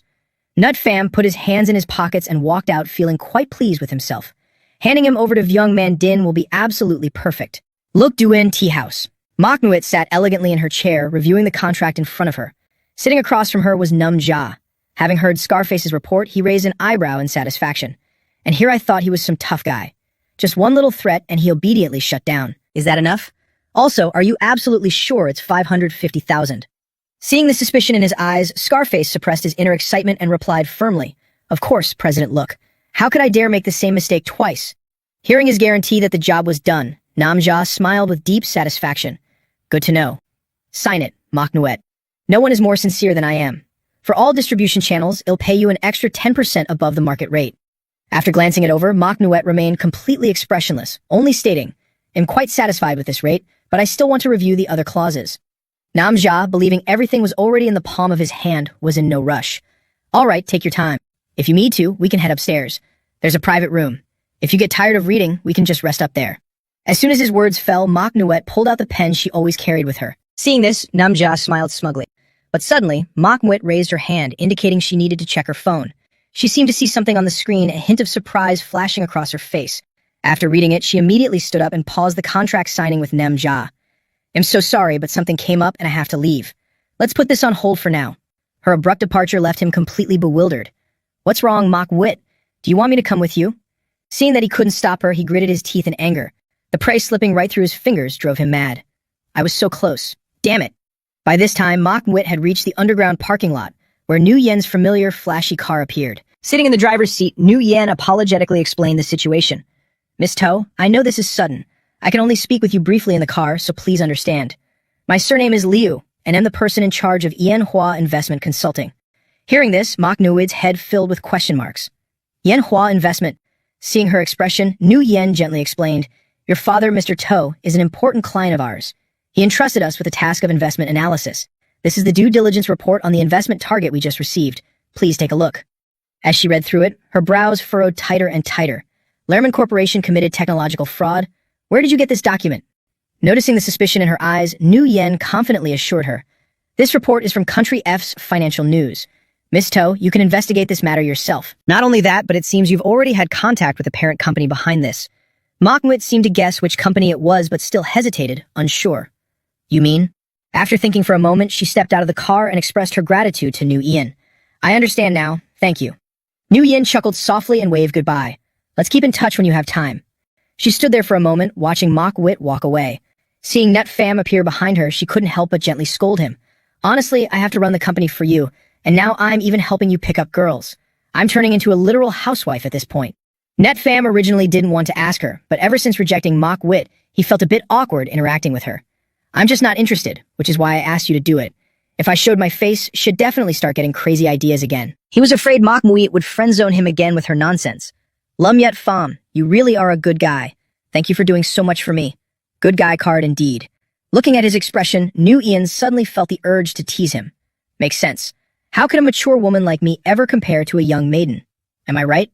Nut Pham, oblivious to her jealous tone, replied, Not necessarily.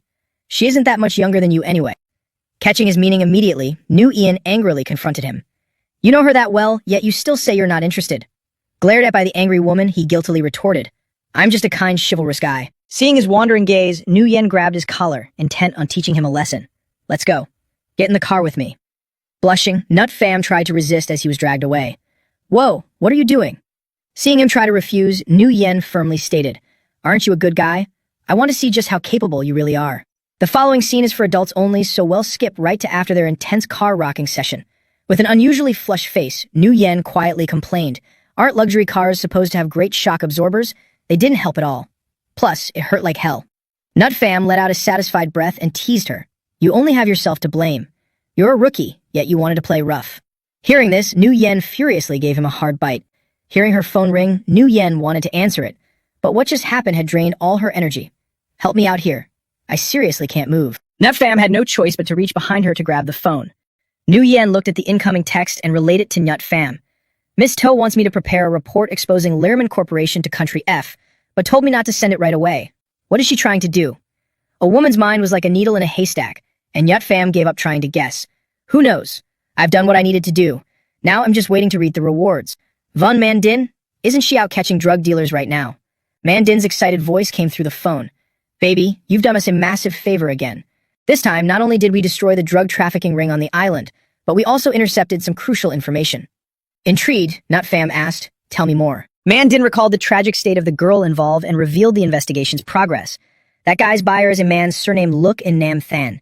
He was previously a suspect in the disappearance of a female college student. We couldn't find any evidence back then, but this time, we found a breakthrough at their transaction site. Nut Fam frowned in confusion. A disappearance? Since Mandin was still on duty, she couldn't talk for long and had to hang up. Anyway, just wait for my good news.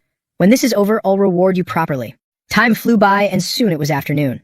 Called over by her, Nam Jia looked smug as he asked, Mok Nuet, have you finally made up your mind? Having received the documents from Nut Fam's group, Mok Nuet now felt nothing but absolute disgust for Nam Jia. Regarding our collaboration, there is still one issue at hand. I heard that Lehrman Corporation's funds haven't been fully paid up yet. The moment she finished speaking, his face instantly darkened with wariness. Seeing his expression, Mok Nuet was now 100% certain the documents were real. If that's the case, I'm afraid I cannot go through with this partnership. Feigning confusion at the news, Nam Jia insisted on checking it. Is that really true? Mok Nuet, wait here for a moment. Let me go verify this. With that, he turned around and calmly walked toward the door. Once outside, his expression turned dark as he furiously questioned Scarface. Motherfucker, where did this bitch get that information? Hearing this, Scarface put on an anxious face. Boss, what do we do now? Nam Jia rolled his eyes at him in disgust. What else? I already had one foot in the door. Transfer 10 million into the account to stall her for now. Hurry up. Scarface immediately obeyed. Don't worry, boss. After having Scarface transfer the 10 million, he strolled back into the room and confidently said, Mok Nuet, I just confirmed it with my assistant. It was a misunderstanding. Rest assured, something like that will absolutely never happen. Mok Nuet took a light sip of water, her voice carrying a hidden edge as she asked him, Are you sure about that, Mr. Look? After all, investing tens of millions isn't a small amount. Just then, Scarface gave him an okay signal. Seeing this, Nam Jia gave his confident assurance. Don't worry, Mok Nuet. You can verify it through any channel you want.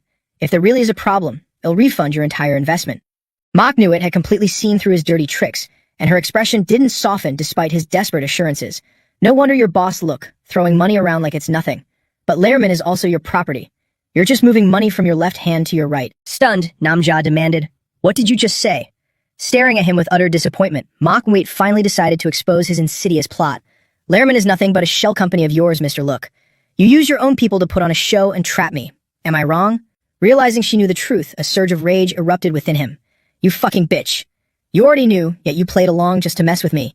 Seeing that he not only felt no shame but dared to curse at her, Mok Nuet's face darkened. You can commit business fraud, but am not allowed to strike back. It seems you just transferred quite a bit of money to Lehrman, didn't you? The state strictly investigates these shell companies. I've already submitted a report to them. I'm certain they will freeze and confiscate the funds immediately. Consider this a lesson for you. That's the only reason I even came here. Still furious, Nam Jia lunged forward, wanting to attack Mok Nuet. You rotten bitch. Mok Nuet didn't want to listen to his nonsense, so she walked over to the car and told Butt Fam, Teal Fam, let's go. But Butt Fam, who was already on Nam Jia's side, unbuckled his seatbelt, shocking her. Teal Fam.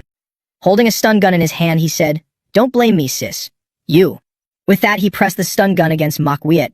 Nam Jia watched her pass out with a sinister smirk, trying to fight me.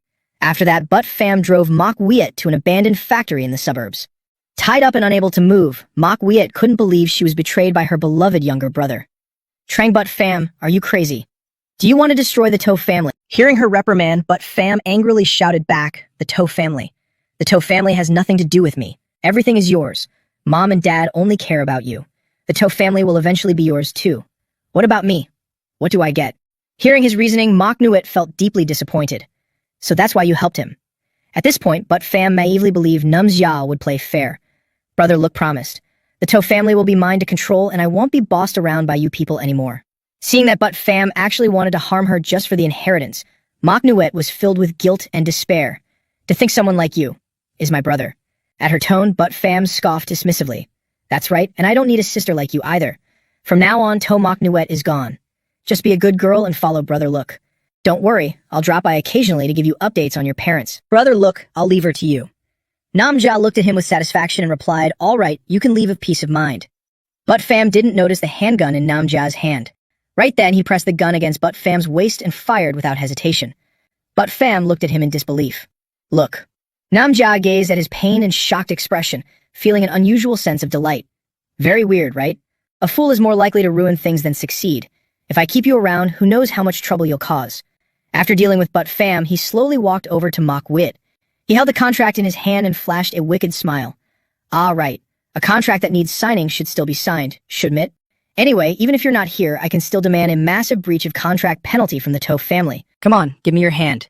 Even after seeing him dispose of But Fam, Manhwa maintained her composure and asked, Look, Ko, aren't you afraid? Namja reached out to grab Manhwa's index finger and calmly replied, Afraid? Of course I'm afraid. I'm afraid that in such a desolate place, if someone suddenly broke in, what if no one heard it? Why don't you try screaming? Right at that moment, a gray car smashed through the doors. The loud crash startled Namja. The car, shrouded in dust and smoke, screeched to a halt about 5 meters away from them. Nat Fam stepped out of the car, looked at the two stunned figures, and casually remarked, The navigation system is pretty accurate, huh? Arrived just in time. Otherwise, all my efforts would have gone down the drain. Mandin appeared from behind, gun drawn, and declared in a cold voice, Look, Ko, you are currently suspected of kidnapping, attempted murder, and other crimes. I am placing you under arrest. Namja hadn't expected Mandin to show up in her police uniform at a time like this. He warily aimed his gun at her. Cops, don't you move or else ill. But there was no way Mandin would just stand still. Taking advantage of his panic, she lunged forward at lightning speed. She pulled her arm back and delivered a brutal elbow strike to him. Then she moved behind him, twisting his arm back to subdue him. You're the one who shouldn't move. Otherwise, I can't guarantee how many pieces your joints will snap into. Net Fam watched her fluid, seamless movements with admiration in his eyes. You're that badass? Praised, Mandin felt incredibly proud. Just okay. I've only won a few martial arts championships. After handcuffing Namja, Mandin led him outside. Let's go. There are other officers outside who will help you. Manhwa, having been untied by Nat Fam, looked at her gratefully and said, Thank you. As if afraid Namja wouldn't die of anger, Nat Fam deliberately provoked him. Mr. Look, I gave you 500,000 and you returned 500 million. That's way too generous. Namja was utterly confused. What 500 million? This guy's out of his mind. Seeing him hesitating, Mandin shouted in annoyance, Move! Get out, then talk. Despite being arrested, he wasn't afraid. He was still waiting for Scarface to save him. Although I failed, it's not entirely over. I still have 2 billion in my account. I'll mobilize all my resources to at least bail myself out. When I make my comeback, I won't spare a single one of those bastards. But once behind bars, he saw his own lackeys marching in, handcuffed in a line. He screamed in sheer disbelief, Aren't these my company employees? How did they end up in here too? Hey, what happened to you guys? Hearing a familiar voice, someone turned around and looked at him in shock. Boss? They all said the company was in trouble, and the boss had already made a run for it. I was the only one who believed in you, boss. I didn't expect you to end up in here before us. Hearing this, Namja grew even more panicked. The company is in trouble? What happened? Seeing his expression, the employee asked through tears of agony. Boss, you really don't know? Namja frantically urged, Spit it out. The employee slowly explained the situation. Someone leaked the company's books. Now the authorities are investigating us for tax evasion. We have to pay over 10 billion in fines. Hearing this, Namja's face turned ashen green. What? As if that wasn't agonizing enough, the employee revealed another blow. Besides that, the stock price has plummeted. We found out someone shorted us beforehand and made 500 million. Boss, did we offend someone? Do you have any clues? Only then did Namja realize why Nat Fam had said those words to him. Mr. Look, I gave you 500,000, and you returned 500 million. That's way too generous. He collapsed onto the floor as if drained of all his strength. It's gone. I have nothing left. Even though Scarface was handcuffed, he didn't look miserable at all. He even thanked Nat Fam. Thank you, boss. You're so thoughtful to still worry about me at a time like this. He listened, completely clueless. What did I even do? It turned out this guy misunderstood his arrest, thinking Nat Fam arranged it to keep his meritorious employees safe. If my undercover work gets exposed, even if Luke Namjia dies, the rest of the Luke family will finish me off, and they might even go after my family. But now that you've arranged for me to go to jail too, no one will suspect a thing. Not Fam gave him a thumbs up, playing along. Exactly. You catch on fast. Even now, Scarface had no idea it had been played. He swore with profound gratitude. Boss, I'll definitely reform myself well, then come out and work for you. Seeing Namjia's entire gang finally behind bars, Not Fam, hiding his achievements and name, turned to leave in satisfaction. It's finally over. Time to go home and wait for the system's rewards. Old Sao walked up to Not Fam's door and knocked loudly. Boss Lin, the skewers you ordered. Hearing the knock, he opened the door and thanked him. Thanks, Old Chow. You even brought them all the way up here. Remembering Not Fam's help from last time, Old Chow waved his hand dismissively. It's nothing, really. Business has been good lately, and it's all thanks to Boss Lin saving my skin. Here is the Gongshi wine, a specialty from my hometown. It's a gift for you to try. Hearing it was a local specialty, Not Fam happily replied, Oh, really? That's great. Whenever Old Chow mentioned wine, his excitement was unstoppable. It's completely naturally fermented. Not only is it delicious, but it also carries a profound meaning. Boss Lin, this place is so quiet, it's just missing a lady of the house. By coincidence, Gongshi sounds like marriage in our dialect. It's said that men and women who drink this wine together will quickly fall in love and tie the knot. Not Fam found his explanation amusing and asked, Is that true? Old Chow replied with absolute certainty, It's true. My wife and I got together back then thanks to a bottle of this exact wine. But Not Fam, a modern Gen Z guy, wouldn't believe such things. What era is this? You shouldn't be so superstitious. Seeing his reaction, Old Chow earnestly advised, Don't dismiss it. It's infused with quite a few Chinese herbs. In modern scientific terms, it can stimulate those hormone things. Take your time and enjoy it. I'll head down to serve the customers. He waved goodbye. All right, thanks, Old Chow. After he left, Not Fam sat down, eating skewers and sipping the wine. It's sweet and rich, actually quite delicious, but there's no way it's as magical as Old Chow claimed. It's good. Next time, I'll buy some from Old Chow. What's wrong, Old Chow? Did you drop something? When he opened the door, the person standing there was Ma Nguyen. It seems she had carefully done her makeup before coming. Lin, Not Fam. I asked Hunin for your address. Is it a good time? I have something to tell you. Hearing that she wanted to talk, Not Fam stepped aside to let her in. All right, come inside first. Ma Nguyen shyly stepped in, murmuring, Thank you. Not Fam, I want to apologize to you. Until now, I've lived like a robot, focusing only on my own directions and goals, completely ignoring the feelings of those around me. That's why my younger brother, Tu Fam, turned out the way he did. I truly couldn't understand why he betrayed me, but maybe I'm part of the reason. Seeing her come all the way here just to pour her heart out made Not Fam slightly confused. Maybe?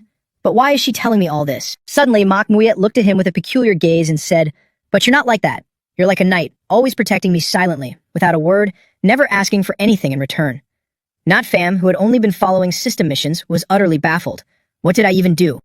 Seeing his expression, Ma Nguyen said shyly, I looked into it. My father never actually contacted any consulting firm. And that car Ms. Liu drives, the license plate is registered under your name too. You arranged so much for me, and I only just realized it. Seeing her getting carried away like last time, Not Fam hastily interrupted, You shouldn't overthink it. I had my own motives for what I did. Maybe it was just to deal with that kid. But Ma Nguyen seemingly couldn't hear his excuses at all right now. Those things don't matter. What matters is what I want to say to you. From today on, I want to live like a person made of flesh and blood, honestly facing my own feelings. After saying that, she lunged forward to kiss him. After ambushing him with a kiss, Ma Nguyen immediately stood up, wanting to flee. Even if you don't accept me, that's fine. I'm leaving. Leaving. But before she could finish, her entire body swayed. Not Fam quickly caught her, asking anxiously, Are you okay? Ma Nguyen looked at him dazedly, a fiery desire glinting in her eyes. Not Fam. Why do I suddenly feel? It seemed Old Cow's wine truly had aphrodisiac properties. The current situation was like wine already poured into a glass. There was nothing left to do but drink it. Ma Nguyen sat on top of Not Fam, beginning to spout nonsense, wanting to do bold, audacious things. Pinned to the floor, his face went pale. The strong, pungent aroma of the wine made him uncomfortable. Why did the smell of alcohol suddenly get so strong? Could it be from the lingering drops of wine? Why is the reaction so intense? By now, Ma Nguyen had completely lost her reason to the wine, with only her most primal instincts awakening. She began to untie her top, voicing her deepest desire. Not Fam, can you make me truly yours? Not Fam was frozen in place, utterly stunned by the captivating sight before him. Ma Nguyen stared at him passionately, whining softly. Not Fam, can you turn me into a real person? Not wanting to take advantage of her in this state, Not Fam was forced to use his skill, tapping her body. Wake up, the old traditional doctor's finger. Thanks to this, Ma Nguyen, who had lost all reason, slowly regained her senses. She stepped back in embarrassment, stammering, I. Not Fam knew it was the wine's doing and gently comforted her. You're awake now. It's not your fault. Mok Mwit turned around to look for her shoes on the floor. She hurriedly slipped them on and dashed away. I'm sorry. While running away in a panic, she bumped into Back Hang in the hallway. Seeing Mok Nwit run past with a flushed face, he gasped in shock. Holy mother, am I seeing things? He didn't stop but quickly made his way to Not Fam's apartment. Seeing him, Back Hang immediately started teasing with a wicked grin. Brother Lin. Miss Su's expression just now looked extremely weird. Are you too weak or way too good at it? Annoyed, Not Fam slammed the door shut, catching Back Hang's hand in it and making him yelp in pain.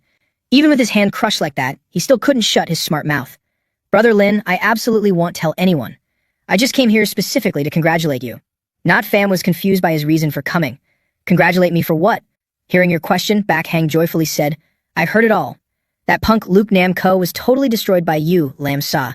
So the brothers couldn't help but celebrate. Come on, Lam Ka. I'll take you out to have some fun.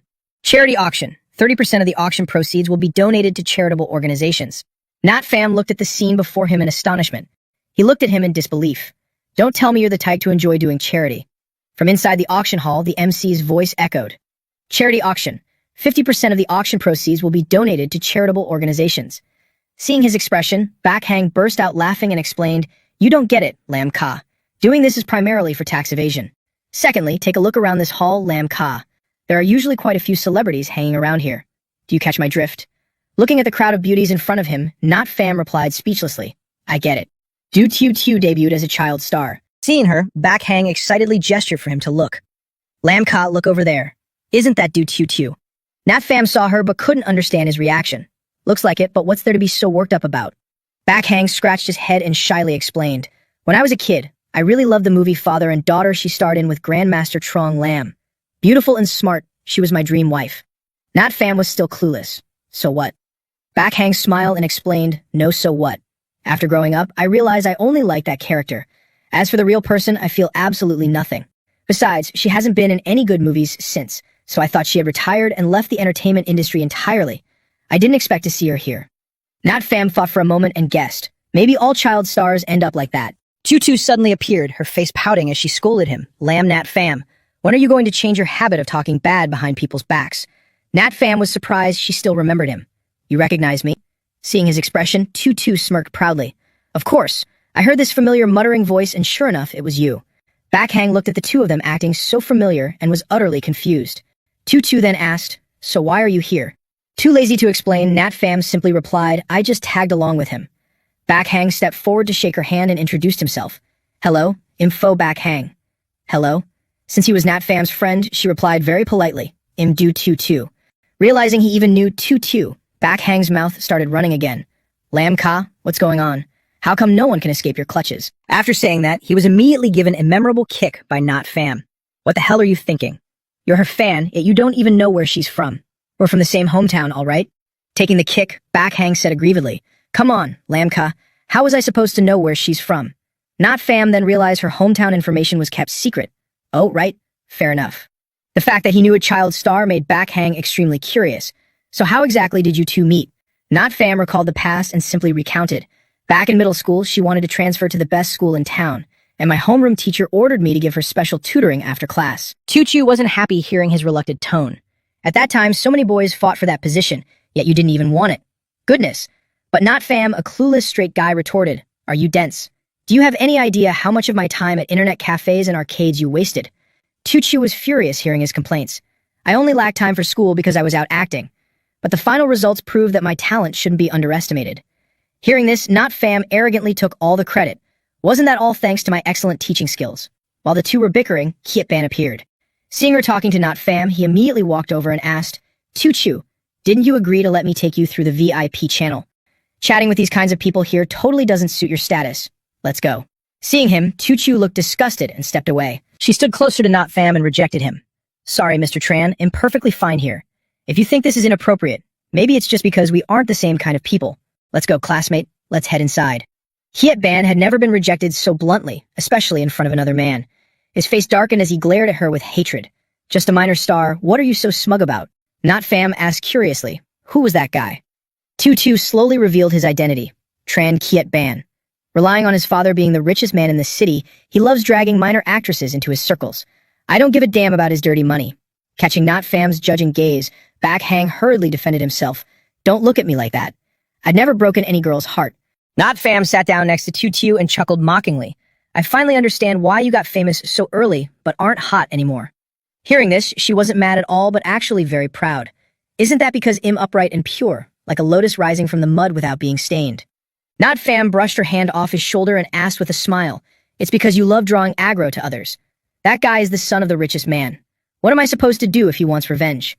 At that moment, the MC held the mic and introduced the next item to everyone. The next item comes from Ms. Du Tiu Tiu.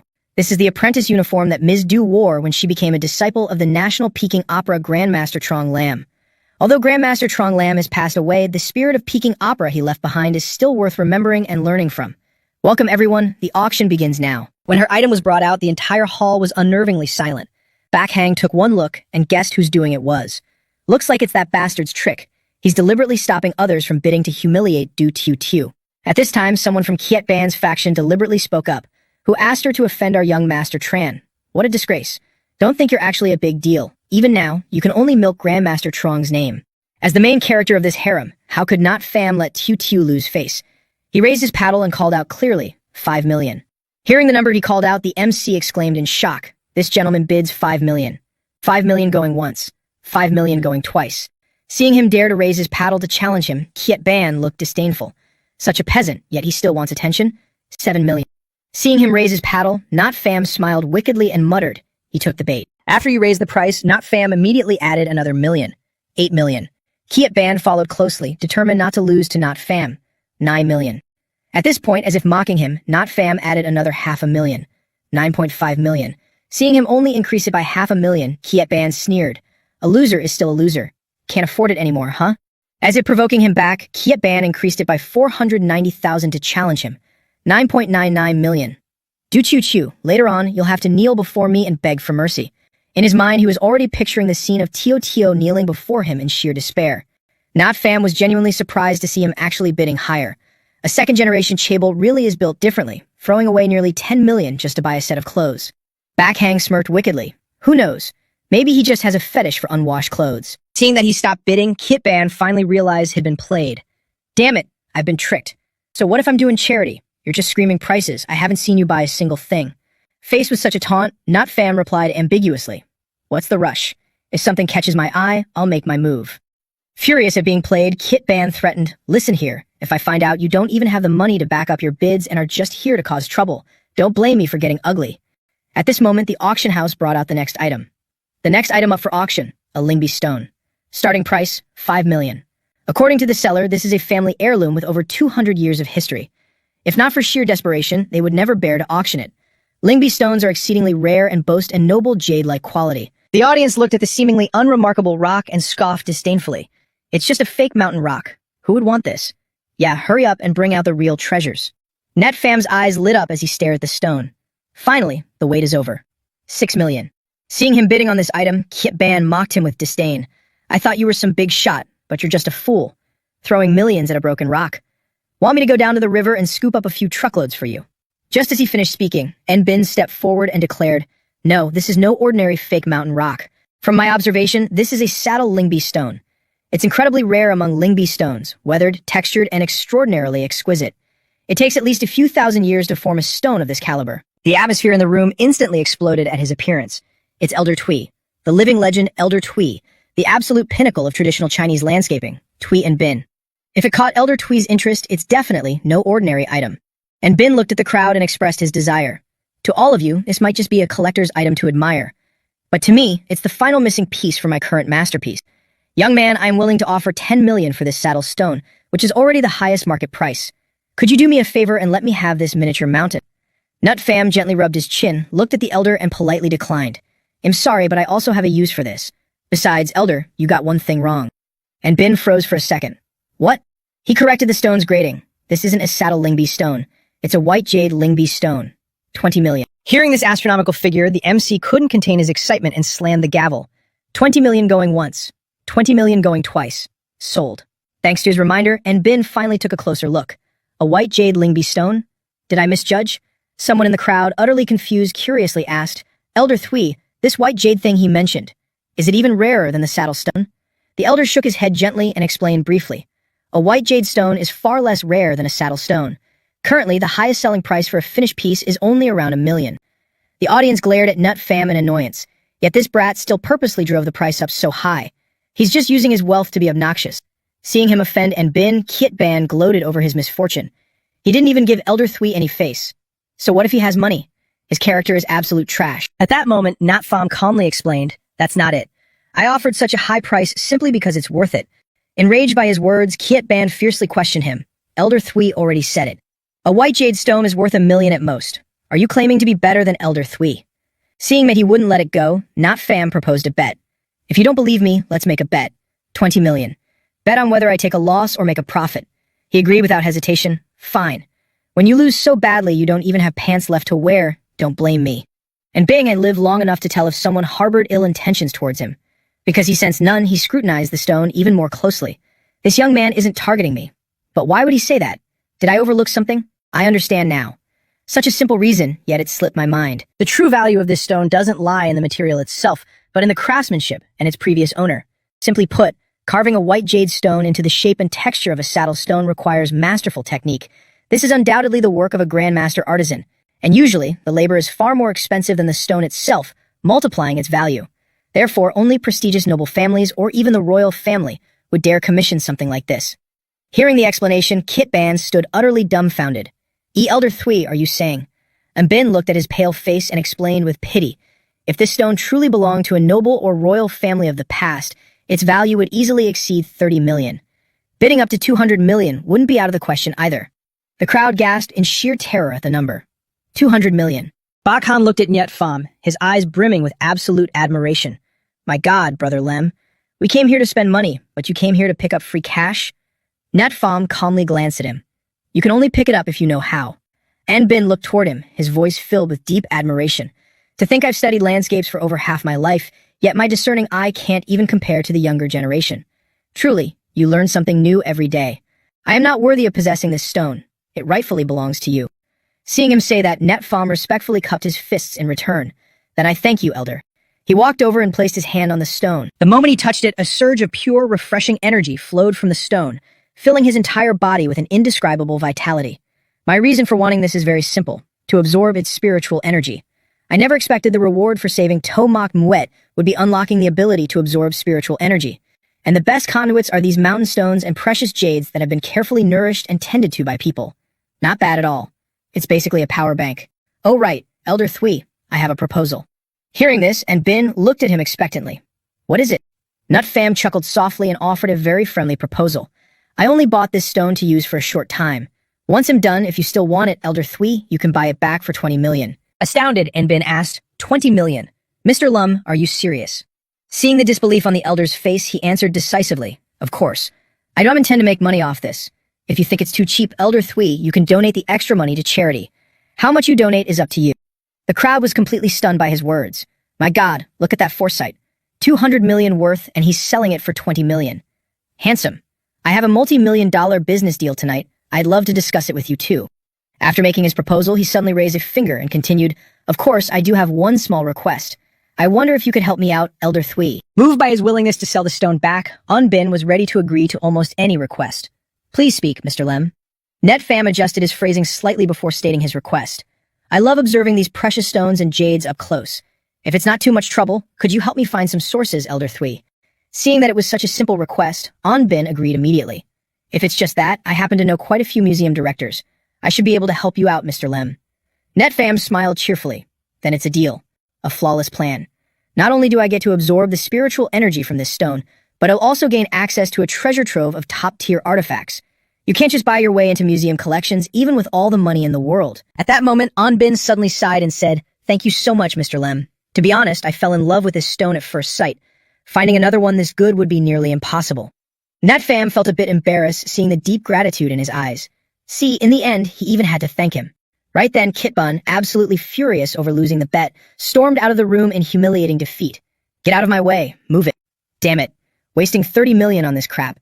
My dad's 7 racehorses could have feasted on that money. Backhang was already waiting at the door. Kit Bun froze the moment he saw him. Seeing him looking like a cornered rat, Backhang sneered. Yo, where you think you're going? Nef Pham scoffed at Kit Bun's pathetic attempt to flee. The son of the city's richest tycoon, yet you're trying to bail on a mere 30 million debt. Accused of skipping out on his debt, Kit Bun panicked and stammered, "And no, I'm not running. I just can't get the cash right now. Once the Kong Tung community renovation project is approved, I'll definitely pay you back."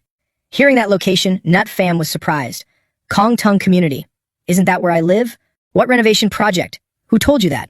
Kit Bun, though clueless himself, tried to explain, "It's just rumors pass around the inner circle. Who cares if it's true or not? As long as someone reliable says it is, it'll invest." Hearing his explanation, Nut Fam finally understood why Mrs. Trung's son blindly rushed into the investment. No wonder her son's business suddenly failed, and no wonder Mrs. Trung was so desperate to sell her properties. It was all a pre-calculated trap. Just to be safe, Back Hang shoved an IOU in his face. "All right, sign this debt slip, and you can leave." Realizing he wouldn't be let go until he signed, Kit Bun fumed with rage. Damn it. When has this young master ever suffered such humiliation? Net Fam pulled out his ringing phone. "Mrs. Trung, what's wrong?" On the other end, Mrs. Trung's voice sounded frightened and exhausted. "Tio Lum, I'm so sorry. I don't think I can sell that house to you anymore. I'll return the 15 million to you as well." Nut Fam, now fully understanding the situation, laid out exactly what her son must have said. "Mrs. Trung, if I'm not mistaken, your son called you again, didn't he? He told you that 10 million wasn't enough to save his company and that he needs more money, right?" Astonished by his pinpoint accuracy, Mrs. Trung gasped, "Wait, Tio Lum, how did you know?" Nut Fam chuckled softly and explained, "These are just the usual dirty tricks those people play. Don't worry, I'll come over tomorrow to discuss this with you." Mrs. Trun, trusting him more than her own son, immediately agreed. "All right, I'll wait for you tomorrow then." Just then, Tio walked out of the auction hall to thank him for his help earlier. "Lem Yat Fam, thank you for tonight." She hadn't expected that after all these years, Lem Yat Fam would be completely different from before. Ignoring the emotional ripple in her eyes, Nat Fam simply replied, "Oh, it's nothing. By the way, do you have a jade bracelet or something similar on you? Let me borrow it for a bit." Tio was taken aback. "Jade. Will this do?" Nat Fam took a quick look and said, "Yeah, hand it over. Stones and jade not only help me increase my spiritual energy, but can also serve as mediums. A normal traditional Chinese doctor's treatment would last a few days at most. But if the energy is sealed within jade, the effects can last for months. Look at you. Your chi is depleted, your blood is weak, your limbs are numb, and you're sweating cold bullets. It must be hurting a lot, right? Wear this from now on. The pain will be gone, and every month will be a breeze. I'm heading out." Seeing him casually bring up such a sensitive topic and just walk away, Tio muttered in embarrassment. Who openly talks about something like that in public? But he's still the same as he used to be. By now, Net Fam had arrived at Mrs. Trung's apartment building. Sitting across from him were Trung Vian and Mrs. Trung. Glancing at the man, he asked curiously, "Mrs. Trung, who is this?" The man frowned and slowly introduced himself. "I am Trung Vian, chairman of Vian Mong Group. You must be Lam Myat Fam. Let's not waste any time. Hand over Mrs. Trung's properties immediately." Seeing the malicious look on his face, Not Fam snapped back. "You think you can just order me to hand them over?" Seeing his stubborn refusal, Trung Vian switched to a threatening tone. "Kid, take my advice, it's a win-win. You don't meet the residency requirements anyway. Well, I'll refund your money, so you lose nothing.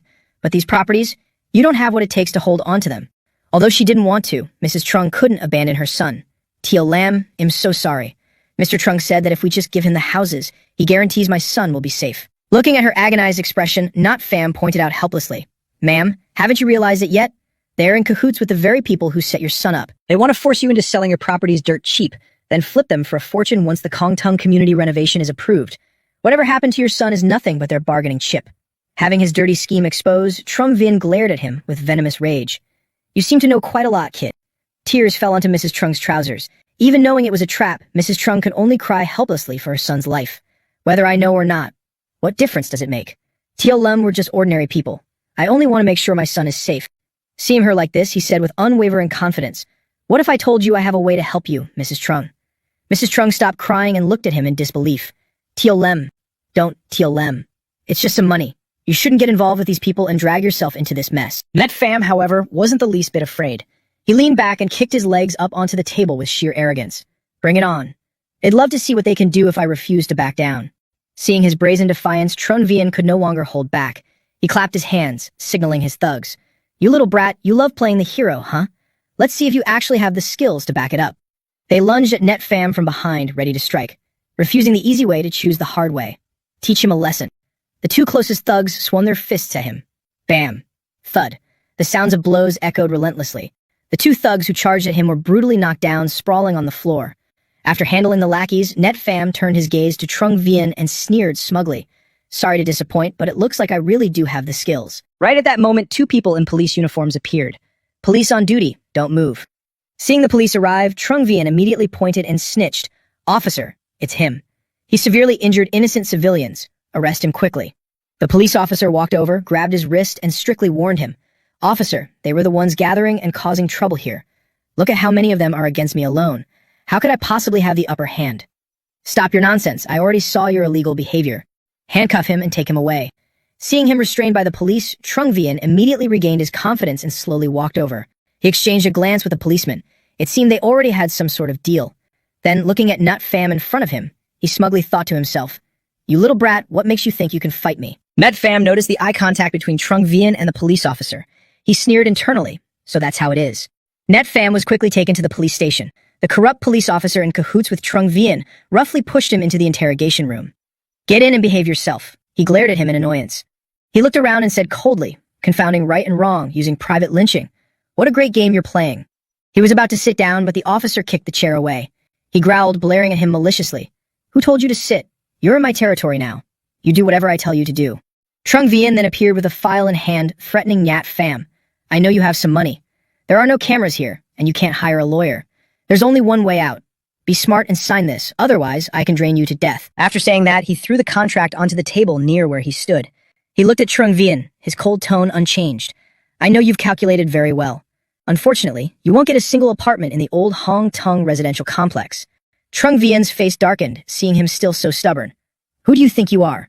Let me tell you the truth, not counting Mrs. Trung's group, dozens of households have already agreed to sell their houses to me.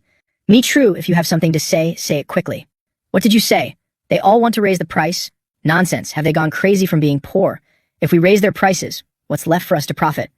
On the other end of the line, Me True said weakly, "But boss, they all said someone is offering 5 times the price to buy the old houses in the Hong Tong complex." Hearing this, Trung Vien cried out in shock. Suddenly, his eyes fixed on Net Pham's hands. 5 times. "Who is that crazy? Is it you?" Seeing that he had realized it was his doing, he said calmly, "I already told you, you won't get a single apartment. Half an hour ago. I'm afraid this group isn't just targeting Mrs. Trung. If I don't reply in half an hour, New Ian, handle it exactly as I told you."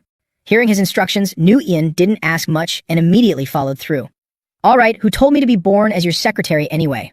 Then, under the scorching sun, New Ian sat in front of the complex's gate.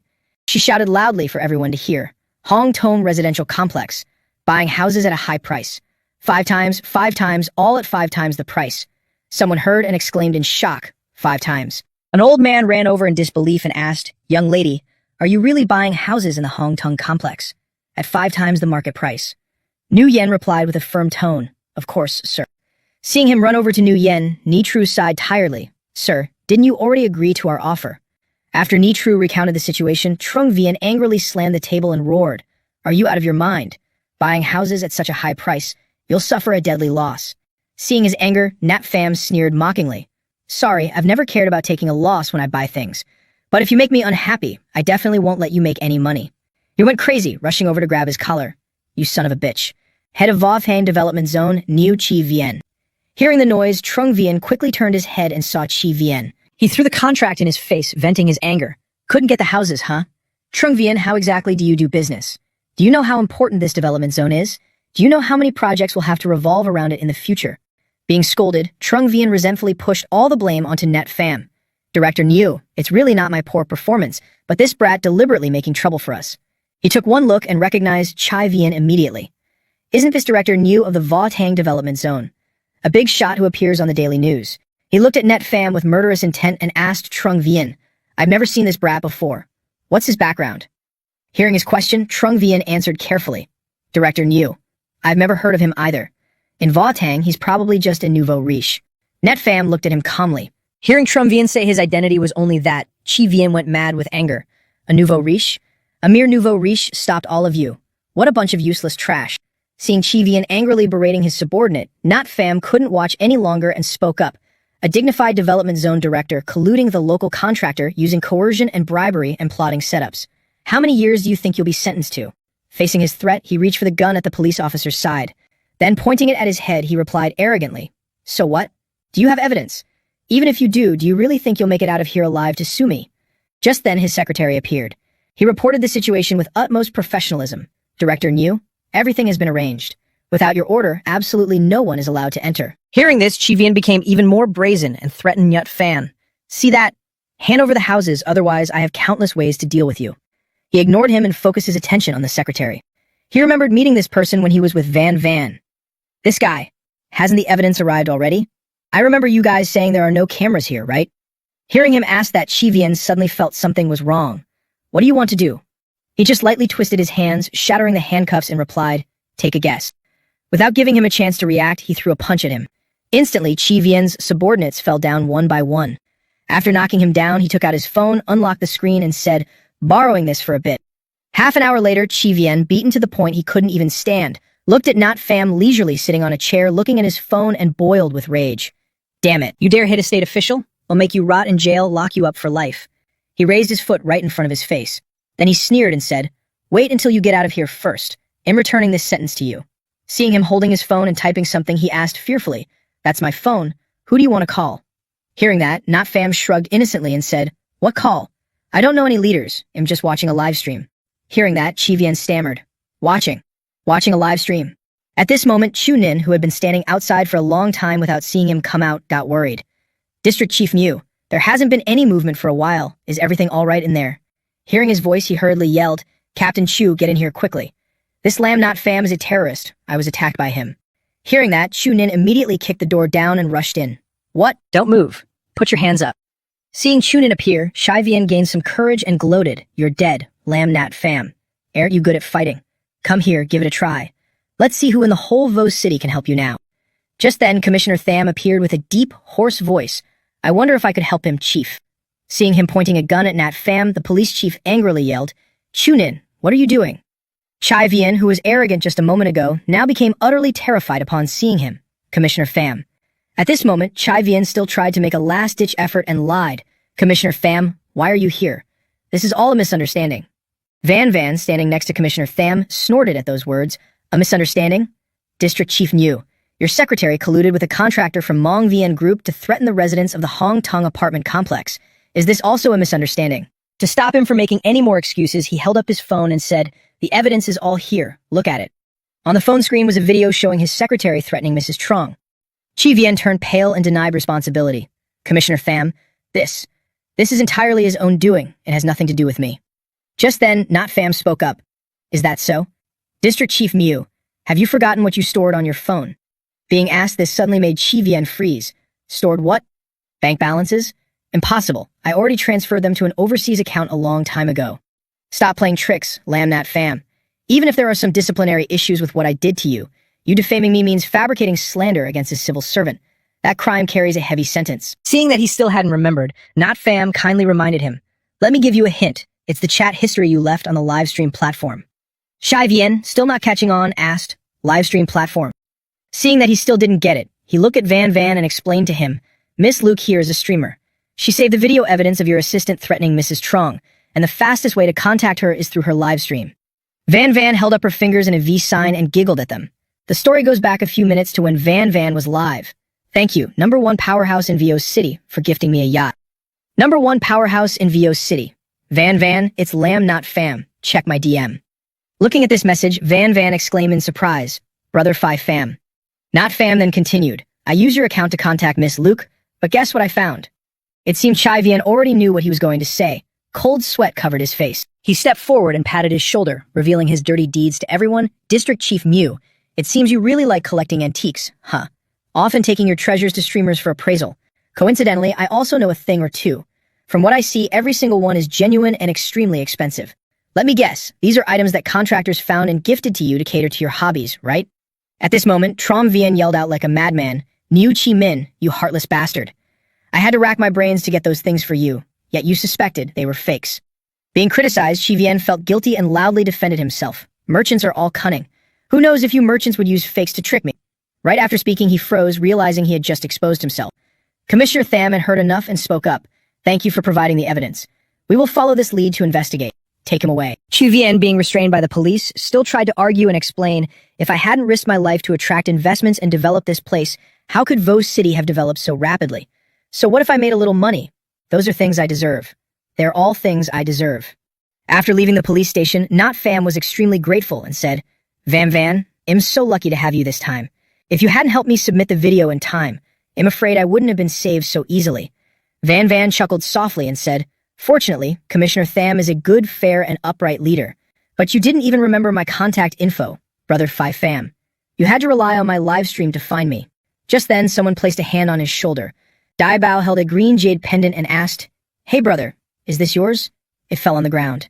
Van looked at the jade in his hand and exclaimed, Ah, that's mine. Hearing that, Dai Bao immediately handed it back to her and strictly advised, hold on to it tightly.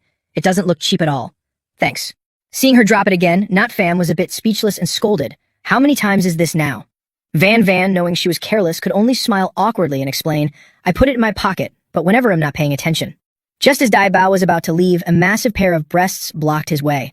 Dao Jia, dressed in a cute kitten outfit, whined coquettishly. Dai Bao, is that you? I saw you from afar earlier, but it wasn't convenient to say hi. Dai Bao stared at him for a moment before remembering. Are you? Dao, the one who contacted me online. He acted shy, replied, It's me. Dai Bao, you're way more handsome in person than online. Praised, Dai Bao felt a little embarrassed. Is that so? Seeing him sweating, Dao Jia caringly reached out to touch his forehead. It's so hot, isn't it? Look at you, you're covered in sweat. Oh right. What do you want to drink? I'll go buy it for you. Young and inexperienced, Dai Bao was instantly mesmerized by his actions, stuttering. Anything is fine. I didn't expect to have such a high-quality female fan. Mom, your son has been single up until today.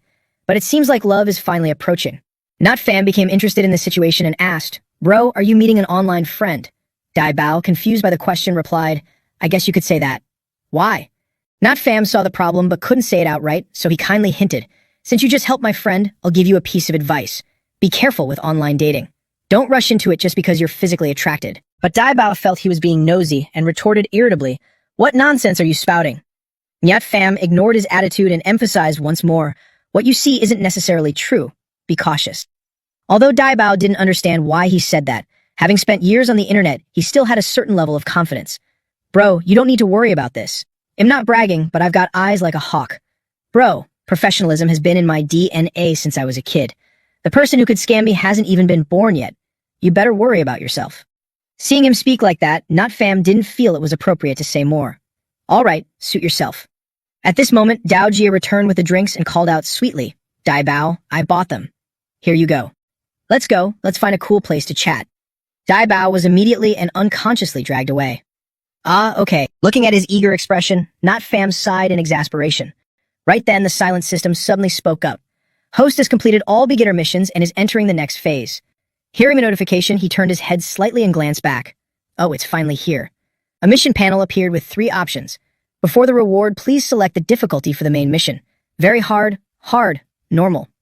Looking at these 3 choices, Not Pham cried inwardly. Good Lord, stop bringing me trouble all day long.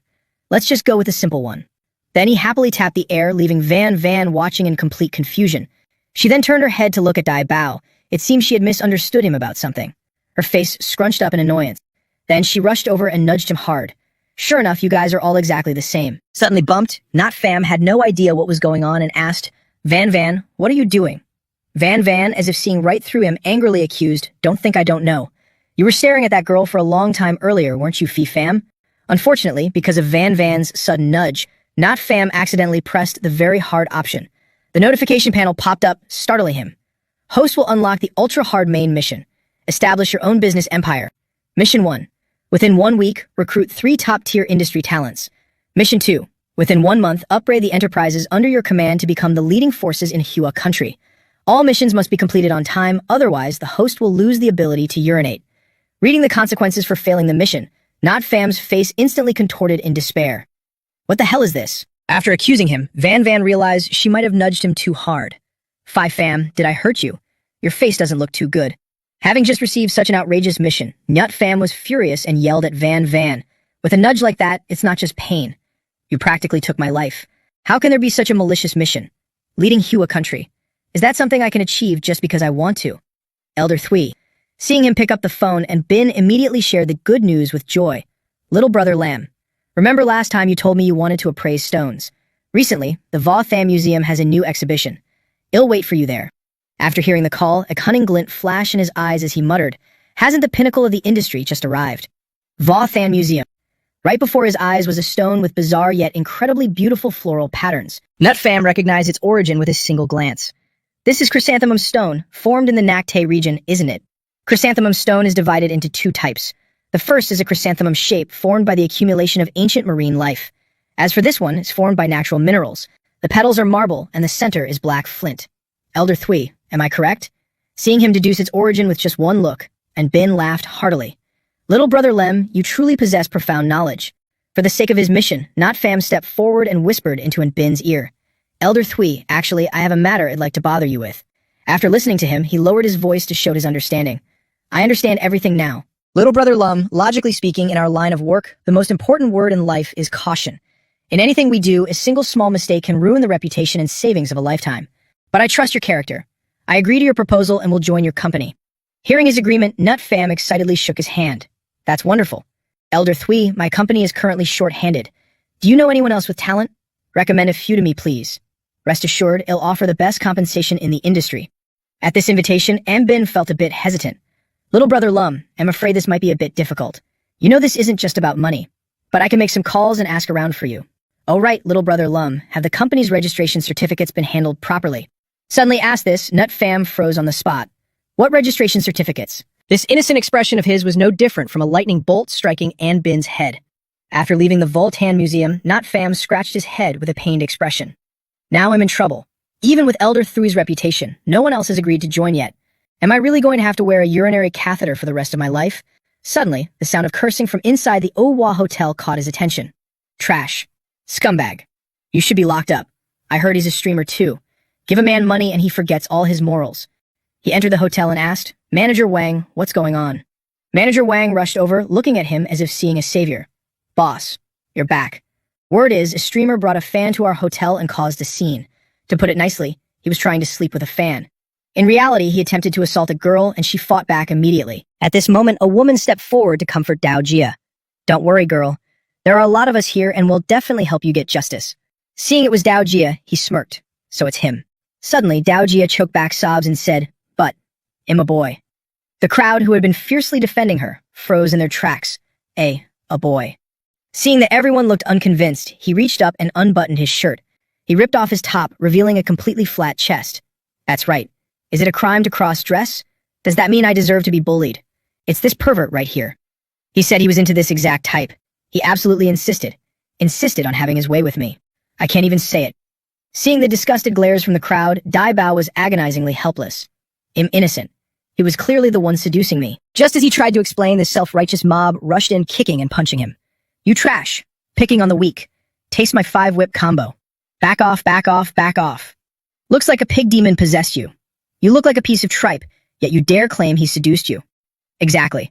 What kind of guy would ruin his own innocence just to frame you? Seeing the crowd taking his side, Dao just smiled with satisfaction. Not Fam took one look and deduced the situation. He was most likely set up. Earlier, that kid had a lingering aura of resentment around him. I warned you, but you just wouldn't listen. Manager Wang noticed his tired expression and quickly assured him, Don't worry, boss. Even though this happened in our hotel, it definitely won't ruin our reputation. On the contrary, by protecting the victim, we can use this buzz to boost our corporate image. Suddenly realizing something, he asked, Wait, did you say that guy is a streamer? Manager Wang didn't understand the question but answered anyway. Yes, he seems to be an antique appraiser streamer. His channel is called Dai Bao Jian or something. Why, boss? To verify, Not Fam pulled out his phone and tapped away for a moment. He looked at Dai Bao's profile page and thought to himself, no wonder he looks familiar. He's the streamer that District Chief Yao secretly contacted before. The stream has ended but still holds this much traffic. He must be a top-tier antique appraiser streamer. At this point, reporters sniffing out breaking news rushed over, snapping photos non-stop with blinding flashes. Someone even live-streamed on the spot the clickbait title. Breaking. Famous streamer Dai Bao Jian from Shark app caught assaulting a fan. Bet you didn't see this coming, bros. A real man actively seeks out challenges. Streamer Dai Bao really took that to heart. Dai Bao stared blankly as the situation spiraled completely out of control. It obviously wasn't like this. Why are you framing me? He recalled Dao Jia's innocent face. At the time, he had acted all mysterious and said, Dai Bao, I'm a huge fan. I have a family heirloom I want you to appraise. Since it's a family heirloom, I can only show it to you alone in a private place. Let's book a hotel room, okay? Help me. Help me.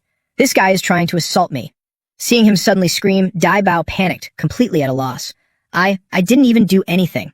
Watching the crowd rush out, staring at him with pure disgust and condemnation, Dai Bao had never felt such deep regret. He cursed his own stupidity. Now anything he said was useless. "I'm sorry, Mom." He broke free from the police officer's grip with all his might.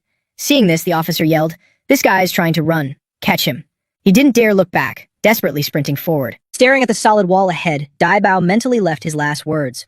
"Mom, Dad, your dream of holding a grandchild won't come true." Luckily, Not Fam lunged forward and stopped him just in time. "Don't splatter your blood on the wall. Otherwise, if bashing your head doesn't kill you, the compensation fees will." Seeing it was him, he cried out in absolute shock. "Brother, I'm so stupid. Honestly, if only I had listened to you earlier." Seeing him sobbing uncontrollably, Not Fam helplessly comforted him. All right, stop crying. Join me. I can help you." Hearing this, Dai Bao instantly fell to his knees and begged Not Fam, "Boss, can you help me pull the room's security footage to prove my innocence?"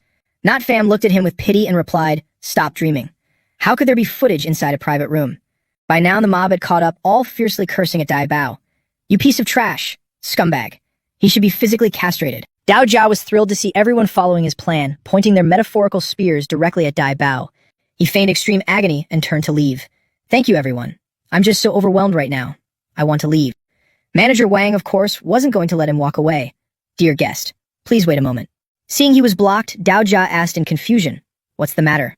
Manager Wang raised his voice professionally and said, "We sincerely apologize for the unfortunate incident you experienced at our hotel. To ensure the safety and rights of our guests before the police arrive, we will arrange for a staff member to accompany and support you." Hearing this, Dao Jia panicked and refused. "Call the police? There's no need. I don't want to blow this out of proportion." Right then, a pink-haired woman stormed in, looking extremely furious. "Mr. Kuong, only now do you decide you don't want to blow things out of proportion. Last month, when you smeared us and threw a tantrum demanding compensation, you didn't act like this. Allow me to introduce myself to everyone. I am the manager of New Appeal Company. This Mr. Kwong is a former employee of my company. He fabricated a story that our company bullied him into severe depression, which severely damaged our reputation. But didn't you forget that the medical record you forged used an old template from the Provincial People's Hospital, which has been abandoned for ages?" The reporters immediately caught the scent of fresh drama and swarmed Dao Jia. "Is this true? How do you explain this?" Bombarded with questions he couldn't answer, he could only yell, "This is my private business." At this moment, another one of his victims appeared, his tone dripping with absolute venom. "Private business, my ass. You're an extortionist taking illegal payouts. The guy who falsely accused someone of assault and grabbing your butt on the subway was you, wasn't it? Look, everyone, look. This is clearly a deliberate fabrication. He even stuffed underwear into someone's pocket." Seeing his past deeds exposed, Dao Jia immediately asked, "Who are you?" Seeing that he still dared to ask who he was, the man roared angrily, "Who am I? Don't you recognize me? The careers of my main team players were all ruined by you. Do you remember now?" At this moment, a bespectacled guy in the crowd recognized the man. "I recognize him. I think he's the manager of the TBD esports team. Is this a live expose? No wonder their team was absent from the field competition." Naturally, Dao Jia wouldn't admit his guilt. He pushed the man away and shouted, "I don't know what you're talking about. Get out of my way." Just then, another person appeared, speaking in an angry tone. "Hold on, Dao Jia. You spiked my coffee with alcohol, getting me arrested for drunk driving and making me miss an important lawsuit. It's a pity you didn't expect my dashcam to have dual lenses that could record the inside of the car, right?" Dai Bao froze on the spot as he watched people appear one by one to expose Dao Jia's misdeeds. "B-boss, what is this?" Nut Fam, having carefully calculated everything, chuckled and said, "Just because we couldn't tackle him using your case doesn't mean he has no other vulnerability." At this time, a man in the crowd seemed to have found something and yelled, "I found it. Look at this, everyone. Isn't this the guy who disguised himself as a blind massage therapist to scam living allowances last year?" Someone heard this and cursed angrily. "Damn it. Last week he even raised money for a fake sister on that fundraising app." Just as Dao Jia was about to flee, the police arrived. "Mr. Queuing Dao Dao, you have been listed as a key person of interest in multiple criminal cases. Come with us." The scam victims were overjoyed to see him arrested. Oh, who would have thought? Doing harmful things will bite you in the ass. Even now, he didn't feel he did anything wrong and retorted arrogantly, "So what? You deserve to be scammed. Everyone acts so high and mighty. When I was raising money, weren't the ones slipping hotel keycards into the hospital room the same hypocrites like you?" The reporters once again caught the scent of breaking news and immediately glanced at the crowd in front of them. In that case, at this moment, Dai Bao was crying so hard that his nose was running. He choked up and said, "Do you all believe me now? I was framed by him. I really was. Brother Fam, this time it's all thanks to you for proving my innocence. If you hadn't stepped in, it'd probably be at the Nahi Bridge by now." After Dai Bao signed the contract, the mission panel displayed a notification. "Mission accomplished. Recruit 3 top-tier industry talents 23. While he was still paying attention to the system's progress bar, Dai Bao, full of dedication, said, "Brother fam, from now on, I'll put a bed right next to the company's live stream room. I'll stream every single day, no skipping, and I'll definitely repay you properly." Just then, New Ian walked over. Holding an iPad in her hand, she said urgently, Fam, look at this." Although we've handled the PR and posted clarifications regarding the rumors, almost all of them were deleted very quickly.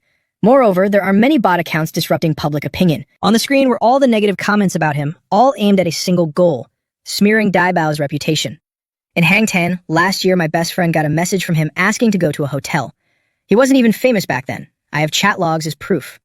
Weblink, I told you this kid was a creep. Someone dug up a backstage group photo from a music show last year. He and that male model were posing cheek to cheek. They're just trying to whitewash this. Insiders know it all. This live streaming team spends millions every year to control public opinion. Just a reminder to anyone exposing them to stay safe. NetFam was speechless reading the comments from the paid trolls bought by the other side. It seems we've offended a big shot. Think about it. Does anything come to mind? Dai Bao seemed very confused about this. I really don't know. If I had to guess, there was a very popular old coin model in the collecting world a while ago. I accidentally mentioned that the circulation volume was too large and something felt off. It couldn't be because of that, right? But anyway, boss, I won't think about other things anymore. I'm a streamer. It's too easy for others to target me. I should be more careful with my words and actions from now on. Seeing his realization, NetFam praised him with satisfaction. It's good that you know. You can start working now. Go and do a sales livestream. Hearing this, Dai Bao was stunned and asked, a sales livestream. Brother fam, our industries are different. Are you telling me to sell real goods or fake ones? NetFam was speechless at such a silly question. That's a stupid question. Fake ones, of course. How could real collectible antiques be mass-produced? Hearing they were fake, Dai Bao turned pale and didn't dare to do it. TT this. But boss, I, Dai Bao, have never made money against my conscience. Hearing him trying to slack off, NetFam activated his ruthless capitalist mode and threatened. Who was it that said they'd work hard to repay me, huh? I signed a contract with you to make money. If you don't hit 1 million yuan in sales today, you're not allowed to end the stream. After successfully threatening Dai Bao, he laughed heartily with delight. Tin Ha Group Building. From Tin Ha's phone came Dai Bao's charismatic voice during his sales livestream. Brothers, look closely. Today, Dai Bao isn't appraising. Instead, I'm here to sell fake goods to everyone. Today, this limited edition blue and white porcelain vase from Daming Lake. Hey, I'm not going to bullshit you guys about a century-old heritage. This is a limited, modern, handcrafted replica, made with kale and clay and 3D printing technology. Original price $948. Today, heavily discounted to only $39.9 exclusively in this stream. Buy it to arrange flowers and decorate. Even if you break it, it won't hurt. Everyone, hurry up and place your orders. Seeing that his live stream channel was still active, Tin Ha went mad with anger and smashed his phone. How is this guy Dai Bao still live streaming? Seeing him angry, the subordinates were all trembling with fear. Tin Ha rolled the bouting balls in his hand and scolded them for a while. You can't even handle a lowly streamer. How do you guys even do your jobs? The scolded subordinate felt wronged and couldn't help but justify himself. Boss, it's not that we aren't trying, but he has someone backing him up. Whichever company it is, they keep throwing massive amounts of money around. I feel like if this keeps up, it won't end well. Hearing this, Tin Ha frowned and asked, which company? The subordinate quickly blurted out the name of NetFam's company, Diep Thi Group. Never heard of them. They must be newly established, wanting to piggyback off this streamer for clout. Hearing such an unremarkable company name, Tin Ha regained his confidence and ordered, in the antique field, it has always been the territory of my Tin Ha group. Since the newcomers don't know the rules, let me broaden their horizons. Go, do as I told you. At the antique market in Dangjiavian, Man Din, wearing casual clothes, nestled against Net Fam like a little bird and called out coquettishly, Tio Fam. It's rare for me to get a day off, so why did you choose this place for our date? Net Fam looked at her pouting face and explained, feeling a bit awkward. I never said it was a date. I'm just really busy, and you were the one who insisted on coming, right? Here's what happened yesterday, and Bin had called and repeatedly insisted that he had to be here today. Not fam, I managed to secure a spot at the Oriental Treasures Appraisal and Appreciation Exhibition. After recounting what he said, he gently suggested, so let's come here and see if we can find any good bargains. Although she felt unhappy, Man Din still went along with it. Fine, I guess I'll be merciful and look around with you. Saying that, she turned around and looked around the area. When she reached a pottery stall, she immediately called him over. Lam Yat Fam, the boss says this vase is from the Ming Dynasty. Nut Fam took one look and made his judgment. It's a fake. Man Din didn't give up. She walked over to another stall, picked up an item and said, Lum Yat Fam, look at this bronze incense burner. It's definitely genuine. Nut Fam only needed a single glance to declare, it's a fake. If it were real, the boss would have been arrested a long time ago. Determined to find a genuine item, Mandin picked up a jade necklace. Isn't this jadeite beautiful? Watching her pick up nothing but fakes, Nut Fam felt utterly helpless. Miss, that's just glass. Who was it that said they weren't interested when we first got here? Why do I get the feeling you're even more excited than I am? Like a little bird, Mandin swooped in, her eyes curving into a joyful smile as she said, well, I've never been here before, and it's so much fun. Just then, his eyes caught sight of an item placed on a cloth on the ground. He walked over and asked the vendor, how much for this fire-starting stick? Seeing someone interested in his stick, the vendor immediately broke into a sly smile and quoted a price. Boss, this is authentic Hainan rosewood. Non-negotiable, 18,000. Unable to contain her curiosity, Mandin whispered in his ear, is this a treasure?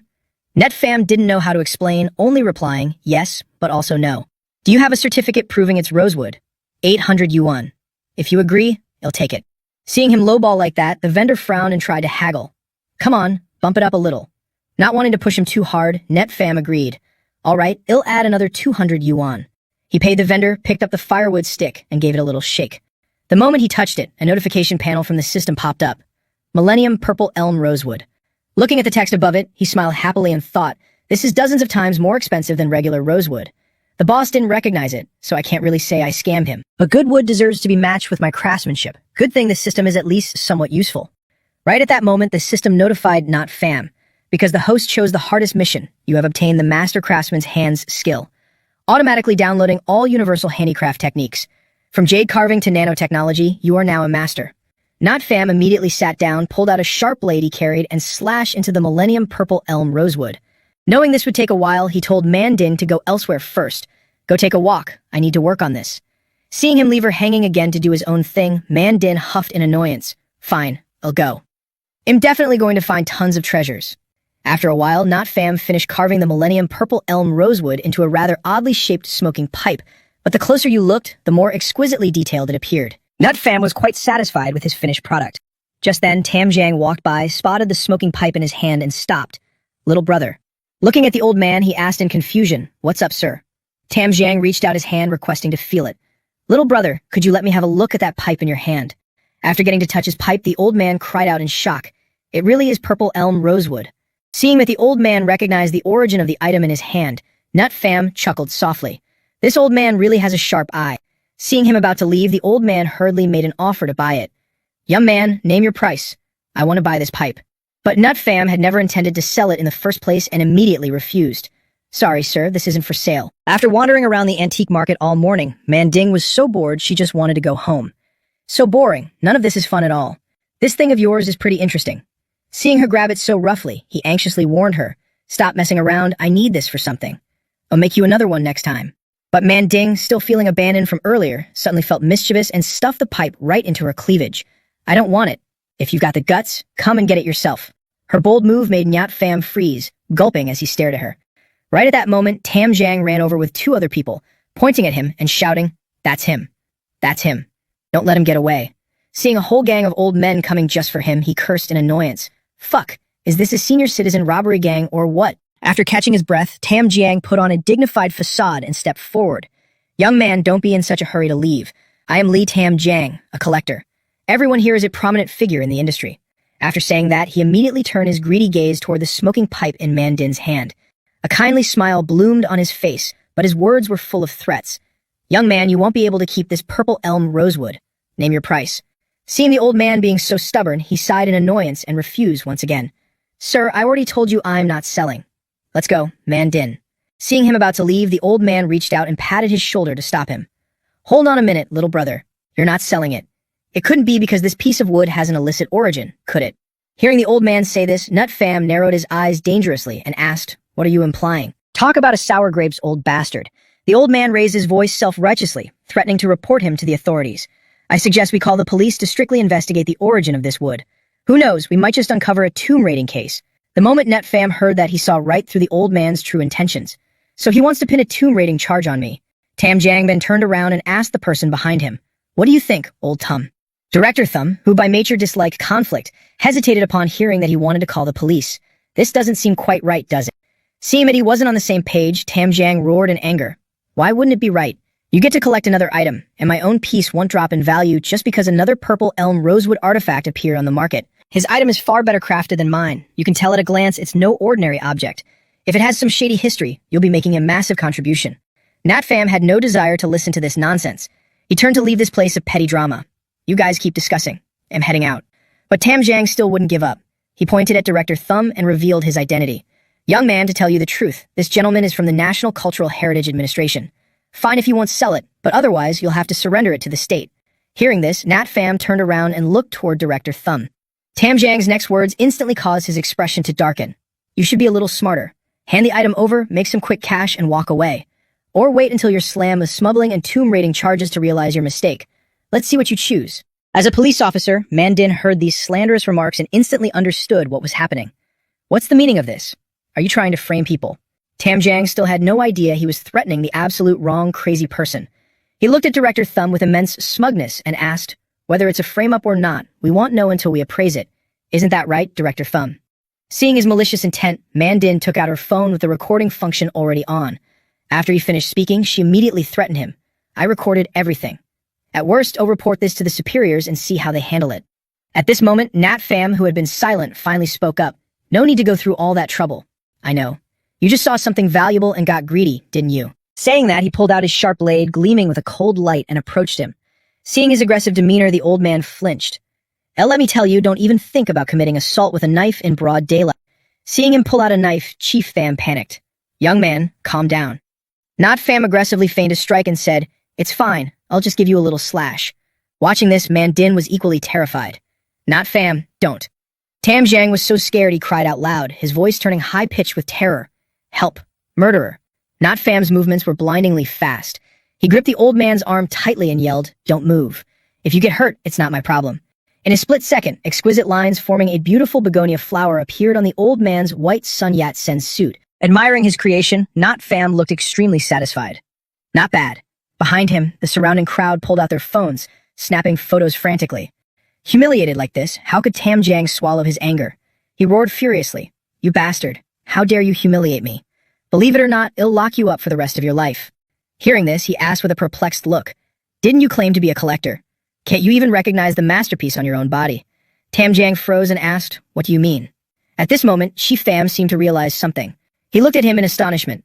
This carving technique. Could it be the Heavenly Dragon's silk engraving? Seeing him recognize the technique, he nodded in satisfaction.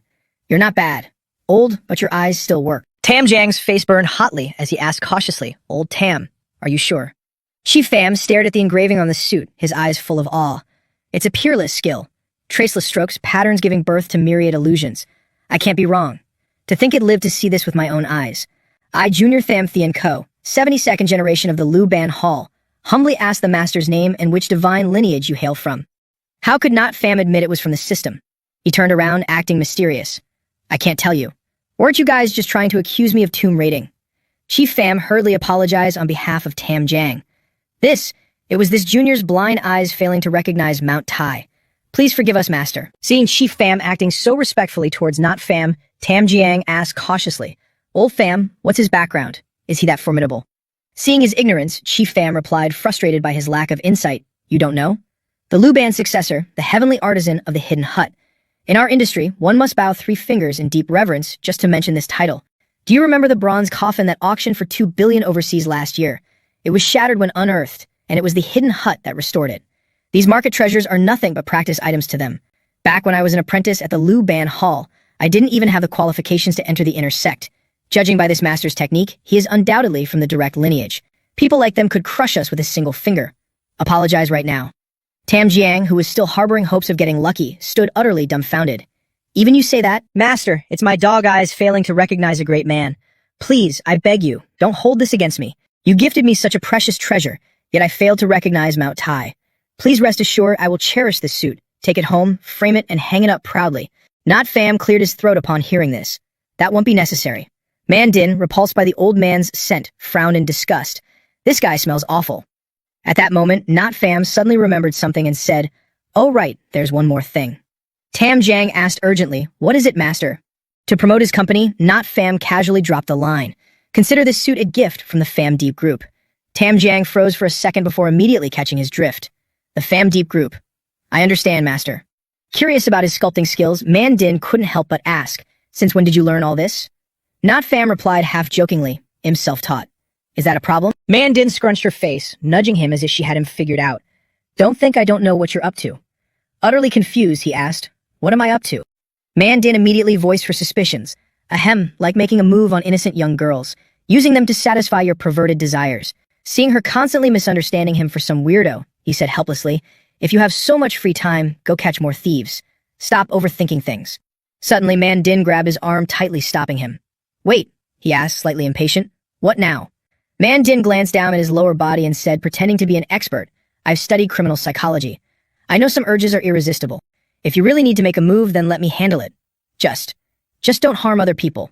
Seeing her spouting nonsense again, Not Fam sighed exasperatedly. "You're crazy. I'm going to buy a Coke." Realizing he wasn't taking her seriously, she chased after him angrily. "Don't walk away. I'm being serious with you." At the Oriental Treasure exhibition, a subordinate bowed before Tin Ha and reported, "Boss, I've made all the arrangements as you instructed, but I heard there's a powerful expert backing the Fam Deep group. Could this be?" Hearing this, he let out a cold, disdainful snort. "An expert? Where would an expert come from? I've already checked with the Luban Hall and the Hidden Hut. There's absolutely nothing to it. I don't know where this rumor started, but does that Fam Deep punk really think he can fool everyone just by pulling a big stunt? Today's lesson. Fam Deep must learn it. Even if he refuses, I'll force it down his throat." Upon returning to the company, Not Fam asked I Bao about the live stream. "How are the goods? Have we made back $1 million yet?" Hearing his casual tone, Dai Bao turned pale and stared at him in shock. "Boss, are you serious? I thought you were just joking. But come to think of it, it's weird. Lately someone's been sending gifts in the live stream every day, saying it's to thank Master Fam Deep." Hearing this, Not Fam immediately knew who had sent those messages. Seems like Li Tam Jiang is quite a smart guy after all. Suddenly, a man appeared, blocking their path and demanding, "Are you Dai Bao, the one selling imitation blue and white porcelain on the live stream?" Thinking it was a fan, Dai Bao's face lit up as he proudly admitted, "That's me. Not a bad deal, right, brother? 39.9 yuan is practically a steal, isn't it?" The man's face twisted furiously as he grabbed Dai Bao's collar and cursed, "Steal my ass. You bastards harmed my daughter. Look at this, everyone. The Fam Deep Group and Dai Bao's live stream company sold artifacts with excessive mercury levels. They gave my daughter cancer." Dai Bao knew he was selling fakes, but they definitely didn't contain anything toxic enough to cause illness. He tried to explain, "Brother, are you mistaken? Was it really my blue and white porcelain?" But the man refused to let go, pulling out a file detailing their pottery's composition and throwing it into the air. "How could it not be? I had it tested. Here are the ingredients. Read it yourself. My poor daughter. She's only 2 years old." Not Fam picked up the ingredient sheets and read them intently. Unbeknownst to anyone, a massive crowd had gathered outside the company doors. They each held large signs cursing Not Fam's company, shouting slogans outside. "Down with this trash company. Go bankrupt. Fam Diep. Go bankrupt. Inhumane scum. Malicious Fam Diep. Who sells online like you do?" Dai Bao read the report, unable to believe his eyes. "This report has the seal of the Market Management Bureau. It can't be fake. Boss, what do we do? Should we disperse this crowd first?" Not Fam already had a countermeasure prepared, calmly reassuring him. "No need. The more the merrier." At this moment, Tin Ha appeared, choosing loudly, causing the agitated crowd to stop and look at him in unison. "Stop. Everyone, stop cursing." Seeing someone arrive who seemed to side with Net Fam, the crowd angrily yelled, "Who are you? Are you trying to speak up for Fam Diep? Get lost." Seeing Tin Ha appear, Net Fam was not only unworried but smiled as if he had anticipated it. "See, the stage for the play is already set." Amidst the curses of the crowd, Tin Ha calmly introduced himself. "Everyone, I am Tren Tin Ha of the Tin Ha Group, and also the president of the Collectibles Association. Please rest assured, I will definitely give you all an explanation for this matter. The collectibles industry is meant to be a palace for inheriting life and nurturing the soul, but some people are using malicious tactics against consumers. To reap unjust wealth, the Fam Diep Group doesn't even spare children. What they are trampling on isn't commerce, but the very limits of humanity. Everyone, I, Tren Tin Ha, swear that as long as I remain in the collectibles industry, I will never let this cancer of our profession continue to harm the world. Of course, words are empty without proof. Our Tin Ha Group is an enterprise that shoulders social responsibility. We will establish a fund to compensate you all." Hearing the word compensate, a protester excitedly stepped forward and asked, "Your Tin Ha Group is paying compensation? Really?" A female secretary handed over a contract affirming confidently, "Of course. As long as you register your order information, you will receive compensation after verification." Instantly, his actions won the full support of the crowd, with endless cheers echoing. President Tren is so generous. President Tren is truly visionary. Basking in the praise, Tin Ha declared, "Collectibles are the treasures of Hua Nation. I hope our fellow enterprises can unite. Even if we don't make money, we must uphold these values. As for the Fam's Yep Group, they will be permanently blacklisted by the collectibles industry, and all their products will be taken offline. The Tinha Group will not tolerate such trash smearing our traditions. At this moment, a group of clout chasers appeared to voice their support. I represent the Back Na Pawn Shop, and I fully support President Tren. Fianlock Appraisal also supports President Tren. Mac Vun tried as too. Realizing his plan had succeeded, Tin Ha smiled with sheer delight. The man standing behind him lunged forward. He grabbed Net Fam's arm, trying to drag him away. Get lost. Touched, Net Fam lightly flicked his arm, throwing the man off. Don't touch me. Seeing him dare to push his man down, Tin Ha feigned anger and threatened. President Lem of the Fam Diep Group, right? I'm doing you a favor by letting you leave on your own. Otherwise, things will get very ugly. Seeing that the man was still putting on a hypocritical front, Net Fam couldn't help but laugh. President Tren, your ability to direct and act in your own play is enough to wipe out a slew of fresh meat in the entertainment industry. If you want to shoot a movie, you must find me. I'll invest in it. Being mocked, Tin Ha looked at him in confusion. What do you mean? Seeing that he still wanted to play dumb, Net Fam simply exposed him. What do I mean? Going around in circles just to frame me, you really went through a lot of trouble, didn't you? These people are all extras hired by you, aren't they? Where are their order receipts? I'd like to take a look. Hearing him demand the order receipts, Tin Ha obviously couldn't produce any. He gritted his teeth and steadied his emotions. Then he pulled out a receipt on an app to show him. The blue and white porcelain vases you sell online have problems. This is hard evidence. See for yourself. It's already trending. At this point, Net Fam casually asked him a question. I know you guys told the blue and white porcelain factory workers to overdose the materials with mercury, but are you sure the workers actually did as you told them? The subordinate, as if his sore spot had been poked, retorted, Why wouldn't they? That's something I personally retrieved. No, I mean, he recalled how he had taken a defective sample vase from the blue and white porcelain factory and even bribed the workers there. I'll take the goods back for inspection. Just follow this. Once it's done, I'll give you another $1 million. After finishing the deed, he even let out an incredibly smug laugh. Just then the police arrived, dispersing the crowd blocking the path. Please make way. Seeing the police arrive, Tin Ha panicked. Why are the cops here? The police officer held up a phone and explained the situation. We have audio evidence showing that you bribed factory workers, plotting to overdose the production line with mercury. Come with us. At this moment, Backhang emerged from the crowd and revealed something. Sorry, but only the vase given to you had an overdose. The other vases were produced normally. Officer, my custom-made product wouldn't be considered illegal production, right? The police officer calmly reassured him. Rest assured. Even though it involves safety issues, thankfully, you confessed in time. Looking at the situation unfolding before him, Tin Ha finally understood. His previously smug face now turned as pale as a ghost. So that means... Seeing that the man wasn't infuriated enough, Not Fam added a sarcastic remark. Spending $1 million to buy a fake blue and white porcelain vase. President Tren is generous indeed. Oh right, doesn't everyone say that excessive mercury causes cancer? The entire process involved you moving it back and forth.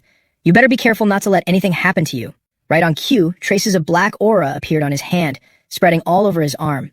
He screamed in terror. My hand. Why is my hand so black? Tren Tin Ha, you said it would be fine. If I actually get cancer, you better watch out. Seeing him about to attack Tin Ha, the police officer quickly stepped forward to subdue him. What are you doing? Come with us immediately. Seeing his frantic expression, Tin Ha hastily tried to calm him down. What are you worried about? It's not your first time. Did anything ever go wrong before? Once you're in there, don't say what shouldn't be said. I can still protect you. Even if there is an issue, I can get you treated. Do you still want your mother's pension money or not? On the other side, Dai Bao looked at the live viewer count and cheered joyfully. Boss, the live stream has blown up. Thanks to the live stream, Tam Jiang finally found him. The old man happily called out, Grandmaster Lem, I've finally found you. Seeing him appear, Nut Fam asked curiously, Lai Tam Jiang, what business do you have now? The old man reached into his pocket looking for something, then said excitedly, Grandmaster Lam, I thought you liked rosewood. Take a look at this. If you can use it, it's yours. Is Mr. Tran here too? Here, this red elm wood I bought from you. I might as well offer it as a gift to Grandmaster Lin. Tin Ha heard this but didn't understand a thing, carefully asking, Grandmaster Lin, what kind of Grandmaster is he? Not Fam glanced at it, immediately losing interest and replied, I told you I don't need it. Besides, yours isn't even authentic. Hearing this, Tam Jiang stammered, Not authentic. Impossible. I spent $20 million to buy it from Mr. Tran. Not Fam picked up the block of wood and gave it a light squeeze to show the old man. I told you, but you still didn't believe me. Seeing the fragments fall, Tam Jiang cried out in heart-wrenching regret. Grandmaster Lin, I know you don't approve of it, but even if you don't like it, you shouldn't have crushed it. Wait, no. This is just a wood veneer layer, and the tiny spots in the grain are actually magnets. Damn you, Tran Tin Ha. You dared to sell me fake goods. Seeing his sale of fakes exposed, Tin Ha immediately turned to flee. Excuse me, I have some urgent matters. The viewers on the live stream were dumbfounded watching him appraise the item. He can tell real from fake with just a glance. This guy is incredible. Incredible my foot, it's just rich people being stupid. What do you know? Li Tam Jiang is basically a grandmaster himself. This young man's skill level is definitely not low. I don't get it, I just know he's so cool. Dai Bao quietly watched the streams of comments expressing their admiration for him. Realizing this was a groundbreaking promotional opportunity, he pointed the camera at Not Fam. Everyone, this is Lin Not Fam, the boss of Fam Diep Group. If you like him, remember to follow. At that moment, the system issued a notification. Mission accomplished. Collect 3 top-tier employees, 33. Seeing the mission completed so easily, Not Fam danced with joy internally. I still have to thank Tran Tin Ha for filling in the missing hype. How embarrassing. The professional employee is none other than myself. Thinking about the false accusations Tin Ha made earlier, Dai Bao's sharp mind caught onto something amiss, and he asked Not Fam. Wait, that's not right. Boss, I have one more question. Why would Tran Tin Ha want to bribe the employees in the blue and white porcelain factory, and just so happen to bump into our people? Seeing his doubtful expression, Not Fam chuckled softly and replied, how could there be such a coincidence? That entire factory belongs to me, so it doesn't matter who he looks for. You could say I bought all these factories just to wait for him to walk right into the trap. He recounted the previous events when his request to buy the factory was met with fierce opposition from the owner. I won't sell. My family spent 3 generations building this factory, and the workers here are like family. If I sell it to you, where will they go? However, this matter was effortlessly resolved by Nu Yen using money. Not Fam calmly asked again, what do you think now? Looking at the suitcase full of red bills, the factory owner, or rather the former owner, immediately bowed his head in apology. I'm sorry, Director. I was a bit too loud just now. Dai Bao was terrified by his meticulous calculation upon hearing this. Wait for him to walk right into the trap. But boss, how did you know Tin Ha would? The ancient coin. He looked at the ancient coin in his hand and explained, this coin is a forgery. Ordinary people indeed can't tell, but it couldn't fool my eyes. Dai Bao took one look and instantly connected it to the previous incident. Sure enough, there was a problem with this coin. The ancient coin was presented by Tin Ha, so they wanted to play me. Seeing that he had grasped his intention, Not Fam smiled with satisfaction. Since Tin Ha acts so ruthlessly and maliciously, using him becomes much easier. Dai Bao broke into a cold sweat looking at his devilish demeanor. Boss, it seems like you're even more sinister. Hearing this, the demonic Not Fam asked innocently, what was that? Seeing his dangerous gaze, Dai Bao immediately took a step back, repeating continuously, nothing at all. Seeing that the matter was settled, he immediately shooed him away to resume his stream. All right, if there's nothing else, hurry back to your live stream. I told you, if you don't sell 1 million, you're not allowed to turn it off. Hearing that he had to go back to work, Dai Bao wailed in misery. Why do I still have to sell? At this time, Lam Nin, having received news of the scandal about him on social media, rushed over to check on the situation. Oppa, are you okay? He looked at Mok Muit, who was following Lam Nin, and asked curiously, 2 Nin and classmate 2 as well? Why are you 2 here? Lam Min ran over quickly and hurriedly explained, Oppa, my senior read the news and said your company was in trouble. Unaware that he had already turned the tables, Mok Nuyet handed over a media response file. Lamnat Fam, I helped prepare a few crisis response plans for you. Take a look. The toxicity safety issue is a bit tricky, but we can rely on authoritative certifications and legal measures to regain the initiative in public opinion first. Nat Fam read the detailed report, a gleam of admiration from Mok Nuyet flashing in his eyes. Thanks, it's very detailed. It's just a pity that your news isn't quite up to speed. Hearing this, Mok Nuyet asked in confusion, what do you mean? Only then did he remind them to check the information on their phones. Just check your phones and you'll know. Lam Min tapped on the latest news and seeing the headline, exclaimed in astonishment. The tables have turned. Tin Ha set a trap, Pham Diep is vindicated. The most handsome appraisal expert. What is all this? You scared me half to death, Appa. Why didn't you say so earlier? We were dying of anxiety, who had the time to check the latest news.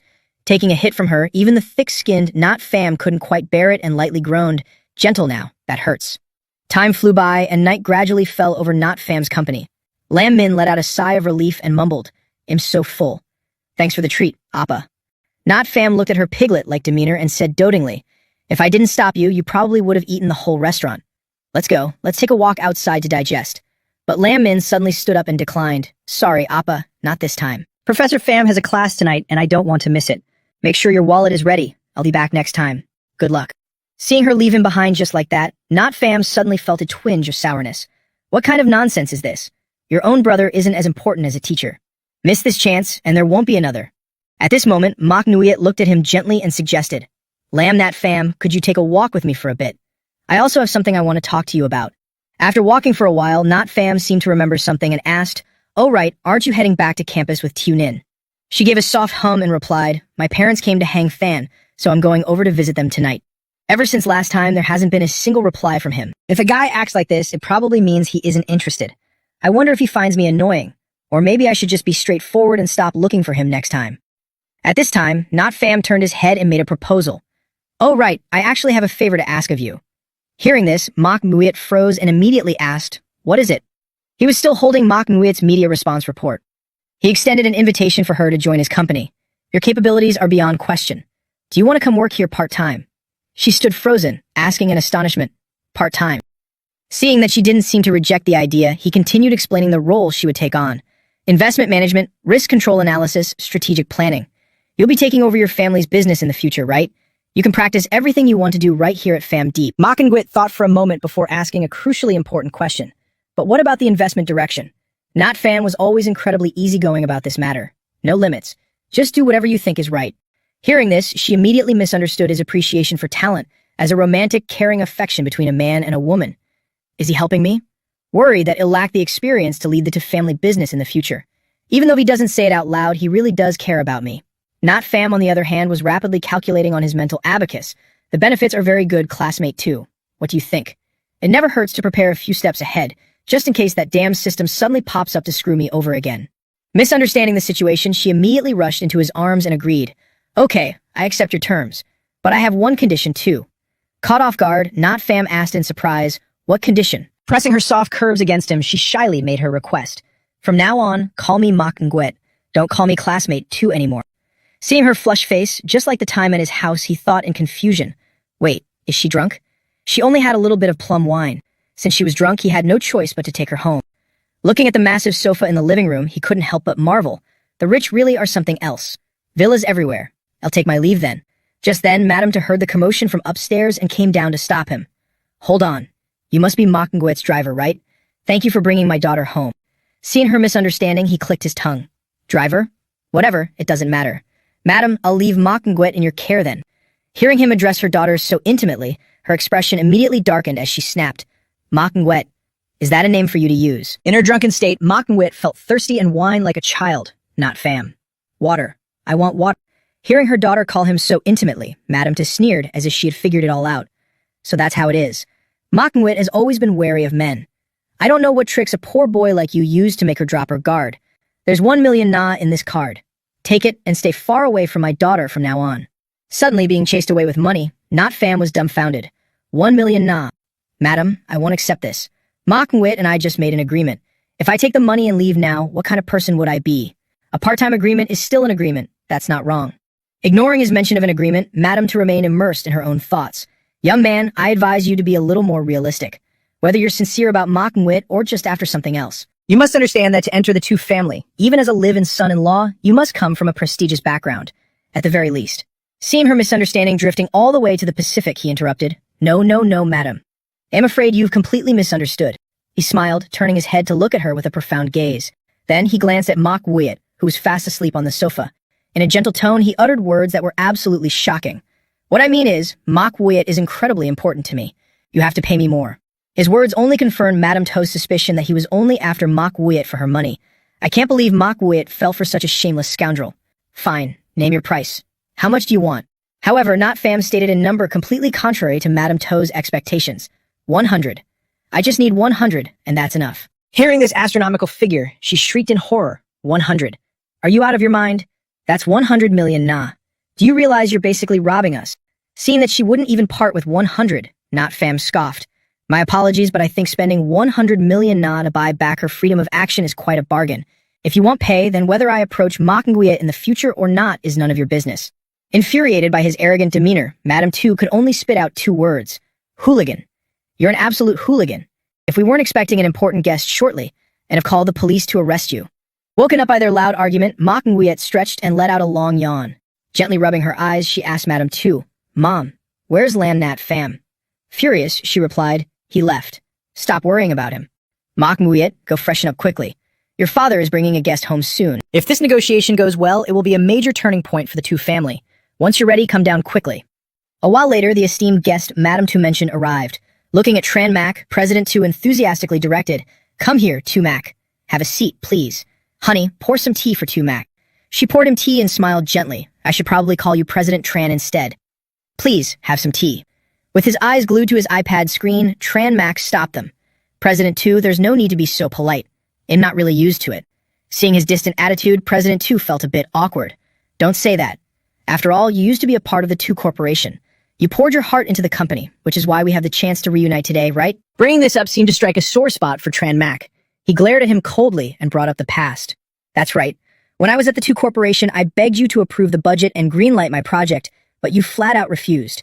Left with no choice, I departed, struggled on my own, and eventually met a benefactor who helped me reach where I am today. Isn't that right, Tu V?" Hearing his voice, Viviana immediately replied in a sweet tone, "That's right. It wasn't easy at all for Tu V and Master to achieve everything we have today." Noticing her outfit was different, he asked curiously, "Why did you change clothes?" Viviana pouted and explained, "Did Master forget? Tu V can track your emotions based on your body temperature and tone of voice, allowing me to deduce exactly what kind of Tu V you want to see right now." It seemed her words hit Tran Mac's exact fetishes. Staring at Viviana with a perverted, obsessed look, he said, "Tempting me again, huh? Once we get back, I'll pump your data core full until you're completely satisfied." She whined affectionately, "You're so bad, Master." Watching his deranged behavior, President To and Madame Tu exchanged uneasy glances. Tran Mac put his iPad away and exposed their silent exchange. "I know exactly what you're thinking. You look down on me, and you look down on the things I love. That's why you despised me back then. But people need me, and this era needs me. Viviana is already a massive sensation. Now you're crawling back to me, aren't you?" Being spoken to like that, President To, though unwilling, had to lower his head and apologize. "Tran Mac, dismissing your virtual girlfriend project back then was indeed my mistake. Your success today is entirely your own doing. But that doesn't mean we can't cooperate." Holding on to his past grudges, Tran Mac firmly rejected the offer. "President To, it'll be blunt. You can't keep up with this era. What benefit would I possibly get from partnering with you?" At that moment, Manhwa, fully freshened up, came downstairs and called out softly, "Dad, Mom, I'm here." She had changed into an elegant, flowing long dress with a jade green belt, adding a unique and delicate touch to the soothing blue outfit. Seeing her appear, Madame Ta's expression softened into excitement. "Manhwa, President Tran, please wait. This is my daughter, Tu Manhwa. My wife and I may not understand youth trends, but my daughter does." Tran Mac looked toward her and asked, "Is that her?" "Viviana, start extracting the data." At this moment, Viviana had already changed into a different outfit and spoke up angrily. "Master is so rough, messing up my data stream like that." After reading the information about Manhwa, a glint appeared in his eyes, just as I thought. President To observed his expression and carefully introduced her, "Tran Mac, my daughter is a top elite from Jiang University." Knowing this already, Tran Mac interrupted him. "There's no need to mention these things anymore. Since President Tu has such a capable daughter, many things will be much easier." Mrs. To's face lit up with joy seeing him approach Manhwa. "Old Tu, could it be that President Tran has taken a liking to our daughter?" President Tu, who dearly loved his daughter, saw her expression and immediately rebuked. "Business is business. I'm discussing a deal, not selling my daughter." Tran Mac walked up to Manhwa, crouched down and asked, "Miss Tu, I have one more thing to ask you." Seeing his strange posture, she hesitantly asked, "What do you want?" Seeing his posture, President To misunderstood. Is he proposing? So fast. Mrs. To, with her vain nature, grew even more excited. "Tran Mac is handsome and dashing, and this project can sustain our Tu family for another 10 years. This is a great thing. Furthermore, if this happens, those broke losers won't have a chance to pester Manhwa anymore." President To, knowing Tran Mac's bad reputation, immediately objected. "No way, I absolutely will not allow that kind of man near Manhwa. I have seen the world, don't you think I know what's going on in that brat's head?" Right in front of them, Tran Mac stood up and whispered something into her ear. This scene was immediately interpreted by President To as Tran Mac bullying his precious Manhwa. Yes, just let him be. But the situation wasn't what he thought. Tran Mac was actually asking her about the recent fireworks display. "Miss To, I saw the news about you. Getting a midnight confession from a mysterious tycoon." The other party was Lam Not Fam, right? It's today's hottest headline. Manhwa looked at the article he presented and asked in confusion, "Lam Not Fam, is this what you wanted to ask about?" Tran Mac suddenly stepped forward in excitement and made a request. "Could you do me a favor? I want to meet him." Just then, President To, thinking he was about to do something to Manhwa, grabbed a plate and threw it at him. He roared in anger. "Rather than marrying my daughter off to someone like him, I'd rather let her choose the man she loves." Manhwa shook her head, looking at him to explain, "Dad." Seeing her eyes, President To froze. Wait, wasn't he just about to propose? By this time, Not Fam had already been called over by Manhwa. Looking at Tran Mac lying unconscious on the floor, he said helplessly, "Listen to me. You told me to hurry over and lend a hand, but you didn't say it was to help hide a body. That's a completely different price tier. She looked at him awkwardly, not knowing where to start explaining. Lam Nat Fam, please just listen to me first. Mrs. To, clueless about the situation, saw him arrive and remembered her previous humiliation. She opened her mouth to mock him bitterly. It's you again, you broke loser. Did President Tran Mac tell you to come? It seems you've offended him. Let me tell you, you better obediently apologize to President Tran later. President Tran's attitude represents the two families' attitude. At this moment, Tran Mac clutched his head, waking up with a groan. It hurts. Mock knew it, not yet noticing he had woken up, was softly reprimanding Mrs. Tu. Mom, please stop making a mess of things. Opening his eyes and seeing not Fam, Tran Mac couldn't believe his eyes. Idol. Is it really you? Oh, my idol. Seeing his expression, not Fam asked curiously, have I met you before? Tran Mac crawled over, knelt before him, and looked up with eyes full of reverence to explain. Mr. Lam, you might have forgotten, but at the charity auction, you spent 20 million to buy a Lingby stone. Not Fam still hadn't connected the dots and asked, and then what? Tran Mac suddenly hugged his legs and burst into tears. I was the one who sold that Lingby stone. You saved me, and you saved Vivi Anna. You are our benefactor. Seeing him call not Fam his benefactor, Mrs. Ta's face turned pale. Well, what? Tran Mac recounted the events as follows. Under the blinding stage lights, the stone was pushed up to the podium. The paddle with the number 17 was raised, seemingly carrying a halo of light, accompanied by not Fam's deep, hoarse voice. 20 million. Tran Mac, who had fallen into despair, was dumbfounded hearing the amount bid for the stone. 20 million. This is great, little Vi, we're saved. Benefactor, I was at a dead end back then. I used my last savings to buy a ticket to the auction, hoping someone would understand the value of that stone. If it weren't for you, I would have had no choice but to sell little Vi. Tindu Tech would have wiped her entire emotional database. She would have become a mere tool that only knows how to say master is so great and nothing else. It was you who used 20 million to extend her life. Now she can change outfits for me based on the temperature, and she remembers that I like to eat cilantro. It's all thanks to you. With her emotions synchronized, Vivi Anna also displayed incredibly vivid expressions of excitement and gratitude, saying, thank you, benefactor, for helping me become a complete person. Now, Master no longer has to worry about me being reformatted. Hearing the sum not Fam spent to buy the stone, President To was utterly horrified. 20 million. Even during the To Corporation's golden era, that amount was our entire net profit for 3 whole months. Mrs. To finally realized he was no ordinary man. Her previously sour demeanor instantly shifted to groveling enthusiasm. Lowering her posture, she brought over a bowl of soup. Not Fam, this is the bird's nest porridge that Manhwa loved most as a child. I specifically told the chef to simmer it for 3 hours. Not Fam looked at her intensely animated expression, raised an eyebrow, and declined, Mrs. To. With a porridge this expensive, I'm afraid I can't accept it. Seeing his refusal, Mrs. To forced a smile and said, not Fam, you and Manhwa are so close. Let's skip the formalities. At this moment, as if taking revenge, Vivi Anna suddenly spoke up, repeating what she had said earlier. You broke loser. President Tran's attitude represents the To family's attitude. Master, do you need me to set this recording as Mrs. Ta's phone ringtone? Tran Mac found it incredibly amusing watching her face change faster than flipping a pancake. Mrs. To, you are truly baffling. Since things have come to this, I only have one thing to say. President Lam's attitude represents the attitude of Lin Mac Tech. Benefactor, do you think we should cooperate? At this time, trying to salvage the tense situation caused by Mrs. To, Mak Muyet hurriedly spoke up. President Tran, my dad has mentioned you to me before. I've researched your Lin Mac AI, and here are a few of my proposals. President Tran, your Dream Sync device requires customized charging stations. The To Corporation supply chain can help reduce costs by 40%. As you know, we have ongoing partnerships with new energy fast-charging factories. Intrigued, Tran Mac gestured, go on.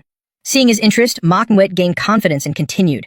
Secondly, Lin Mac's user profiles show that 60% of your paying customers are concentrated in the Aero Delta region, but your logistics warehouses are located in the Northwest.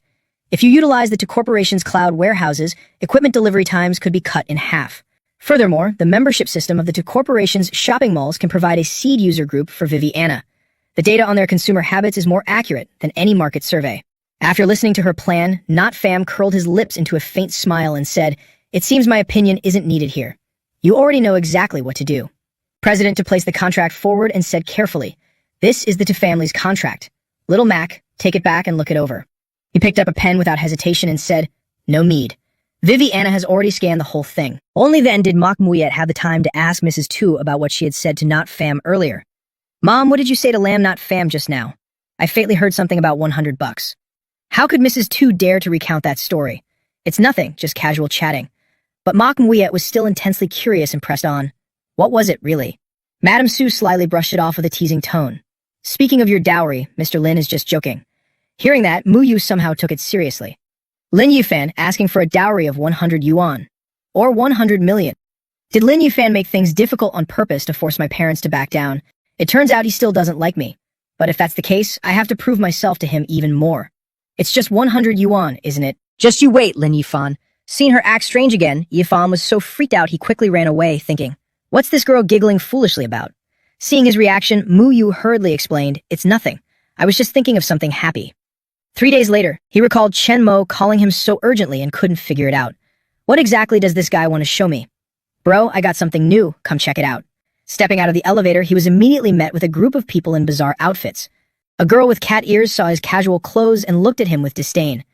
Where did this country bumpkin come from? He didn't even prepare a character outfit and he wants to attend the interview. Seeing their strange appearances, he thought he got off on the wrong floor. Did I come to the wrong place? But I didn't. A guy in a combat suit walked over, frowning as he looked him up and down and warned, hey buddy, if you're here for the interview, you need to submit a virtual avatar design. You're not here to just copy others, right? Hearing that, Yufan finally understood why they were looking at him so weirdly. So you guys think I'm here for an interview? Who dresses like this for an interview? Ching Ching, who had been silent, spoke up to explain, today is Ling Ma's open day for virtual avatars. To match the company culture, those coming for the interview have to roleplay as the characters they design themselves. The guy pointed arrogantly toward the elevator doors.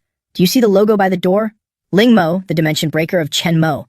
Isn't your outfit supposed to represent a rebellious office worker? After Ching Ching's brief explanation, Yifan finally realized why they looked so familiar.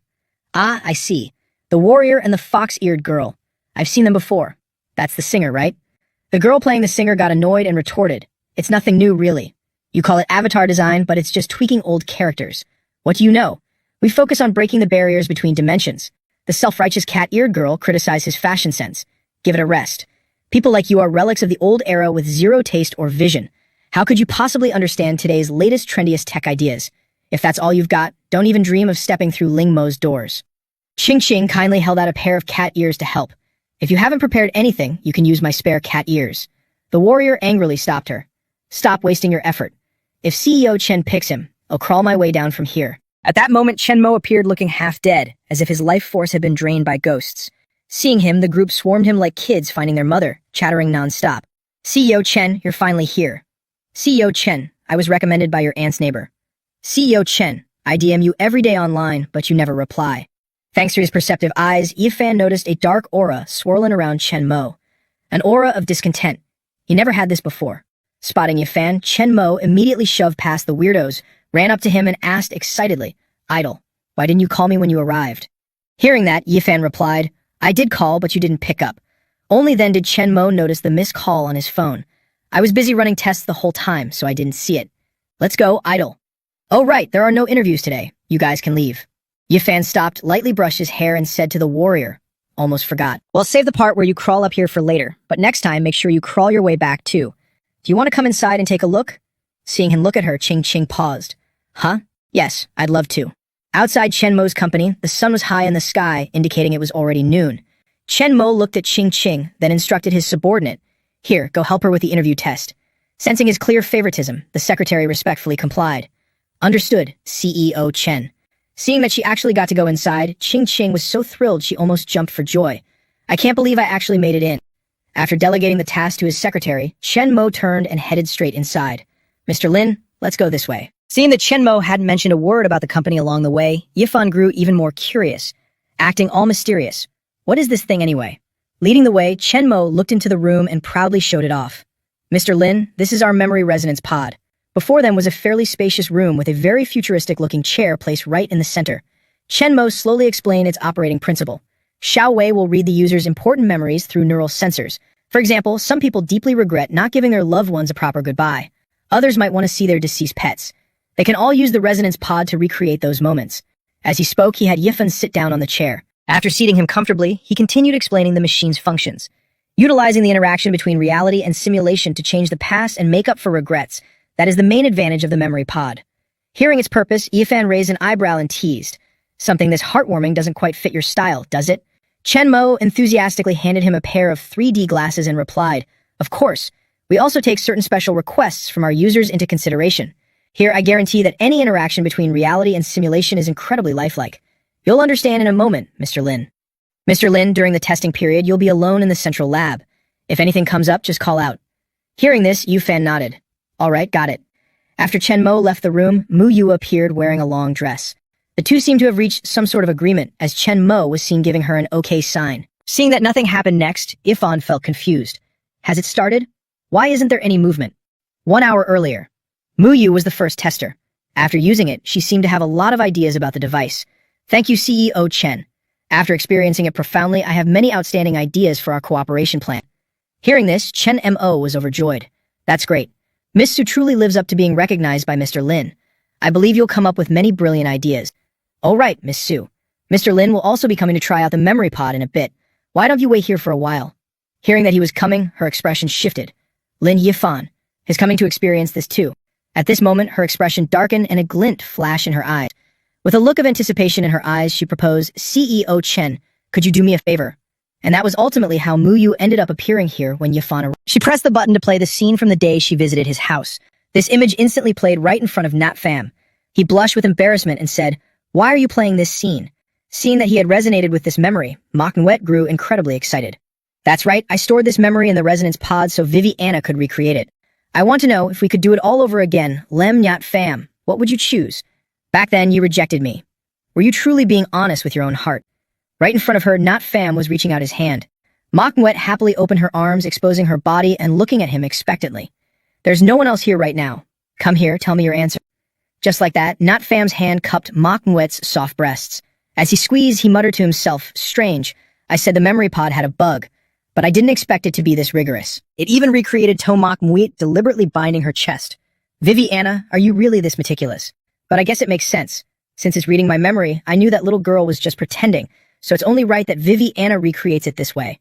The sensation feels incredibly real. Why isn't there any reaction? Did it crash? Hello, Tremac? To stop him from taking off the headset, Makmuit decided to just let go of her inhibitions and rush forward to kiss him.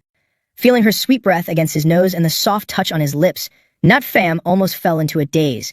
This is too intense. Aside from the physical touch, it even simulated the scent perfectly.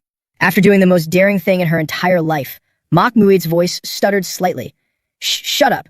Don't think about anything. Just follow my rhythm. A short while later, after fully enjoying the blissful sensation, Nat Pham still thought it was all a simulation from Tren Mac's machine. He sighed in satisfaction. Technology truly is a blessing to mankind. This virtual interaction is quite something. Only, could it be that what I'm seeing right now is actually the deepest desire of my own heart? Right then, Tren Mac spoke up, interrupting his thoughts. Mr. Lem, looks like you're having quite the experience, huh? Feeling a sudden wave of guilt, Nat Pham awkwardly replied, it's all right. Tren Mac smiled knowingly, as long as you're satisfied. Though I don't know exactly what went on in there, let's just say you too sure know how to have fun. At that moment, the secretary received an urgent alert from the mainframe and ran over. Mr. Tren, Viviana has been frozen for 30 minutes and still hasn't recovered. Are you running some sort of high-frequency override? Hearing this, Tren Mac immediately asked, Little Vi crashed? Have you contacted maintenance? The secretary answered anxiously, 15 minutes ago. I told Tuola to go check, but we still haven't heard back. Nat Pham suddenly felt that something was terribly wrong. His face instantly flushed red. Viviana crashed? Then who was doing the simulation just now? At this moment, Fan Fan spoke up seemingly unintentionally. Viviana has dual-frequency switching and self-charging technology. Even with high-frequency usage or a power cut, she shouldn't be offline for this long. Seeing that she understood Viviana's operating principles so well, Tren Mac narrowed his eyes suspiciously. How do you know that? Fan Fan calmly explained, Mr. Tren, I've read your preface to Virtual Emotional Algorithms 3 times. I believe Viviana's design must be even more rigorous than your original concept. Her words surprised him a bit. You're right. Little Vi does indeed have some emergency response modules. Oh no, to the server room. When he dashed into the server room, he saw the people from Tindio already inside. The man looked up and mocked, Mr. Tren, what took you so long? Isn't this your precious wife? Don't you think it's a bit inappropriate for her to be completely exposed in front of outsiders? Seeing him, Tren Mac's face instantly turned ferocious. You're from Tindio Tech. You trespassed illegally. What exactly are you trying to do? With his hands in his pockets, the man arrogantly made his demand. 150 million. Transfer this AI algorithm to us. Be smart about it. Tindio can give her a much larger platform. Seeing the situation unfold, the secretary had already called the police. After reporting it, he stepped forward. Mr. Tren, I've called the cops. They should be here in 3 minutes. Hearing this, Tren Mac regained his confidence and warned, let me tell you, stop your wishful thinking. None of you are walking out of here today. Hearing the threat, the man wasn't the least bit afraid. Instead, he sneered. Leave? Of course I'm not leaving. Your wife is still waiting for us. It's all over, Lin Mac. Right then, Fan cried out in panic. Oh no. They're trying to format Viviana. Saying that, she threw herself forward to block the man from plugging in the USB drive. She stood defiantly in front of the mainframe, shouting unyieldingly, "With me here, you won't harm Viviana." The man viciously slapped her across the face and cursed, "You psycho. This was just a warning. Going up against Tin Diu, even the police might not be able to protect you. Let's go." Holding his phone, Tren Mac looked at them with an icy smile. Is that so? Just as they walked through the door, they were violently blasted by a high-voltage electrical current that sent them flying through the air. As all three crashed to the floor, the backs of their pants somehow tore wide open. Behind them, a terrifying machine bristling with tentacles emerged.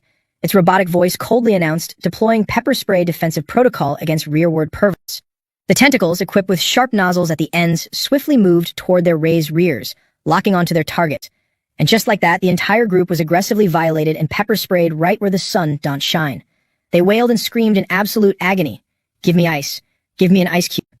At this moment, Tren Mac spoke to the machine. "Little Vi, didn't you hear the user's request?" Receiving the command, Viviana immediately complied. "Understood. Master, may I ask, do you want to use this ice cube or this one? Or do you want them all?" Staring at the pile of sinister, torturous tools, the man shrieked in absolute terror. "No, don't, no." And what followed were the agonizing, blood-curdling screams of the men from Tin Dio. Tren Mac looked at the Tin Dio group, who had passed out from the torture, and said smugly, "You've got one thing wrong. At Lin Mac, the police are here to protect the intruders. Don't be so reckless next time. Viviana's connection port has built-in defenses. It's not that easily hacked." Hearing this, Fan Fan's face instantly turned fearful as she asked, "President Tren, did I cause trouble for you? I just didn't want anything bad to happen to Viviana. She kept me company and made me feel warm from others." Tren Mac turned away, leaving her with a remark. "Go to HR later to report this as a workplace injury. Once you're fully recovered, report directly to work." Hearing this, Tan smiled joyfully and bowed repeatedly. "Thank you, President Tren. I can come in tomorrow." After resolving the matter, Tren Mac looked at Net Fam apologetically and said, "Brother Lum, I'm sorry you had to see that joke." Curious about what had just happened, Net Fam asked, "Little Vi actually has this kind of function." Mentioning this, Tren Mac showed it off with immense pride. "That's right. Security protection is Lin Mac's core business. Lately, we've even had government projects seeking our cooperation. I have to head over there for a meeting shortly." Hearing he had a meeting, Net Fam decided not to overstay his welcome and chose to leave. "Then get to work. If there's nothing else, I'll take my leave." Tren Mac waved goodbye, thoughtfully offering, "All right, Brother Lem. If you're interested, I'll send someone to set up a unit for you tomorrow." Net Fam took the elevator down to the first floor. When he arrived, the doors slid open. At that moment, the system issued a warning. "Host has not yet completed the main quest. Elevate your subordinate industries to the top tier of Hua Nation. To perfect your functions, please continue to work hard." Reading this prompt, Nut Fam, who had nearly forgotten, snapped back to reality. "I almost forgot about this hassle. System, if I bite the bullet and just buy this kind of company, does that count as completing it?" But life was never a dream, and the system ruthlessly rejected his idea. Of course it doesn't count. The host must rely on his own efforts. Any direct buyout transactions will only result in the system gaining MVP status, and the host score will be 3.0. Hearing the system's demands, Nut Fam was so furious he almost died, yet there was nothing he could do. "Are you deliberately messing with me?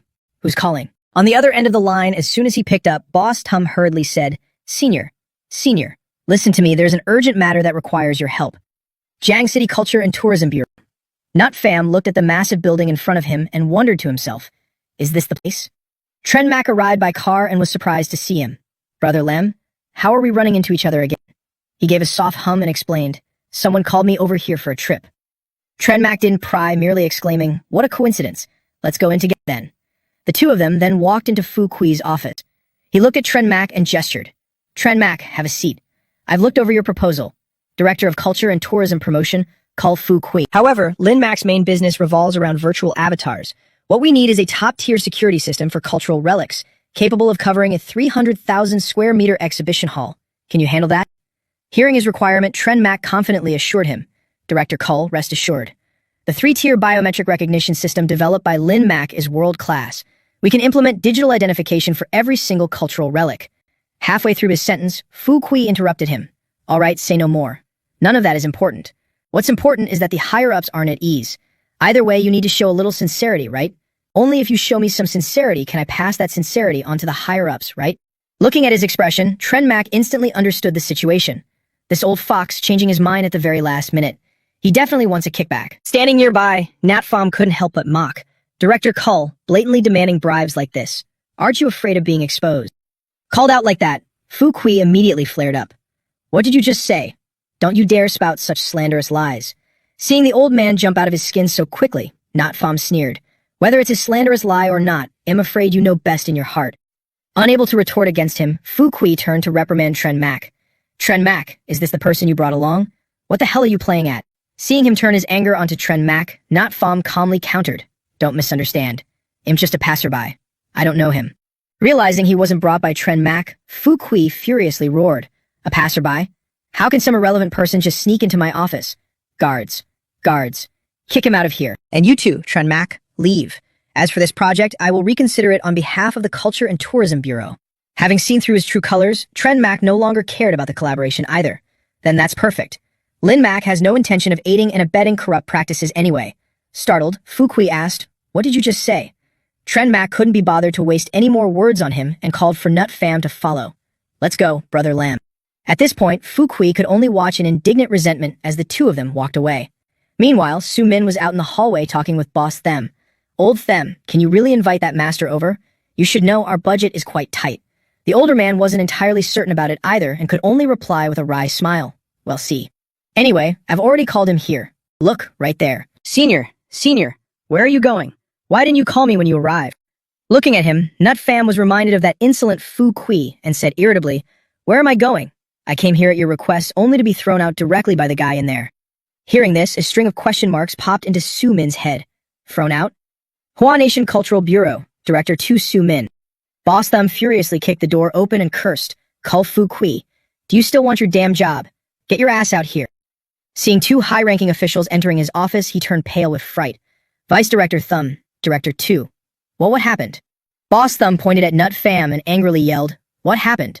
The person we specially invited to restore the Dragon Vein Cauldron was treated as some irrelevant nobody by you and thrown out. Knowing these two were top brass, Nut Pham took the opportunity to file a complaint against him. Your director is quite something. Not only did he kick me out, but he also blatantly demanded a bribe right in front of me. Upon hearing this, Su Min immediately interrogated him. Director Kull, is this true? Fu Kui was so terrified that his soul seemed to leave his body. Looking utterly shell-shocked, he muttered, it's over. I'm doomed. Boss Thumb solemnly acknowledged the issue raised by Nut Pham and offered a resolution. Regarding Kull Fu Kui's disciplinary violations, we will definitely deal with them severely. Master, can we now discuss the restoration of the Dragon Vein Cauldron? Afterward, the two of them led him to a dark room. Ximing glanced at the Dragon Cauldron displayed on the pedestal and explained its origins. Mr. Lin, this is the Dragon Vein Cauldron from the Western Zhou dynasty. When it was unearthed 3 years ago, unidentified inscriptions were discovered on its inner walls. But after exposure to the air, it suffered severe oxidation. Even our country's 17 top experts are helpless when it comes to fully restoring it. Even for a partial restoration, the craftsmen demand an exorbitant price that the municipal government simply can't afford. Chief Shen earnestly pleaded for his help. Grandmaster Lin, this cauldron is from Wucheng. If we can exhibit it next week, it will complete a crucial piece of Wucheng's history. Wucheng is applying to be recognized as a renowned cultural city, and our future cultural tourism relies heavily on this cauldron. As a native of Wucheng, I know this is a once-in-a-lifetime opportunity. I can't just watch it slip away. After listening for a while, Nat Pham tiredly summarized the issue. I get it. You want the horse to run, but you don't want to feed it, right? Don't look at me like that. I can't do it either. Seeing him refuse, Chief Shen asked in disappointment, Grandmaster Lin, even you can't do it. Hearing this, Ximing knew he couldn't force him. There's nothing we can do. Let it go, old Shen. Chief Shen looked at the dragon cauldron regretfully and sighed. Then let's just display it as is. Maybe there's still a glimmer of hope. Seeing them give up so quickly, Nat Pham interjected, what's the rush? The technique isn't an issue, and I don't even need to charge you. The most important thing is the restoration material. Hope sparked in Chief Shen's eyes. Grandmaster Lin, you mean? Nat Pham looked at him and slowly stated his condition. If you want to restore it to its original state, I need a chromium salt coating sample from over 2,200 years ago. If you can find that, I guarantee it'll look brand new. Hearing this requirement, Chief Shen fell deep into thought. A chromium salt coating. Siming's face suddenly lit up. We have it. We actually have it. Back at the museum, Siming had told him, the country has several undisclosed artifacts stored away. The fragments are entrusted to the bank for safekeeping. Following his instructions, he headed to the bank. Before he left, Siming carefully handed him a certificate. Mr. Lin, I've written a certificate. Take this, and you can retrieve it from the bank. The staff, having been notified, immediately approached to guide him. Mr. Lin, please come this way. Vice Director Sia, Mr. Lin has arrived. Xiaxia, or rather Vice Director Sia, didn't even take her eyes off her phone upon hearing a guest had arrived. With extreme arrogance, she refused to see him. Sorry, I'm off the clock. Come back tomorrow. Her attitude took him completely by surprise. Watching her grab her bag to leave, Not Fam raised an eyebrow. Are you kidding me? Setting aside the fact that I'm doing a favor for the municipal government, I'm still a Black Diamond VIP of your bank. Did you forget that already? Seeing it was him, she feigned calmness. Oh, it's Mr. Lin. Of course I remember you. If it were during working hours, I'd definitely assist you with the utmost care. Unfortunately, operating hours are over, and I need to get off work. Seeing her arrogant demeanor, he pulled out his phone, ready to call Yu-Chin. So confident, aren't you? Don't you believe I'll cancel all my accounts with your bank? Not only was she unafraid, but she also provoked him. That is your freedom. Be my guest. Right at that moment, Yu-Chin rushed over in a panic. No, please don't. I'm so sorry, Mr. Lin. There's been a slight misunderstanding. Please give me a chance to explain. Vice Director Sue, get in the car and join us for a meal. It's mainly to apologize to Mr. Lin. Hearing this, she looked displeased and asked, a meal? Fine, but I'll drive my own car. Besides, the manager's car is too old, and not used to sitting in it. Her domineering and arrogant attitude almost gave Yu-Chin a heart attack. That's Su Xiaoxia. It hurts. My heart hurts. Seeing him completely helpless against her, Not Fam was baffled. I say, Manager He, aren't you being a bit too cowardly? She's just a vice director, but she acts like she owns the place. Moreover, have I met this Vice Director Sue before? A gloomy expression washed over his face. Not just met. She's only this arrogant because of you, Mr. Lin. Hearing this, he was confused. Why? Yu-Chin slowly recounted. A few years ago, Su Xiaoxia was just an ordinary bank teller. Ever since you, Mr. Lin, process your transactions through her. Her promotion speed was miraculous, rising like a kite in the wind. In just a short time, she jumped 3 ranks consecutively. Everyone assumed she had a special relationship with you, hoping to use her to curry favor with you. Not Fam never expected this to be tied back to him. Feeling incredibly wrong, he argued, the hell. I just picked someone at random. By that logic, I'm practically her benefactor. Yet I don't see an ounce of the respect she should be showing me. Yu-Chin looked at her flashy car in the distance and sighed. You can know a person's face, but not their heart. Even if Vice Director Sue resigns now, the commission from your accounts is enough to keep her fed and clothed for the rest of her life.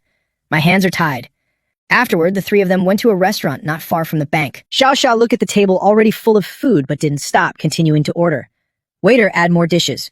Goji berry shark fin soup, leopard coral grouper, braised goose webs with dried abalone and steamed fish maw with black truffles.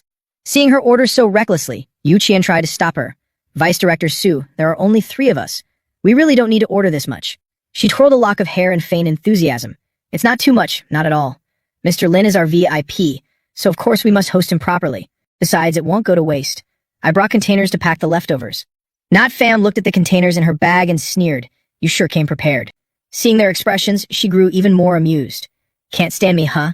If you can't stand me, then fire me. I'll happily take my severance pay, and I can even sponsor a toy boy to tour the mountains and rivers with me. And going to the restroom for a bit. Just then, a restaurant staff member walked in.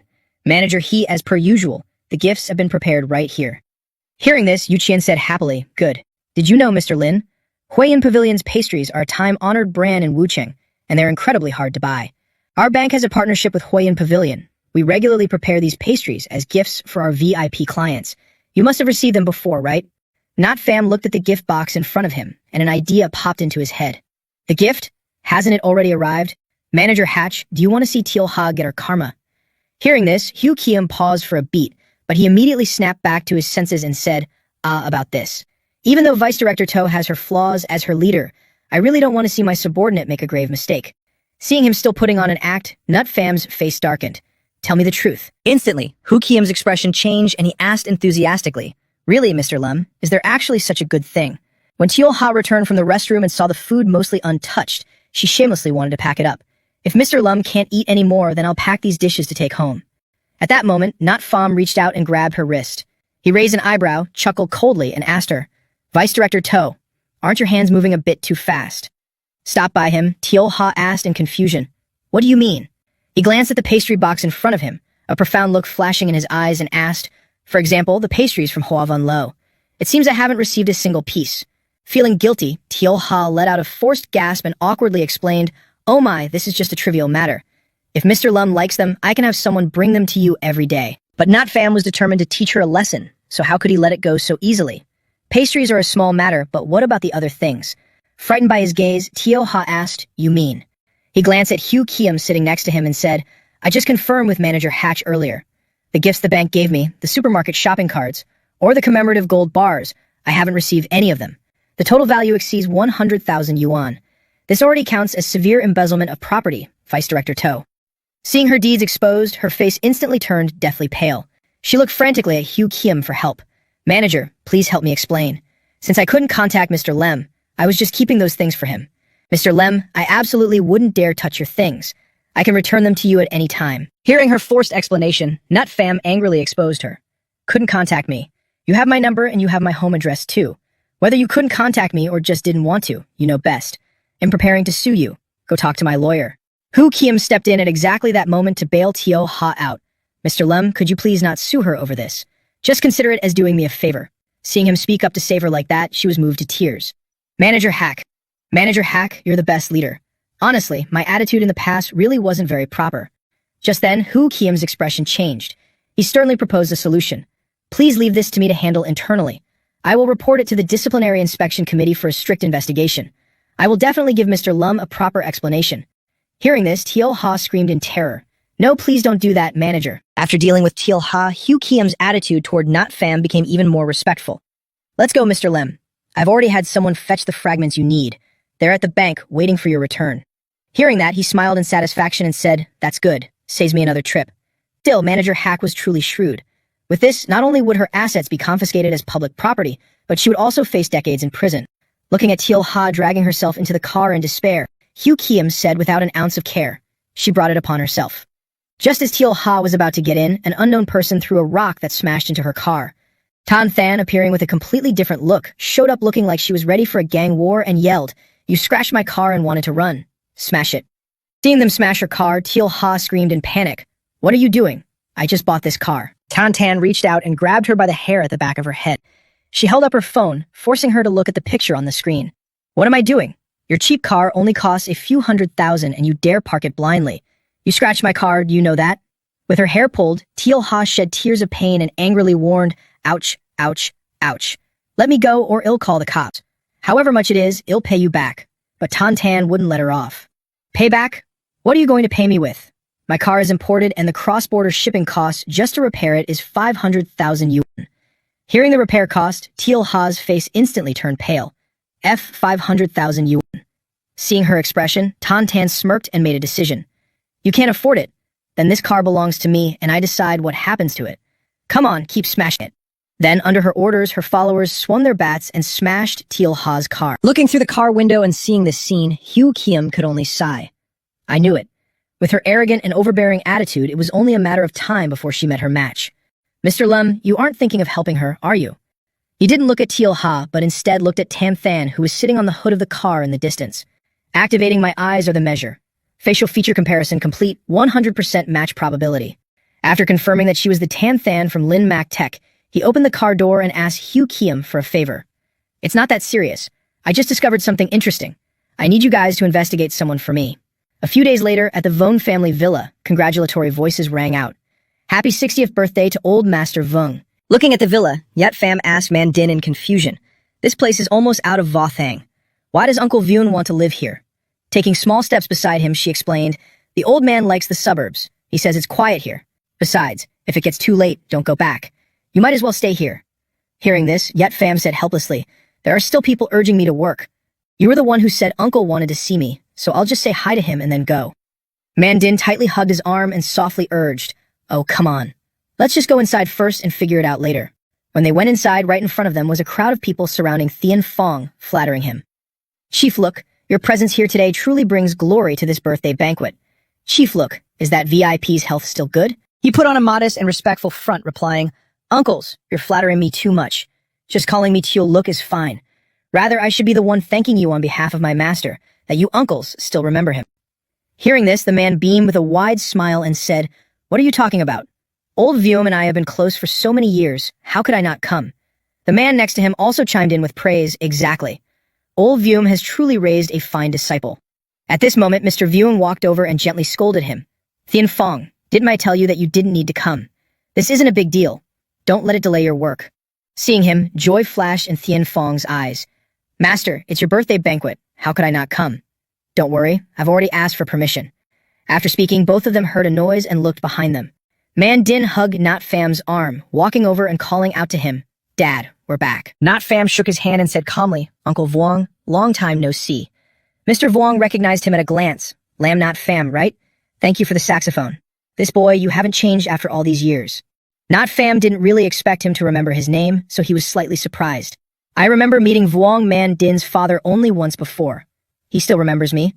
At that moment, Thien Fong sensed a threat and hurriedly asked her, "Man Din, who is this guy?" Man Din didn't seem to like Thien Fong much, so she replied distantly, "Instructor Luke, Not Fam is my invited guest." Being addressed so distantly, Thien Fong dramatically acted heartbroken. "Instructor Luke? You're calling me Instructor Luke?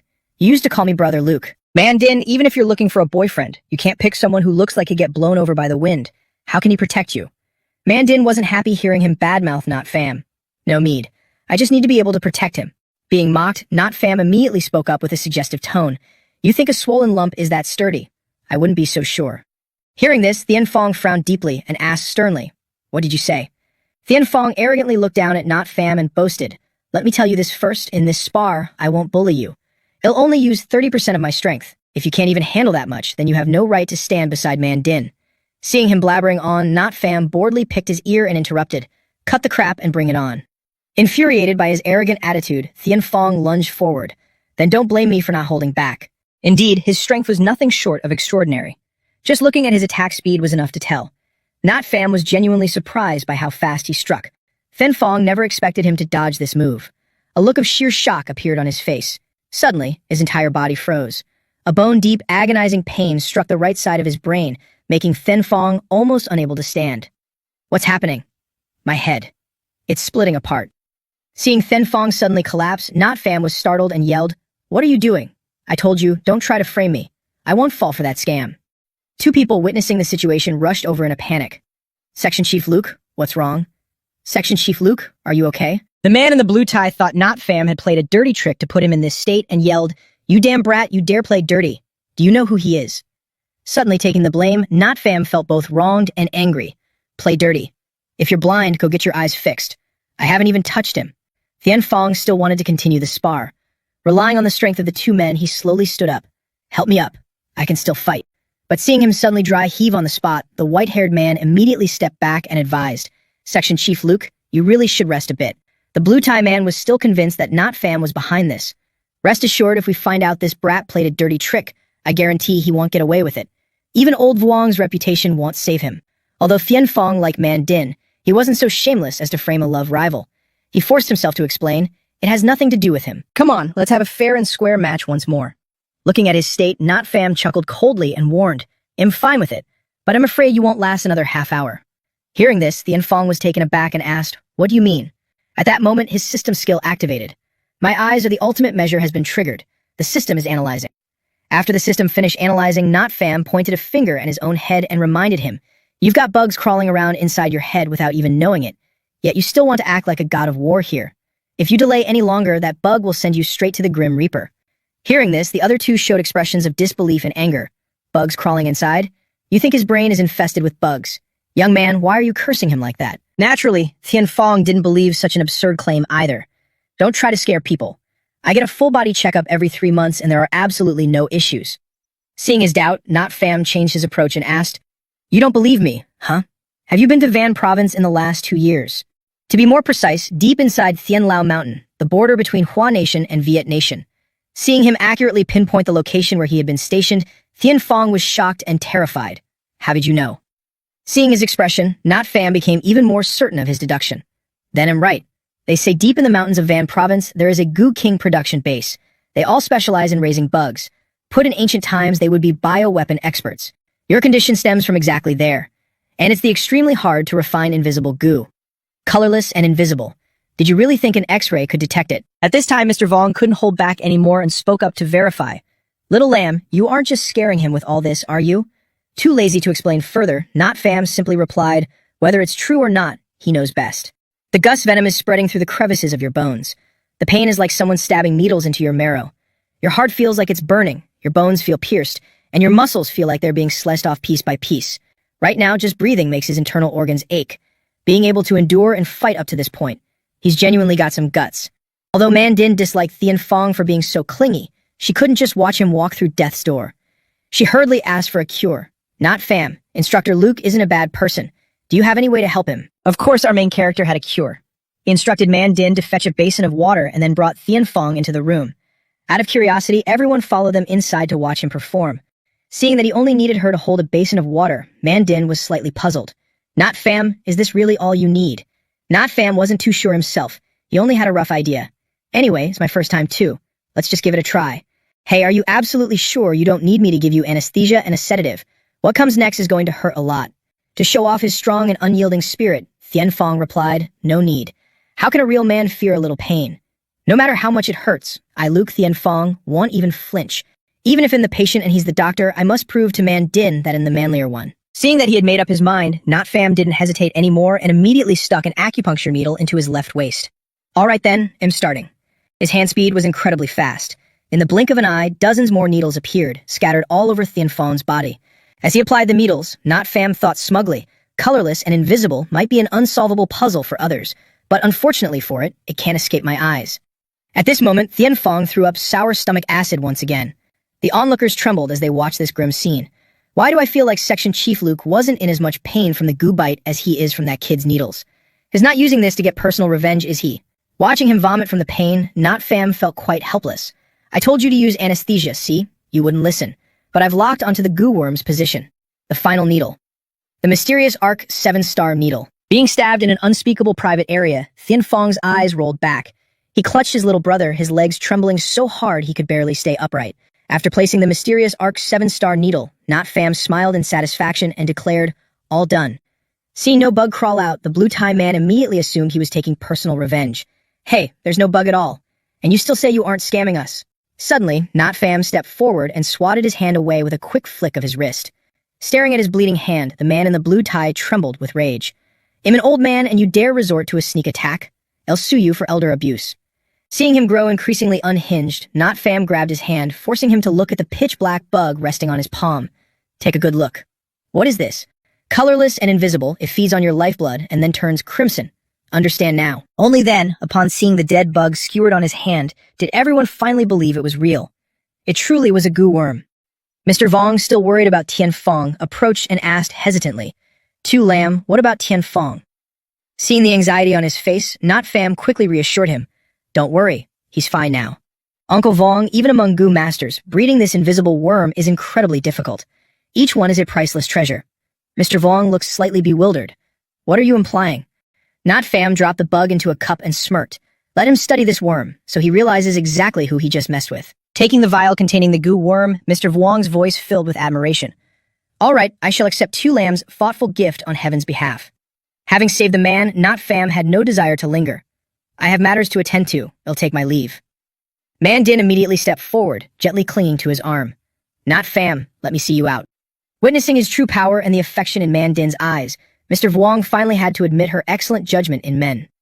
Thien Fong is not playing favorites, but my girl Man Din truly has impeccable taste. Time flew by and the sky turned pitch black. Thien Fong's maniacal laughter echoed through the villa. I didn't utter a word. I really didn't say a thing. Although I have to thank that brat lamb Not Fam, I'm still more of a man than him. I'm far more responsible and much more worthy of Man Din. Say a few more sweet words to me, and if you miss me, just take one more look at me. Hearing his laughter, Mr. Vuong came over to check on him. Thien Fong, what's wrong with your voice? Unaware of his own transformation, Thien Fong replied in a high-pitched, shrill tone. Master, I'm perfectly fine now. Wait a minute, something's wrong. Why has my voice turned into a woman's? Even my movements. By now, Not Fam was sitting in Hugh Keem's car. Gazing up at the dark sky, he suddenly felt like he had forgotten something. Now that I think about it, that last needle I used to pin down the invisible worm, didn't it pierce another acupoint as well? Doesn't it have some sort of yin-yang reversal effect? Back at Mr. Vuong's villa, Thien Fong burst into tears of sheer fury after realizing he had turned into a woman. Lamb Not Fam, I won't let you get away with this. Meanwhile, Not Fam had to fulfill his promise to restore the dragon cauldron. He picked up a brush and gently swept it over the artifact. Su-min watched the dragon cauldron slowly reveal its true, vibrant colors, his eyes filled with absolute awe. Grandmaster Lamb is truly a modern-day divine hand. This restoration transcends millennia, allowing me to glimpse 3,000 years into the past. Before he could finish, Not Fam covered his mouth with his hand. Don't speak. Your breathing is going to push the humidity level up to 50%. The cauldron is fixed, but it still needs a full night to cure.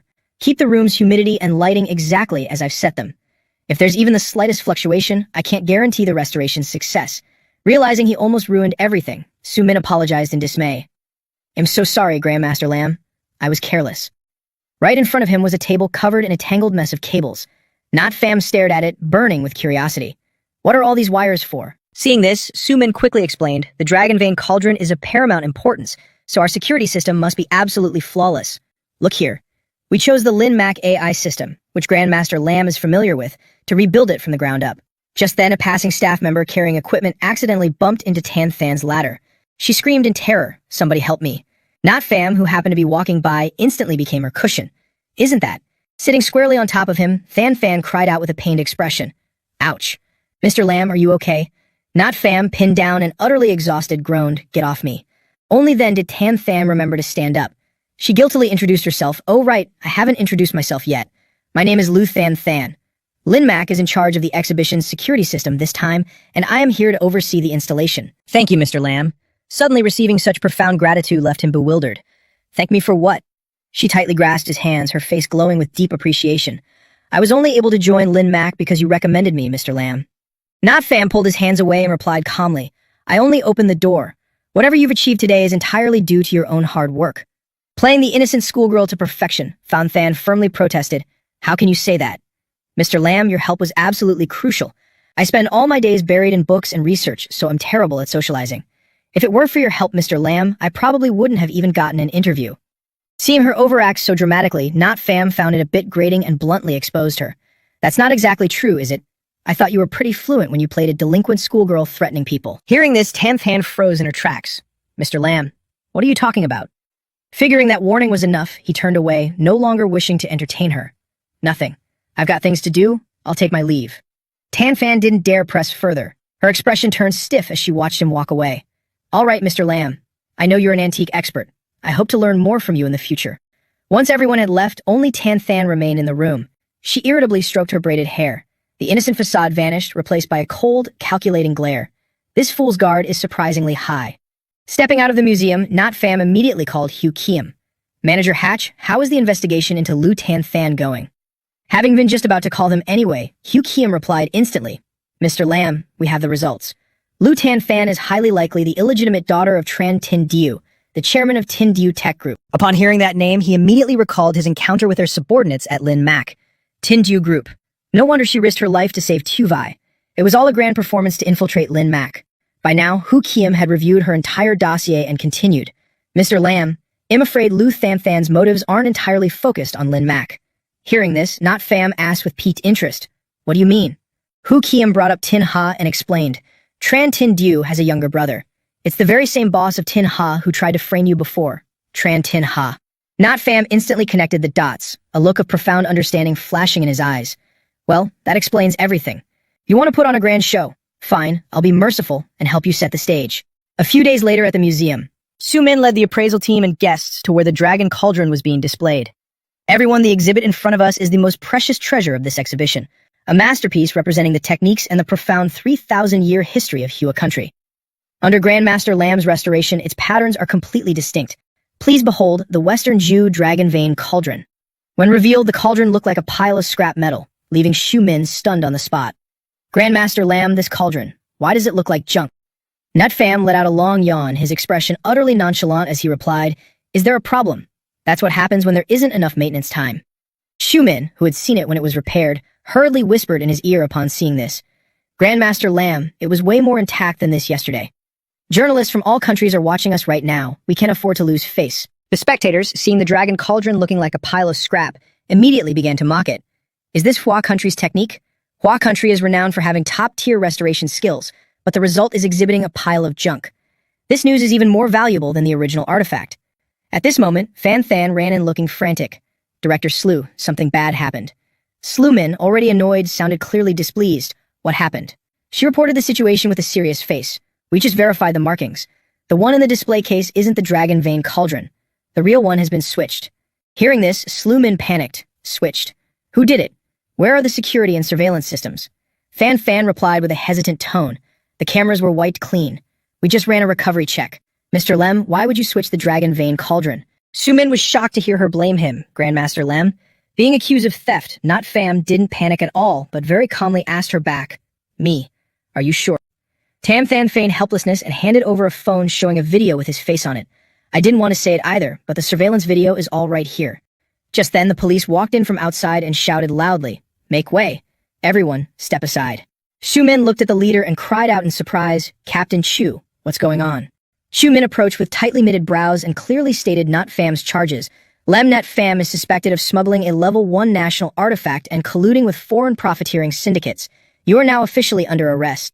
Despite hearing this, Min still didn't want to believe he was the thief. Arrest? Is there a misunderstanding? This is Grandmaster Lam. Shunin held up the report and the arrest warrant, replying, "No misunderstanding. Someone reported that Grandmaster Lem switched the Dragon Vein cauldron to smuggle it abroad for sale. It's a good thing we stopped it in time. The transport case's code matches the patterns of the stolen Dragon Vein cauldron. The evidence is conclusive. Come with us."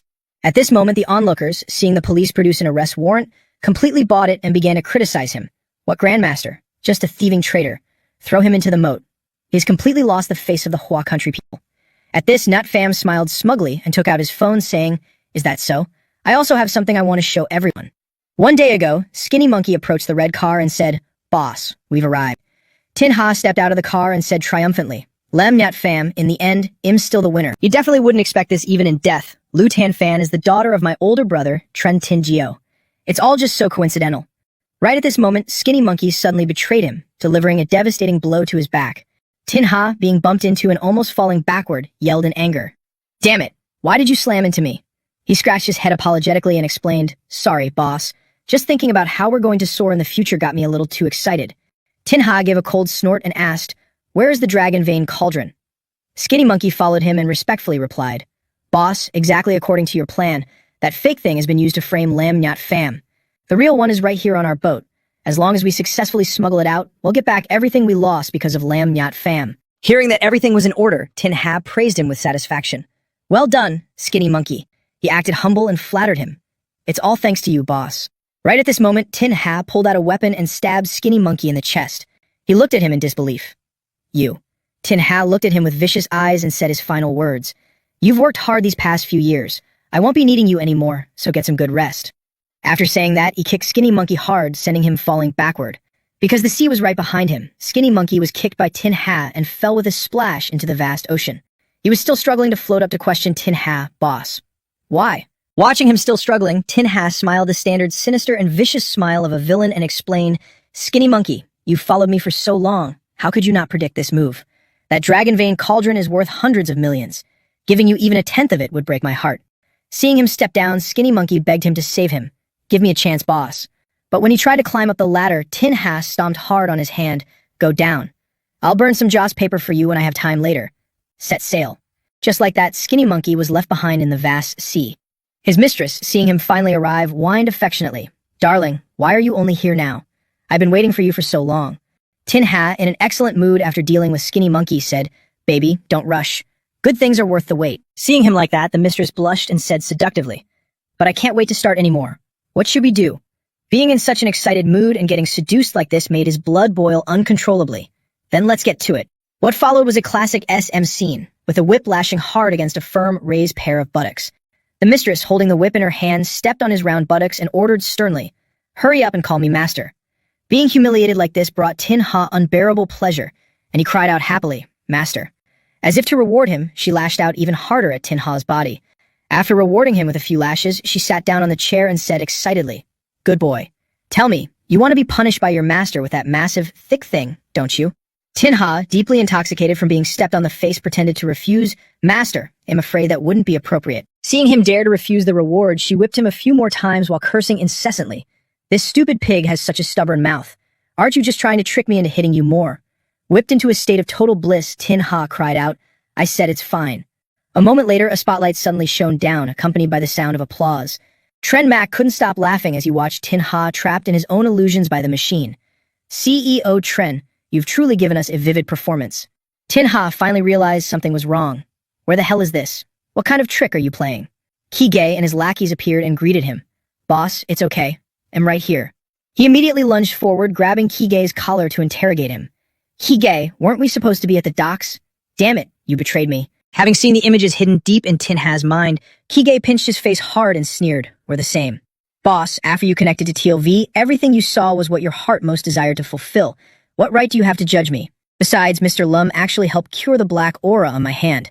So tell me, who should I listen to? Mr. Lum, I leave him to you." After Tin Ha's video finished playing, Nut Fam smiled and asked, "Did everyone see that clearly?" Unable to accept reality, Than Than screamed, "How is this possible?" Nut Fam didn't hesitate anymore and exposed her true identity. Lu Than Than, the illegitimate daughter of Tren Tin Zio. "You helped your uncle, Tren Tin Ha, steal the Dragon Vein Cauldron and frame me for it, successfully pinning the blame for negligence on Lin Mac. This caused Lin Mac's stock price to crash, allowing Tin Diu to acquire it cheaply, killing two birds with one stone. What a brilliant move. It's a pity you miscalculated. I knew your identity from the start. Captain Chu, take her away." At this moment, instead of taking Fan Than away, Chu Nin suddenly grabbed Not Fam tightly. "Lem Not Fam, your crimes are undeniable. Don't even try to use fake evidence to deny them." Astonished, Not Fam replied, "Didn't you all just see everything? It was Tren Tin Ha." Chu Nin and Su Min exchanged a meaningful glance, sending a secret signal. Catching their exchange, Not Fam finally realized he had been played. "It was you. You're the mastermind pulling the strings, forcing me to restore the Dragon Vein Cauldron. From the very beginning, this was all your trap." Unafraid of being exposed, Xu Min boldly pinned all the blame on Yet Fam.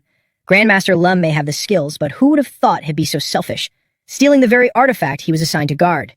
Captain Chu, take him away to face the law. Seeing they were serious, Net Fam tried to stall for time by threatening them. "For something this massive, you dare to cover the sky with one hand. Aren't you afraid I'll report this to the higher-ups?" Completely fearless, Xu Min confidently declared, "I've already investigated your background. I'm very sorry, but given my rank, you don't have a single friend who can save you." Two police officers drew their guns, pointing them at him menacingly. "Come with us." Watching everything go according to plan, Xu Min flashed a smug, triumphant smile. "If you dare resist arrest, dying right here is your own fault." Just then, a special task force rappelled down from the building. Everyone was armed to the teeth, assault rifles firmly in hand. Sliding down his rope, Thien Fong barked in order, "Arrest them all." The task force immediately rushed in to subdue the two cops. Understood. Seeing him, Nat Fam was shocked. "It's you." Panic-stricken by the task force's appearance, Su Min shrieked, "Captain Chu, they're terrorists. Call for backup immediately." Gripping his gun, Thien Fong issued a stern warning. "Here, anyone who dares to oppose me is the real terrorist."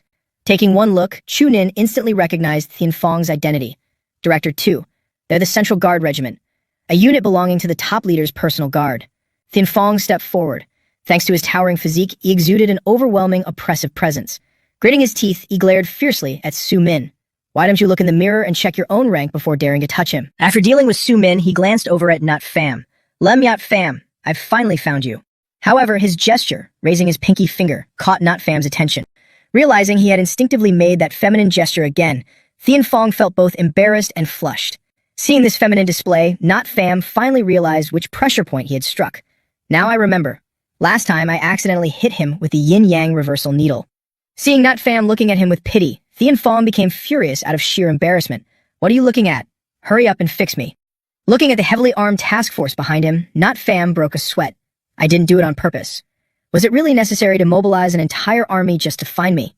Still refusing to believe it, Su Min stammered, "Are you guys really the Central Guard?" Seeing that he was still questioning them, Thien Fong scoffed, his tone piercingly cold. "What? You think someone would dare to fake this?" Hearing this tone, Su Min began to calculate in his head. The guard is just a specialized job. Rank-wise, they might not even be as high as me. "I'm warning you. No matter what personal relationship you have with this man, he's involved in a major theft and smuggling case. He must be arrested immediately. I am Tu Su Min, the director of the Cultural Heritage Bureau. I've met the top leaders before. Now release us at once. If you interfere with this case, I can have your guard squad disbanded immediately." Outraged that this man dared to order him around, Thien Fong kicked him hard in the stomach. "Stay down." Knocked to the ground, Xu Min groaned in pain and demanded, "What are you doing?" Thien Fong retorted with sheer contempt. "Personal relationship. Tell me, whose personal relationship do you think could mobilize the Central Guard?" Hearing this, Xu Min's expression slowly morphed into despair. What? What do you mean?" At that moment, Huo Kwok appeared, his voice deep and raspy. "Young Grandmaster Lem, you suffered an injustice. Huo Kwok, Vice Chairman Voon. The Cultural Heritage Bureau abused their power, secretly colluded with a corporation to steal national treasures, and even framed you. We have investigated it thoroughly." The previously arrogant Thien Fong immediately stood at attention, calling out respectfully, "Elder Voon." Upon seeing him, Schumann's face turned completely pale. Vice Chairman Vone. Ignoring him, Hua Kwok walked straight up to Nyat Pham. Young Grandmaster Lem, on behalf of the Cultural Heritage Bureau and the guard system, I sincerely apologize to you. It's actually the vice chairman from TV. As for these people, leave no one out. They must be severely punished. Seeing them shake hands, Thien Fong replied sternly, yes, sir. Like a madman, Su Min began to scream, it's fake. It has to be fake. How could a street rat like him know the vice chairman? You're all fakes. I shouldn't have trusted you in the first place. The interlude passed. In the building where Thien Fong stayed, Not Pham gently comforted him for the first time. Last time I pricked the left one. This time I'm afraid it won't be able to handle it, so I'll prick the right one. No anesthesia, seriously. Let's begin.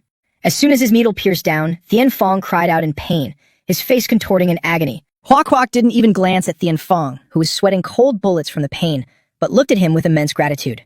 Master Lam, thank you for your hard work. Please, have a seat. There's another important matter for inviting you here this time. Receiving his respect, Not Pham immediately replied, Vice Chairman, please speak your mind. Thien Fong sat up out of breath and asked him, how much do you know about the worm in this jar? Not Pham, though not fully understanding it himself, still answered, the formless goo. Besides being quite difficult to cultivate, the benefits it yields are massive. As soon as he finished speaking, his skill automatically activated. System analyzing. With this skill, all information about it surfaced in Not Pham's mind. He slowly recounted everything one by one. Once it acts up in mild cases, it causes the target's death. In severe cases, it can even control the target, turning them into a puppet for the goo master. Furthermore, the mother formless goo will divide. The child goo will rely on pheromones to seek out a second target to parasitize and infect. Hearing him explain it in such detail filled Hua Kwok with great admiration. Truly worthy of the title Master Lam, that's exactly what our experts said. At this moment, Not Pham connected all the events with Hua Kwok's identity and came up with a bold assumption. Wait, Luke Thien Fong is the close guard of a high-ranking leader, which means the opponent was targeting the vice chairman. Activate. My eyes are the measure. Still fine, there are no signs of goo infection on the vice chairman's body. Hua Kwok nodded slightly, looking quite pleased as he said, after Thien Fong reported this matter, I had myself examined immediately. With Master Lam's confirmation, I can finally be truly at ease. Master Lam, regarding this incident both publicly and privately, calling you a national hero is not an exaggeration. But the situation is special right now, so the nation can only convert this into some rewards for you. Hearing about rewards, Not Pham suddenly became enthusiastic. Really? Elder Vuong, then I won't hold back. Whatever rewards you have, just throw them my way. I can take them. Time passed. While walking on the street, one could hear a TV host talking about Not Pham's company. Recently, the Dragon Vein Cauldron relic restored by the Pham Diep Group has been successfully exhibited. The Pham Diep Group has also become the first domestic enterprise to obtain qualifications for transnational cultural heritage trading. Not Pham, of course, didn't miss it and turned on the TV to watch.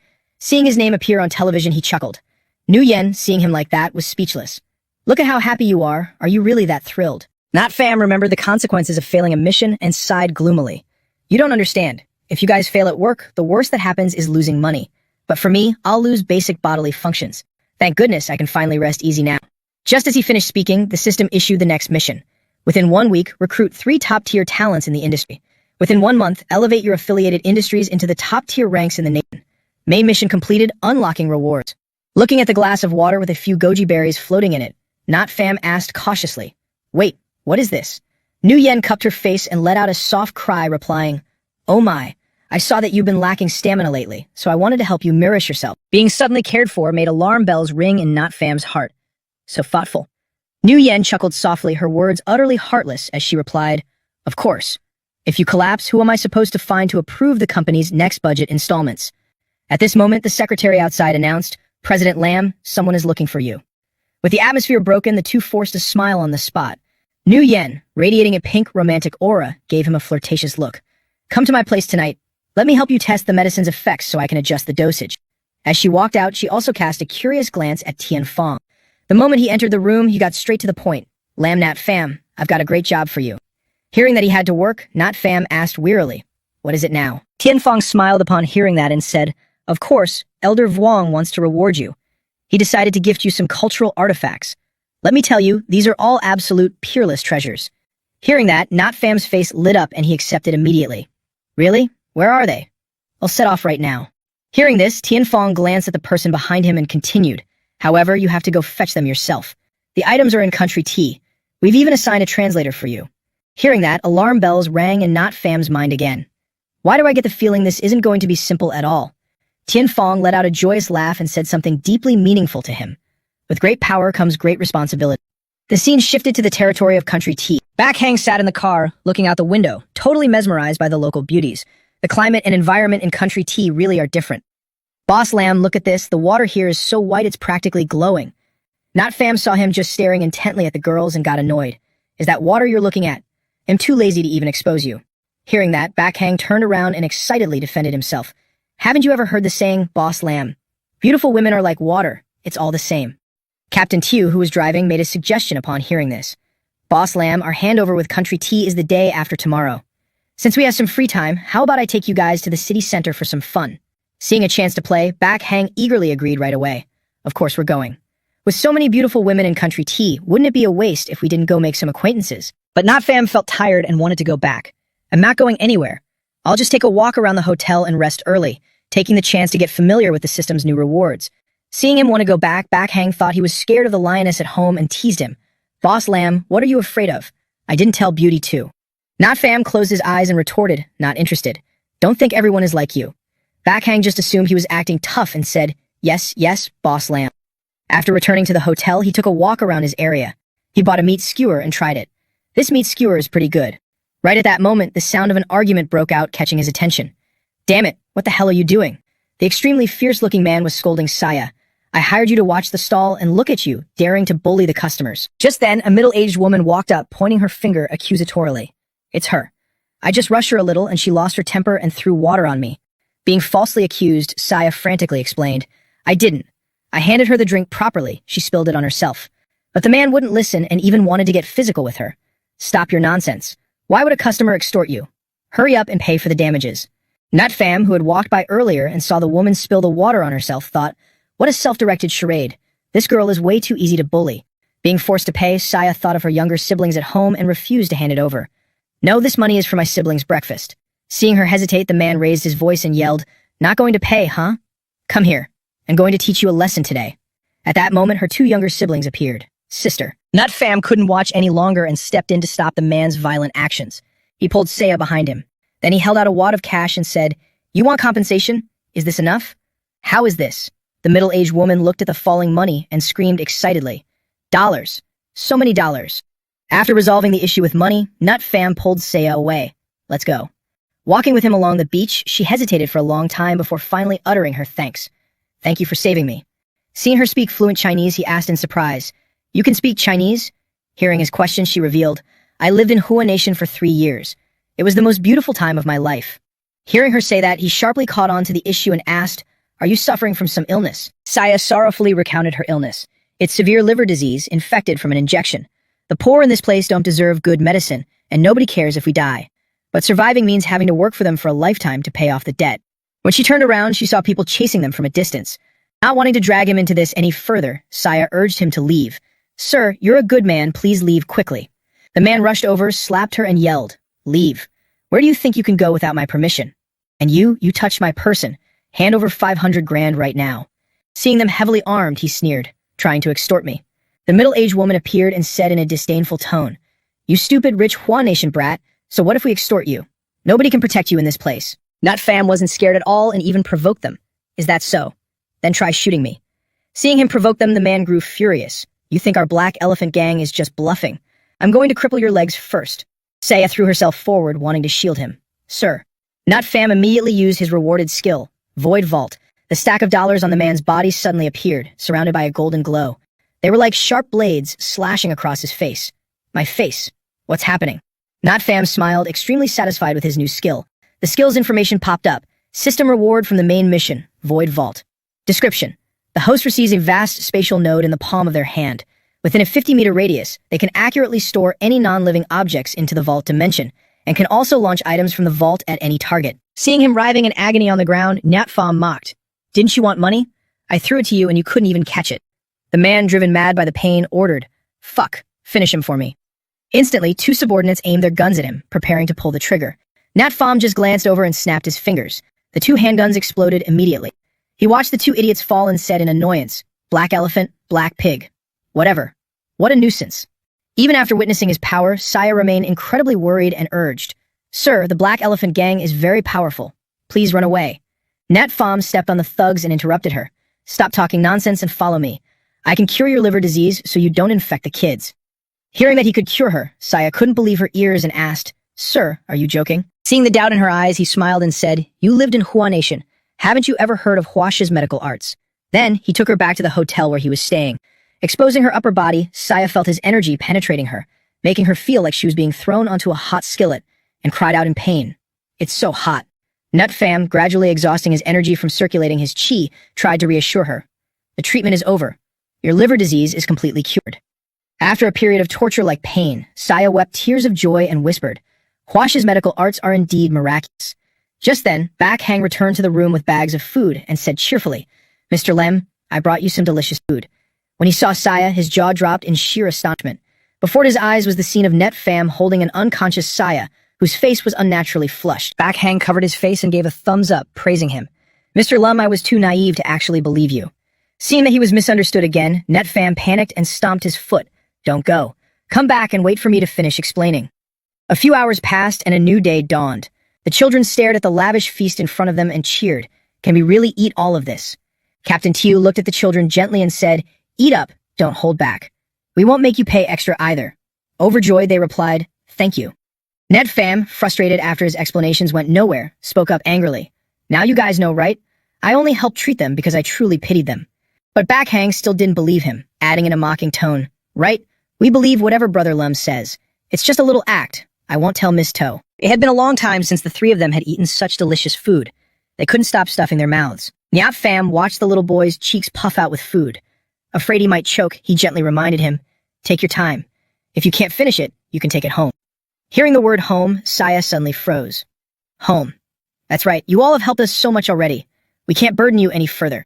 Hearing her words, he fell into deep thought. Then he looked at Captain Tiu and asked, Are there any legitimate places hiring near Country Tea?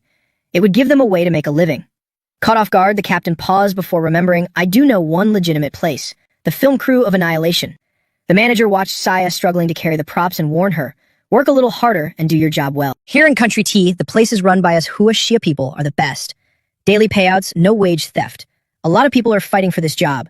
Without a referral, she wouldn't even have a chance. Hearing this, Net Pham chuckled and thanked him. Thanks, brother. I owe you a favor. If you need anything when you get back home, just look for me. The manager, who had no idea who he really was stunned. This guy. He's just a driver, but he talks so big. Well, he seems like a decent guy overall. At that moment, an annoyed voice crackled through the walkie-talkie. Where's Ahui? Get over here now. Hearing the call, he immediately responded, Young Master Tren, I'll be right there. Oh right, carry this table over there while you're at it. Saya hurriedly replied, Yes, sir. Nut Pham kindly picked up the table and gently reassured her. This film crew wraps up in 2 months. During this time, you'll at least be safe and can reconsider your future path. I'll help you carry the table over. Remember, don't push yourself too hard. Saya's heart warmed at his words, and she quickly said, Thank you, Big Brother Lem. After carrying the table around for a bit, he set it down on the sand. Feeling a bit unsure, he muttered, Is it here? Just then, Tio Tio appeared, and upon hearing his voice, she stopped in her tracks. She asked joyfully, Lem Nut Pham, why are you here? Don't tell me you knew my new movie was filming in Country Tea, so you specifically came to visit the set. If you wanted to come, you should have just told me straight. Why the surprise? Really? Suddenly seeing her, he hadn't quite processed it yet. This is. At that moment, VM Fong appeared and asked, Tio Tio, is this your friend visiting? Damn it, zero manners. Can't you see we're filming a scene? You've completely ruined my mood. Seeing his disrespect towards Net Pham, Tio Tio angrily scolded him. No VM Fong, you can meet multiple fans in a single day, so why can't my friend visit? Nat Pham slowly walked over to him, his aura intimidating as he asked, With my status, do you really think I'm here to visit the set? VM Fong was stunned by his overwhelming presence. Your status. He suddenly slammed his hand down hard. Then he smiled brightly and replied, I'm here as a handyman. I'm really not lying to you. I just came over to see how the handymen are treated here. Realizing he had been intimidated by a mere handyman, VM Fong flew into a rage out of humiliation. Fuck, acting so arrogant as a handyman. Someone, drag him out of here. The crew members immediately appeared. Yes, Brother Fong. Seeing him about to use violence against Net Pham, Tio Tio stepped forward to protect him. No, VM Fong, even if he really is a handyman, you can't just kick him out. VM Fong, overly arrogant due to his massive popularity, scoffed. Of course I can. This whole production relies on me. Without the support of my fans, the metrics would drop by at least half. Just then, Kiet Ban appeared, his tone furious. I just randomly found someone to act alongside you. Do you seriously think you're some big shot? If you don't want to film, then get lost. I won't waive a single cent of your breach of contract penalty. Seeing his fierce attitude, VM Fong immediately backed down. Why, young Master Tren? Did I do something wrong? They'll reflect on it. Please don't replace me. Kit Ban then looked towards Nyut Pham and declared, whether you get replaced or not, President Lem just has to say the word. Why don't you ask him? Hearing this, VM Fong looked at him in disbelief. President Lem? Nyut Pham looked at his face and smiled wickedly. No rush to replace him. Weren't you always claiming to be a professional? I want to see that. What followed were tests of various death scenes. VM Fong gave it his all to save his role. Daddy Lem, was my expression right? Daddy Lem, was my posture right? Daddy Lem. Seeing VM Fong act without a single flaw, Nyut Pham felt a bit annoyed. I originally planned to find a mistake just to mess with him. Why isn't it working at all? Tio chuckled and said, perhaps in his eyes, you're already a mountain of gold. Who would throw a tantrum in a mountain of gold? Seeing him look so displeased, Kit Ban stepped in to offer a suggestion. Big Brother Lem, if you want to deal with him, there is a way. But Nyut Pham didn't want to push it too far and stopped him. Forget it. Being this thick-skinned is a talent in itself. Let him continue filming. But why are you all filming here? He isn't using this as an excuse to bully you, is he? Hearing him ask that, Kit Ban quickly explained, Brother Lem, what are you saying? Miss Du is your friend, and you are my benefactor. How can I possibly bully her? Right, Miss Du? Hurry up and put in a good word for me. Tio looked at his panicked state, sighed, and confirmed, it's true. So he really didn't know. I actually thought. Seeing his interest, Kit Ban quickly summarized the movie for him. Mr. Lam, Ms. Du's role is about a woman who is tricked into going to country tea by a scumbag to be exploited and killed, but she counterattacks and murders him. I think this role suits her perfectly.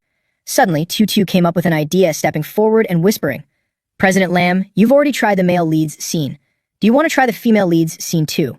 She widened her beautiful doe eyes, looking at him with eager anticipation. Seeing that he didn't object, she opened her mouth and aimed straight for his collarbone. Then she took a hard bite, making him cry out, ouch. What are you doing? After biting him, Tutu turned around as if nothing had happened and said, punishing a scumbag, of course. Nyut Pham was completely bewildered at suddenly being called a scumbag. What's going on?